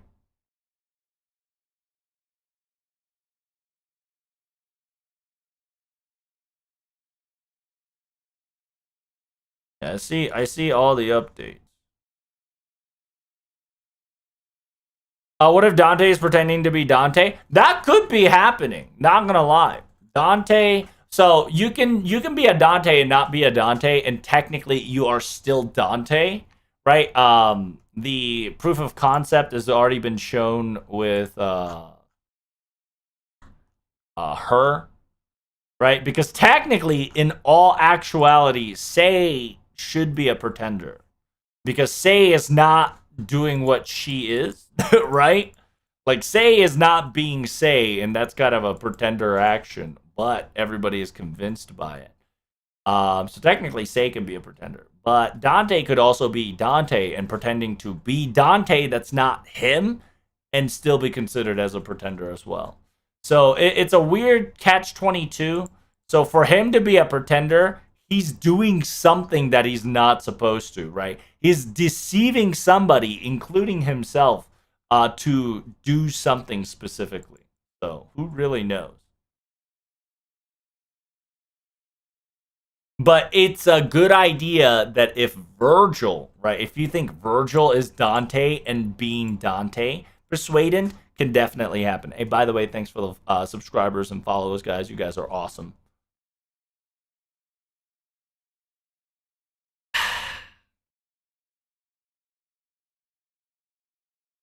Didn't even try to hide the Dantes and the question mark they always do. True. A pretender means that it probably isn't actually Dante. It actually could be Dante, but it actually can't be Dante, right? It could be. So, here's the catch-22 that you can now assume. So in the last year's CBC event, right? If you know last year's CBC event, we had a quote-unquote Charlemagne's Montejoie Charvelision, where we talked about a specific event called the Bergerac, right? The Sorseno Bergerac. You guys remember that? Sorseno Bergerac, in a weird way, it's so funny that you get to have male-female variant. in a weird way, he was himself, but he also wanted to do something that wasn't himself. So this Circeno de Bergerac concept could be carried over to the his name is Dante Hotel de Novo Concierge, where Dante is Dante, right? Dante Alighieri is Dante Alighieri, but he wants to be not the past, but his future, right? It's a kind of a catch-22, but it's an interesting concept that played last year, right? And if you played the last year's Valentine's Day, White Day, you understand what I'm trying to say. So for you to say Dante's not Dante is an incorrect statement, right? It's possible that the person that is Dante Alighieri is not Dante Alighieri, but it could also mean that it's Dante Alighieri that rejects and pretends not to be the Dante Alighieri that is written in the history, but Dante Alighieri that wants to be his own right, right? So it could be anything. But low-key, I want to see the fucking updated version, but we're not going to get the update till 7 minutes in. Chat, tell me. Region JP.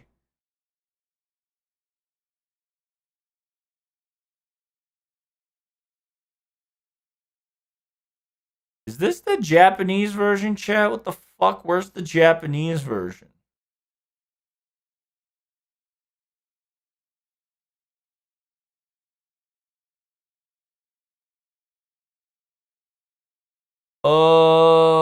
Check for update.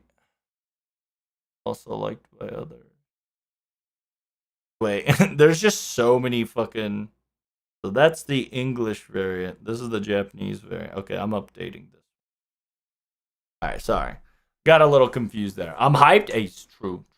Also, Calistro as well. Yeah, another good example is Calistro. Calistro is a pretender, but he is actually Calistro. With a little bit of a Jupeze Barosamo. Blah, blah, blah. This is a good tease for Ordeal Call 4. That is correct. Yes. He's Dante from the time, not the Dante the writer. Ooh, I like that. That could be a possibility for sure. But unfortunately, the trailer destroyed that possibility.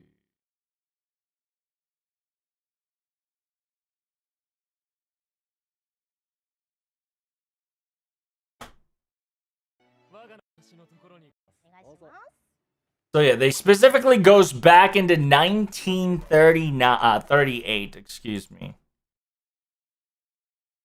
What the fuck is 1938, chat? What happens in 1938? Can somebody tell me? Is that when Divine Comedies take place?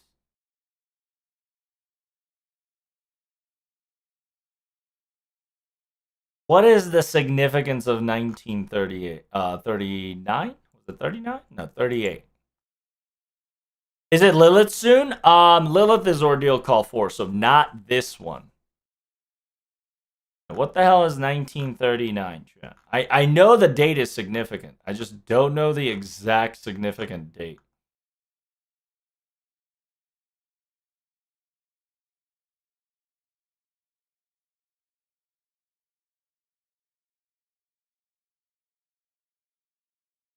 Uh, 1938 is 1 year before the start of World War II. That is true. 1939 is World War II.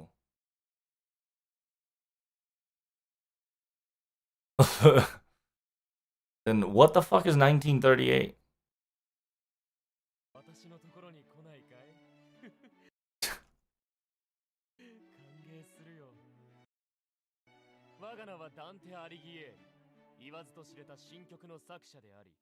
So Dante Alighieri, he knows that he is the writer and the author of Divine Comedy. So he says, I'm also the main character. So Dante Alighieri is playing himself. He's pretending himself to be the character of Dante. That's why. So the character is Dante Alighieri pretending to be Dante in Divine Comedy. I became a concierge to find the Holy Grail, but I'm so fucking busy, I'm struggling.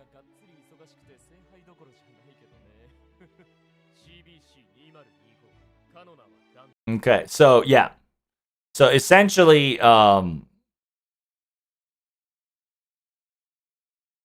yeah, so it is Dante Alighieri pretending himself to be Dante in the story because he wants to be the main character in the story. So it's an author self-inserting self-insert pretending to be the self-insert. That's why he's a pretender. Dante in Divine Comedy was also a self-insert anyway. So it's the same concept as Bergerac, right? Like what I've stated before. Same concept as Bergerac. Bergerac wanted to make a story, but it is also a self-insert. It is the character of the self-insert that wants to do better than the original story. Right? Just like CBC last year. I think the same thing is currently going to happen with Dante. That's why the last year CBC was important, to give people the idea of a character that is also an author, that is also a self-insert, that could be a pretender.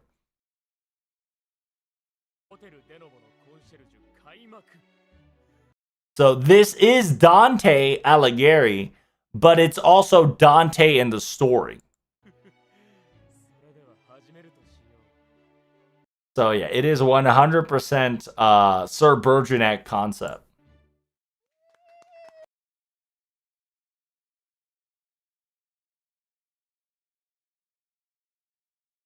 But what the fuck is 1938?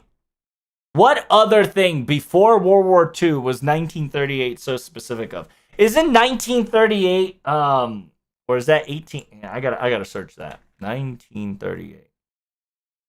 Isn't that a book?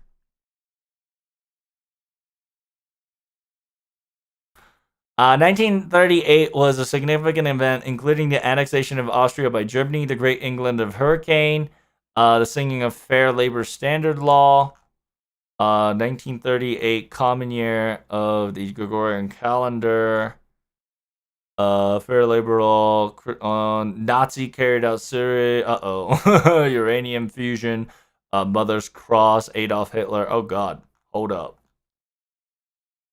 We're gonna.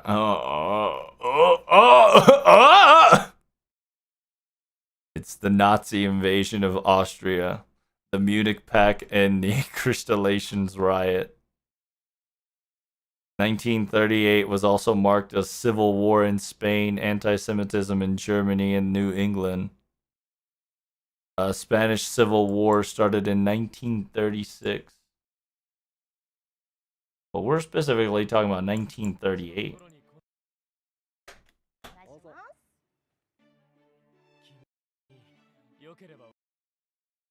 Franklin Roosevelt found Benny Goodman, Nazi regime, Nazi introduction.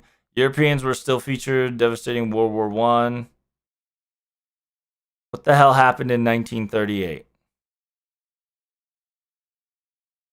Battle of Gettysburg.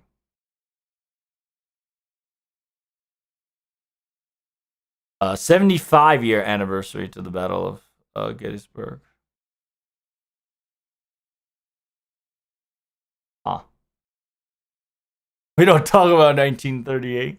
It updated? Good. I too did update my video games. I can't play the event though. Kind of feels bad, man. So we got the CBC update, Dante update, Hotel Concierge, and Cartier Boys collection. Okay, so let me get my Hey everybody. Oh, what the hell, boy? Not the right VOD. There we go. Surprise jump scare fucking pirate.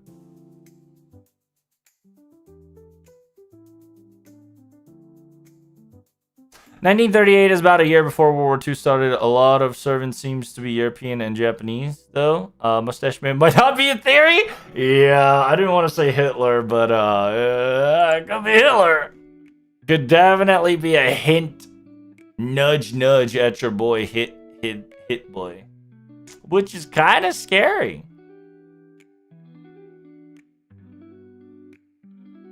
By the way, bug is still there. Oh yeah, FGO A whatever. Yeah, by the way, they noticed that, chat, so don't worry.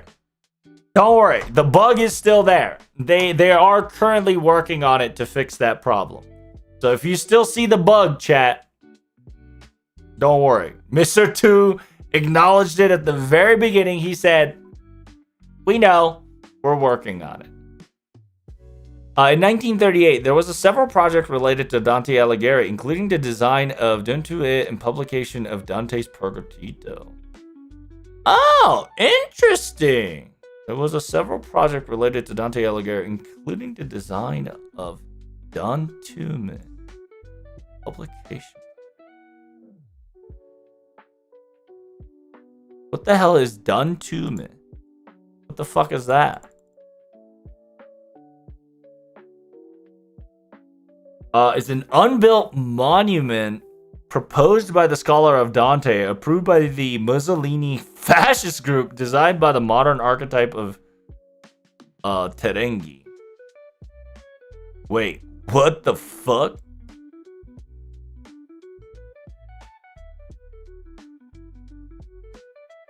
Yo, can we get this shit in dark? Holy shit, my eyes.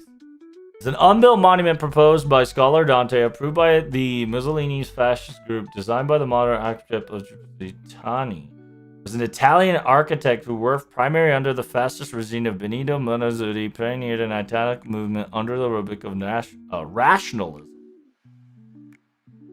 His famous work is Casa de Francisco.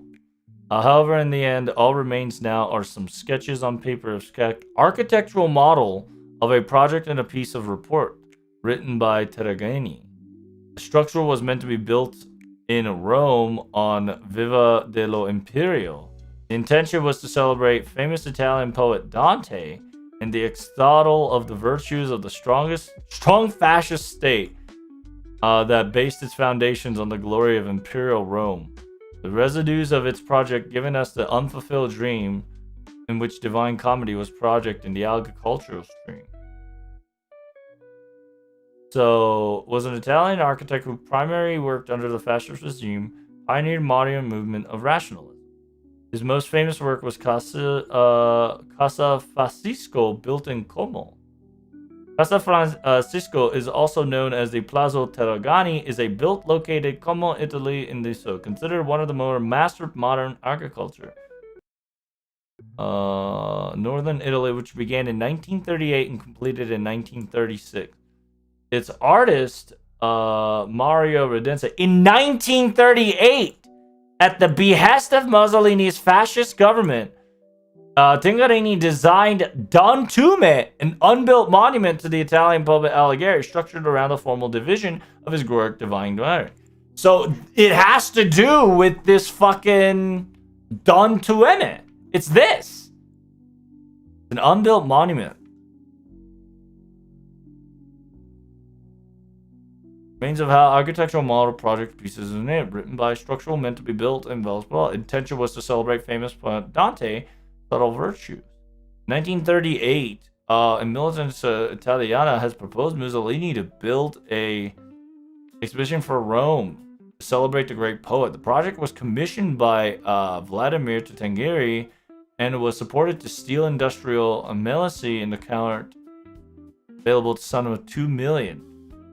Personal contributed in execution. It was also proposed the board director 20 members to the made up of ministers of intellect under a high supervision of the head government Mussolini.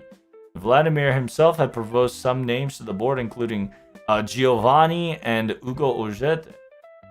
At the Plaza Venezia, Vladimir and the designer presented a project and they obtained a consent of the Deuce. However, because of the political development led to the entrance into the war, the subsequent hearing discussed the project. They had been continuously postponed. At the very end, the dream of realization of the building dictated by Dante Alighieri, the Divine Comedy, remained only on paper. The project on paper, there were a few copies on board with the panels with bas reliefs and have been photographed and entered in drawings of considered allegory of Dante of comedy. It consists of a sequence of monumental spaces that parallel the narrow journey of the Dark Wood through hell, purgatory, and paradise. Rather than attempting to illustrate the narrative, they focused on the text form rhythm structures, translating them to language of carefully proportioned spaces and typical rationalism. Because of complex literacy, artistic, and architectural meanings, theorist Aratari regarded the exemplary of how spatial structure can express sophisticated poetic meaning without explicit vocabulary of the architectural symbols. Holy shit! This is it! The singularity is in Dante, and we're gonna get a TLDR of Divine Comedy. So this event is Ordeal Call 4 Prologue TLDR Divine Comedy. That's it. We figured it out. Hey, good shit, Zach Rick. Good stuff.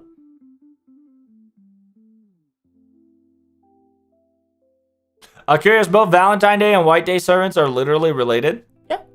Bichonne is a France related. It's also Da Vinci related as well. Holy fucking flashbang, true. Holy fuck, it's Dante Alighieri. That's correct. It is a Pretender Dante Alighieri. The theory is that it's Dante Alighieri pretending himself to be Dante from Divine Comedy. Or it's Dante from Divine Comedy pretending to be Dante Alighieri. Or it's it's Virgil pretending to be Dante Alighieri trying to pull us into Ordeal Call 4. Only not World War II event. I found LSD was made and 91 hours of Howard's flight. Howard uses. So we go to hell again. I mean, something like that, right? I mean, we've been to hell before. Psh. But I think we're going into a literature term of hell instead of like actual hell, right? Like we've been to like dreamscapes of hell. We've been into like lost belts of hell. But now I think we're going to allegorically, if not literature-wise, going to hell, right? The realm of the hell-wide. So I genuinely think that the current building, right?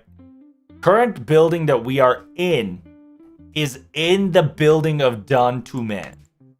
Because Dante is a expression of a sophisticated poetic meaning of Divine Comedy without an explicit vocabulary or architectural symbols, right? Because the project is TLDR Divine Comedy without sounding so profound or so... It's essentially, it's me dumbing down FGO, but Dante was dumbing down Divine Comedy so everybody can appreciate it.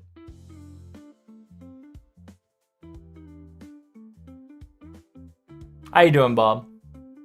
Welcome to Dante Alighieri, the servant, the CBC, the event. So yeah, let's go to FGO. I don't think you can farm. Yeah, you can't farm unless you've beaten Ordeal Call 3. Let me check. Give me a second. It's taking 5 million years to slide into FGO right now. Is everybody in their mouth? Get off your phone! But yeah, 1938. That is the significance. And that's 1 year before World War II. So.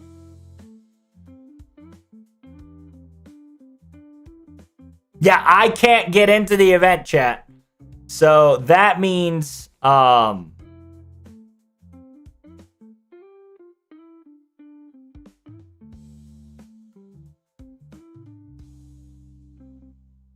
突然新キャラ出てきて惑っているようだね。私も当然連れてこられて戸惑っているとも、ここどこだい？大丈夫？ちゃんとした組織、闇の結晶とかじゃないよね。あと、これを渡すと言われたんだけど、何かの闇の取引かな。So Dante Alighieri is surprised that he got pulled over to FGO as well. Like, what the fuck? Is this a dark organization? So in order for you to participate in the CBC 2025, his name is Dante. In order for you to start, you need to beat Ordeal Call 3. So you can't even farm, chat. You can't fucking farm the event unless you defeated Ordeal Call 3. So you are fucked if you have not played Ordeal Call 3. So we're cooked. We are officially cooked, chat. GG.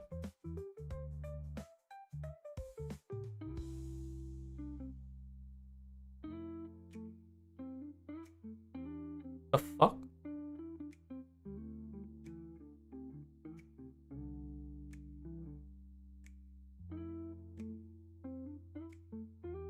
Is that a bug? Oh, it is a bug. Wow. There's a female chocolate bug where you can't RNG your fucking present. Kind of dumb. What irony? He's on Rada with 2 other Avengers. Yes, that's the funny part. Funny.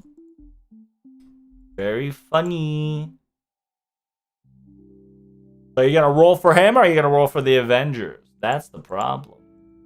Female wise, you're gonna be rolling for Dante Alighieri because he's such a ladies' man.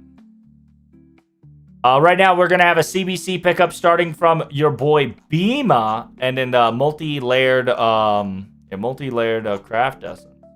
Oh no, I fucking lied. You're starting off with Ku and Nikola Tesla. Ku, Alter, Nico, and then goes down. Not gonna lie, this is a really good time to get your... I might actually roll for Taikobo just for quick servants. Oh, wow. Arjuna, Odysseus, Ajmandias, Dioscoroi. There's the scheduling right here. Just kind of pretty simple for the boys collection.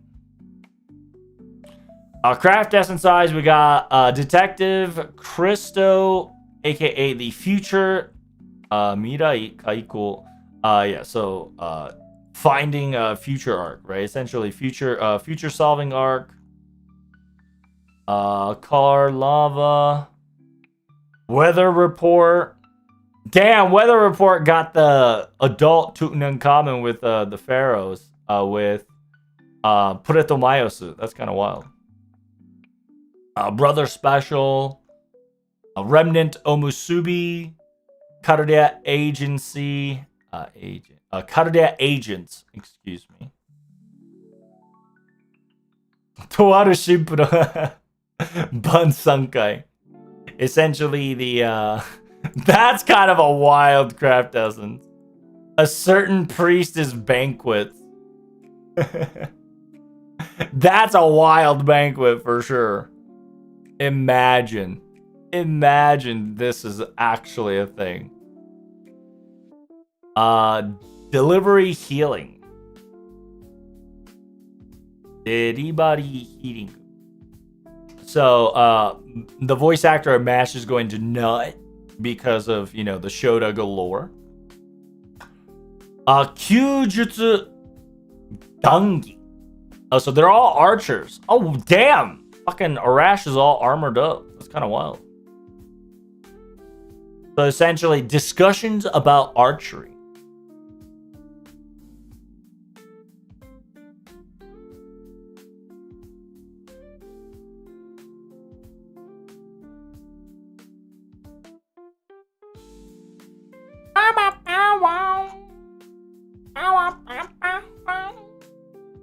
That's pretty cool. Pretty neat. Not too shabby. That's CBC side of things. Let's talk about Dante Alighieri's pickup. Same thing. You're going to get Izo as a rare servant. And then you get all the craft essence. Dante Alighieri is AoE arts. If the field is heaven... if the field is heaven... apply damage against heavenly beings? If the field is hell, give damage to earth? Bro, they're not even hiding that we're going to... They're not even hiding the fact that we're going to realms. The fact that it says there's a field now called heaven. There's a field called heaven, chat, aka paradise. It's gonna probably be translated officially as paradise instead of heaven, but the translation of that is heaven. And the field is called hell? That's fucking wild. Oh shit. So let's see what abilities he's got, chat. What other fucking abilities he got? I'm pretty sure he has a skill ability that makes you fucking, make it heaven and hell. Oh, look at him! Like, is he not? He's got the fucking ribbon and... Oh, shit, dude. Yeah, we're cooked. Sansekai Horo. So, essentially, the Musketeer of 3 realms, right? Musketeer of 3 realms allows you to get quick arts up, buster up, and guts for one. Guts is 1 time 3 turns. You get 1000 HP. Damn, 20% up for 3 turns, not bad. The 1000 Songs of the Stars. Gain abundant amount of stars. Pick an option, either heaven or paradise or hell. Heaven or paradise, it's arts up, and hell is buster up. When the field is in paradise, every ally gains arts card up by 3 turns and crit strength up by 3 turns, and star, every turn you gain HP by 3 turns. If the field is hell, all allies gain buster card up for 3 turns, Noble Phantasm up for 3 turns, and gain MP by 3 turns. Okay. Not bad. Third, the 7 Deadly Sins. Does he have 7 Deadly Sins implemented in him? I don't see the insignia of the 7 Deadly Sins. Shichizai no Kokuin. Increases MP by 50%. Simultaneously gives a quote-unquote apply P? What the fuck is a P? But essentially it says apply the seal of sin. Apply seal of sin.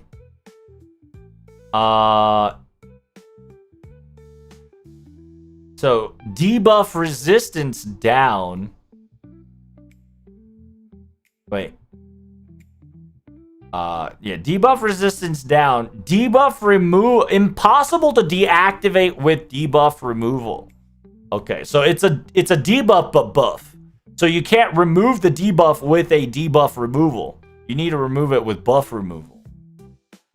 Because it's a debuff unremovable by debuff removal. Apply 7 of them for 3 turns. It's a demerit. But while you have the seal of sin applied to you, every auto attack deactivated. If deactivation is successful, erase 1 seal of sin and increase your attack up by 3 turns by 3 turns. And if the guts is applied, also apply that shit for 3 turns. What? Holy shit. That's crazy. How much is the power mod? So it's 10%. Okay. So essentially, every time you auto attack, you increase your attack by 10% for 3 turns. Right? Every auto, you remove a debuff called the Sigil of Sin. And the Sigil of Sin disappears, and you gain an attack up by 10%. This also procs by guts as well. Okay. It's also 10%. Okay. Yeah. So you get 7 seals, so you get 7 debuffs that you cannot remove. But you can remove them by auto-attacking or dying. By auto-attacking and dying and proccing guts, it has to proc guts. Meaning that you cannot die and proc it. You have to die and proc guts in order for you to activate this shit. MP. Lasciate ogni speranza voi kentorate. It says, oh, the ones who would dive into this gate abandon all hope. If the field is heaven, do damage against heavenly characters. If the field is hell, do damage against earth realm. Increase MP strength by 3. Oh shit! By 3 turns. The overcharge, depending on overcharge, 20% to 40%. Cheat! For 3 turns. Apply curse. That's 2k for 5 turns. Apply curse to all. That's 2k damage per turn for 5 turns. Also drain. Alligator tree. Which will passive. Independent action. Territorial creation. What's your anti-ruler? Of course. Of course, you're anti-ruler.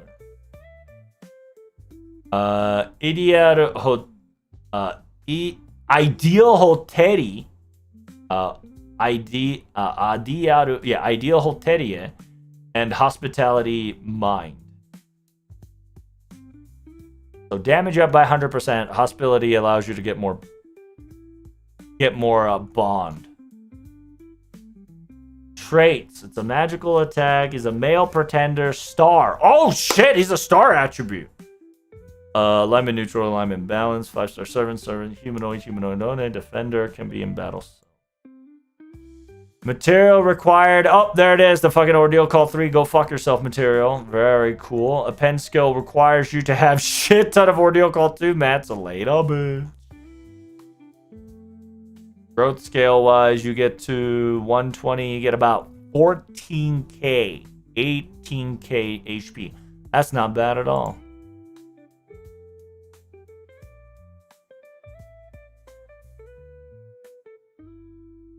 So it goes, my artwork is pretty fucking cool. どこにでもいるありふれた男さ。Dante Alighieri was a politician, but due to political war, he got kicked out of Florence. Divine Comedy was written during those times.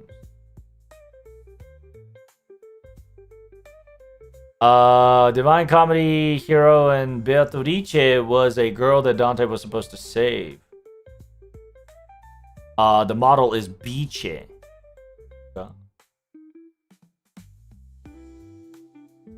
During his deathbed, he wanted to go back to Florence, but that wish never came to fruition. In 1321, Ravenna de malaria no tameni shibou shita.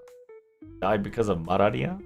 Malaria, that's what it is. Okay, so in Ravenna, he died of malaria. I got kicked out. Damn, that's some fucking like Chunibyo shit. That's some middle school syndrome shit. Even though my hidden power is about to be awakened, I got kicked out of my country.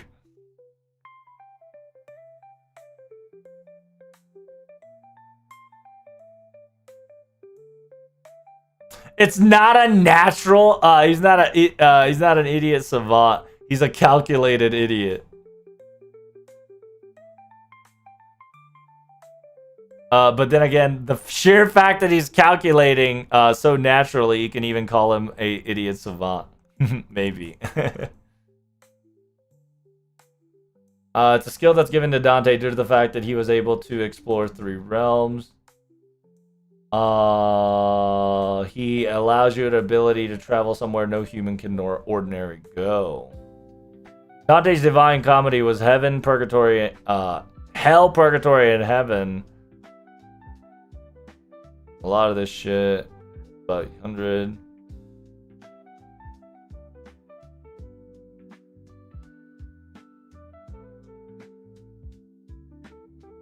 The 7 P.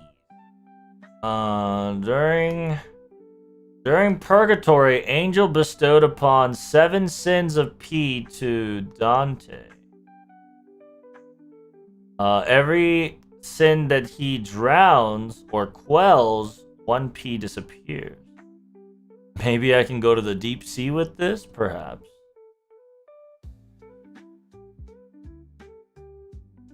Oh, they are just memeing Dante. Divine Comedy.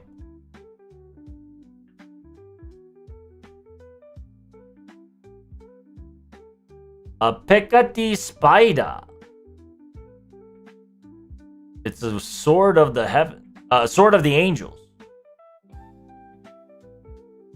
罪を押し処理、様々な危険をもたらすが、罪を浄化されることに逆に相手のパワーアップを許してしまう。FGO では通常武器として使われる使命解放による能力を失われている。意外と重い。So, Picati Spider was Angel's Sword. It's the craft essence that we witnessed right here. Picati Spider is this blade right here. You guys see that? Picati Spider. Picati Spider is the angelic blade that Alighieri holds.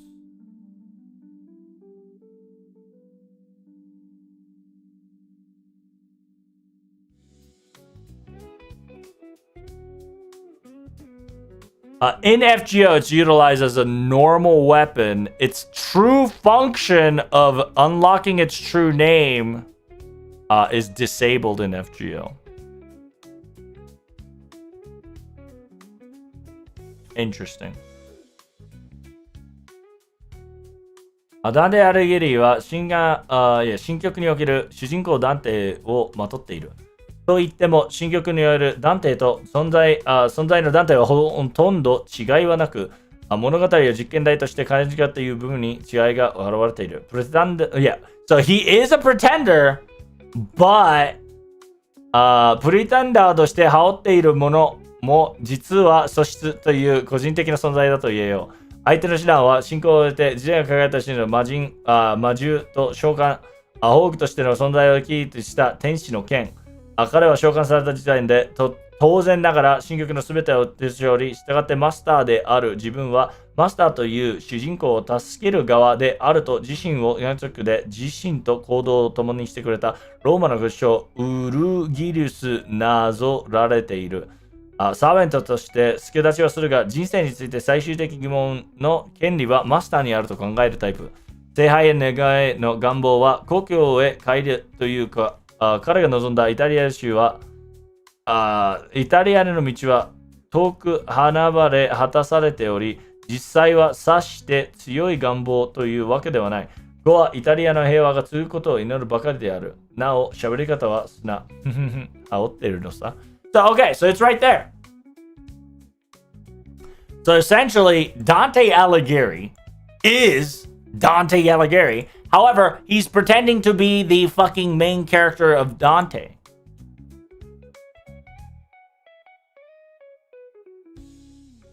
So it's Dante Alighieri pretending to be Dante, talking through Dante the story instead of as a artist, a politician of Dante.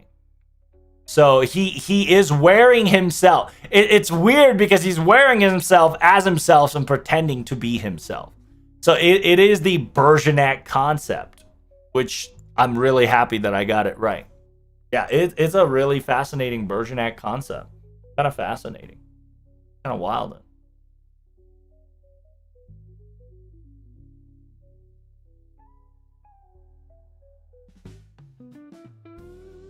I mean, a part of the fact that they act different rules over other rulers. So the design of Dante is from mangaka of Alteria, of which the hat. Yes, 100%. You already know.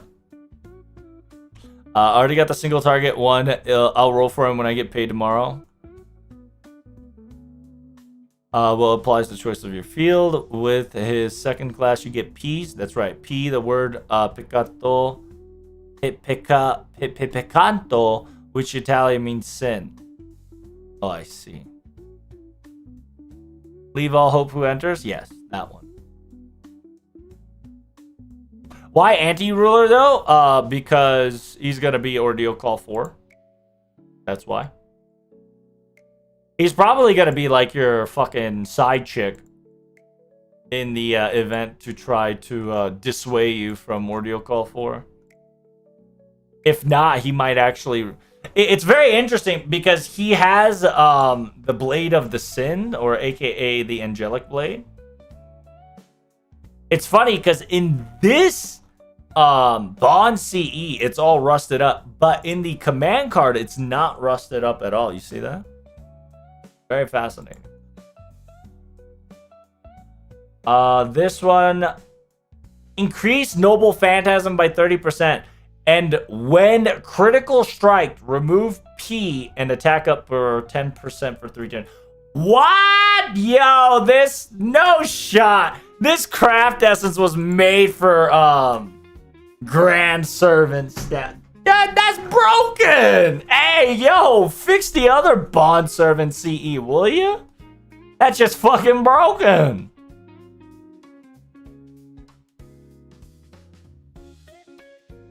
Also, his animation gives a lot. What do you mean gives a lot? Are you talking about like it's breaking your PC?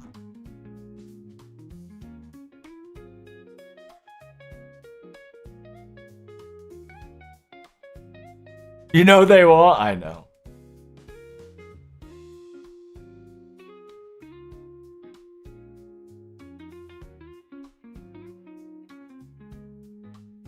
Oh, he's not an asshat. Wow. He doesn't have a weird fucking giga smirk.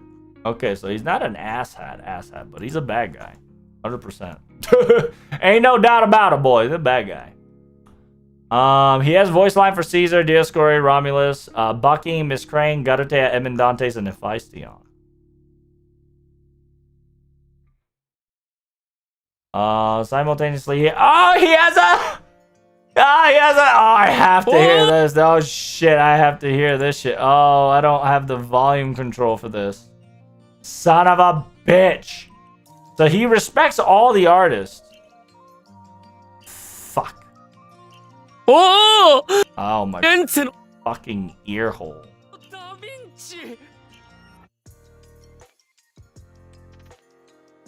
Sorry, guys. Ear. Okay, give me a pause here. Give me a pause. Leonardo da Vinci.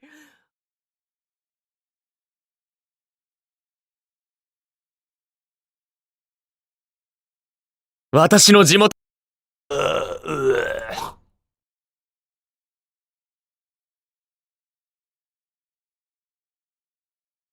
私の地元の大天才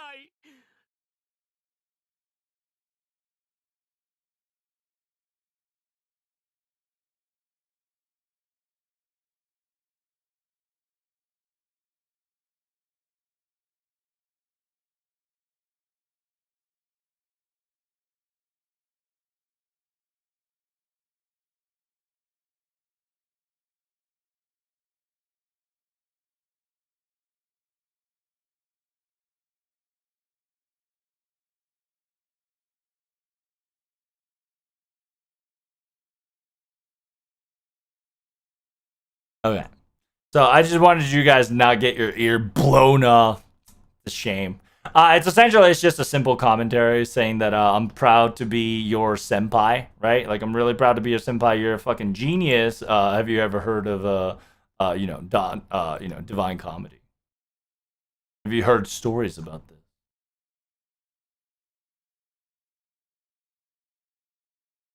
It's not bad. It's not bad. A little underrated than I thought, but I mean, yeah, Dante getting an Alighieri is understandable. His summon. Yakuza, yeah, good thing you summoned me. My name is Dante Alighieri. Don't worry, I'm the author of Dante's Inferno, aka Divine Comedy. I am also, as a pretender, I am its main character. Meaning, smiley face, it's nice to meet you.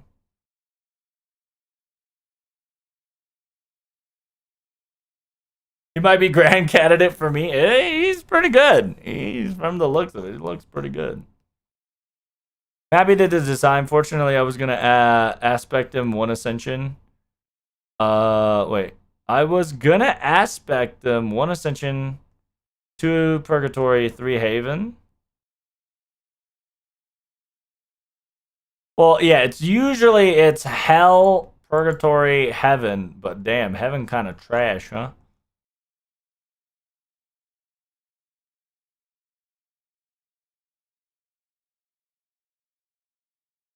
I mean, the fact that they're very interesting, Lamau, and it gives some ideas to what's to come. Really, I'm excited for that. Too bad I can't, whatchamacallit. Too bad I can't play the fucking event.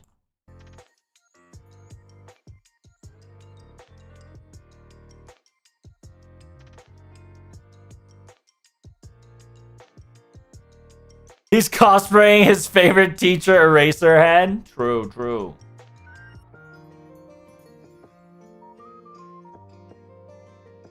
Does the Ordeal call 3? I guess I suppose.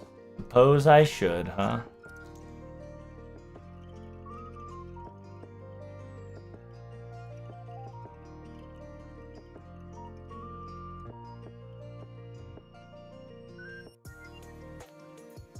No, it's not gotta read Ordeal Call 3. I gotta beat Ordeal Call 3. I've read Ordeal Call 3. I just gotta beat Ordeal Call 3.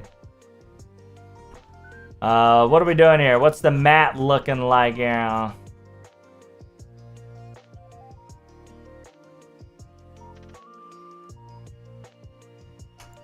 So Matt, chat, we get to have... Oh, it's you can get the prisms.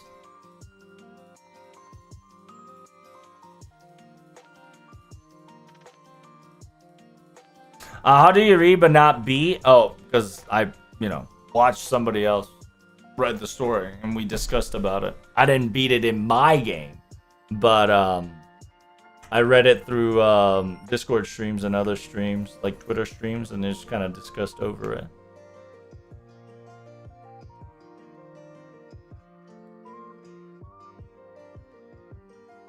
So in technicality, on my mobile wise, I didn't finish Ordeal Call 3, but I've read all the stories together with my friends and other FGO community members and discussed about it.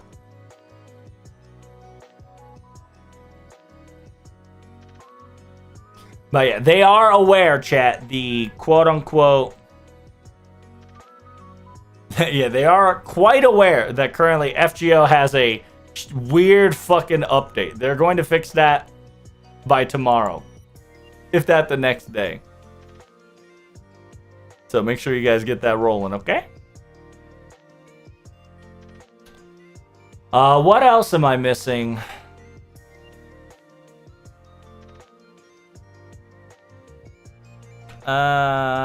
Quick up by 10, arts up by 10, MP game by 10, charge two stage by 1s, gold. Ignore defense, quick card by 8, arts card by 8, buster by 8, gold drop by 2. Weather report is 5 MP per turn, arts card 5%, buster card 5%, MP game 5%, silver mats 2, brother special, star concentration by 400%, buster up, crit up. Wow, buster 5, crit up 10 is kind of strong because it's got additional concentration. Arts by 8, buster by 8, HP gain by 10%.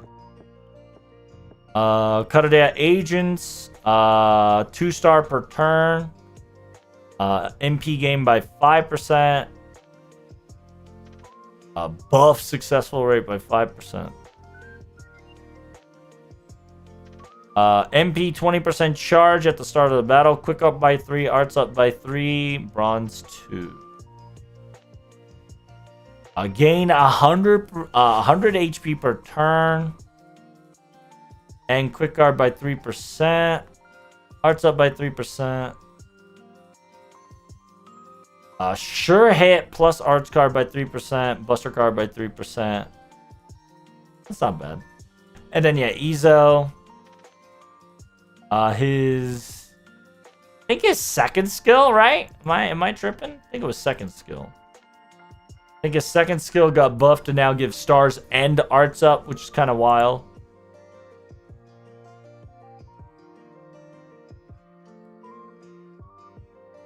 Oh no, it's swift and powerful as Falcon. So this one has been upgraded to now add arts. Arts and arts and star up.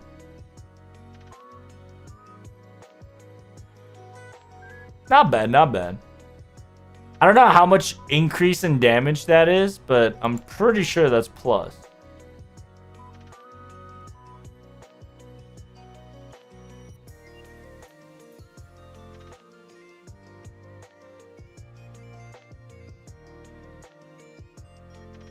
Nice, nice. Oh, shit.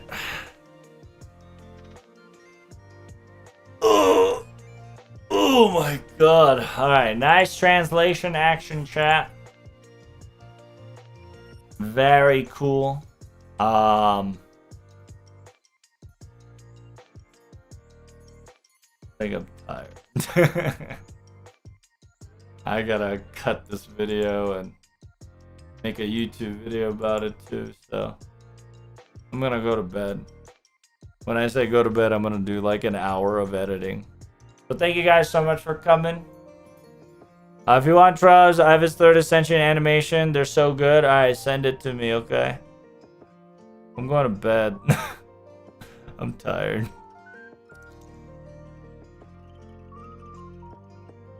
Thank you guys so much for coming. Hope you enjoy the stream. Don't forget to follow me on Twitter. Don't forget to follow me on YouTube, Discord action. And as always, I'm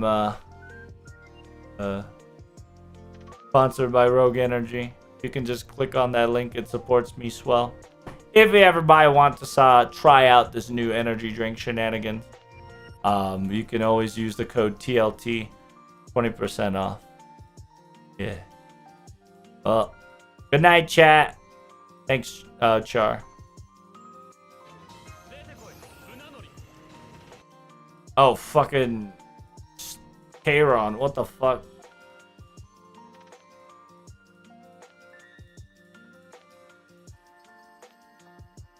Oh, wait, that is Purgatory style monster. What the fuck?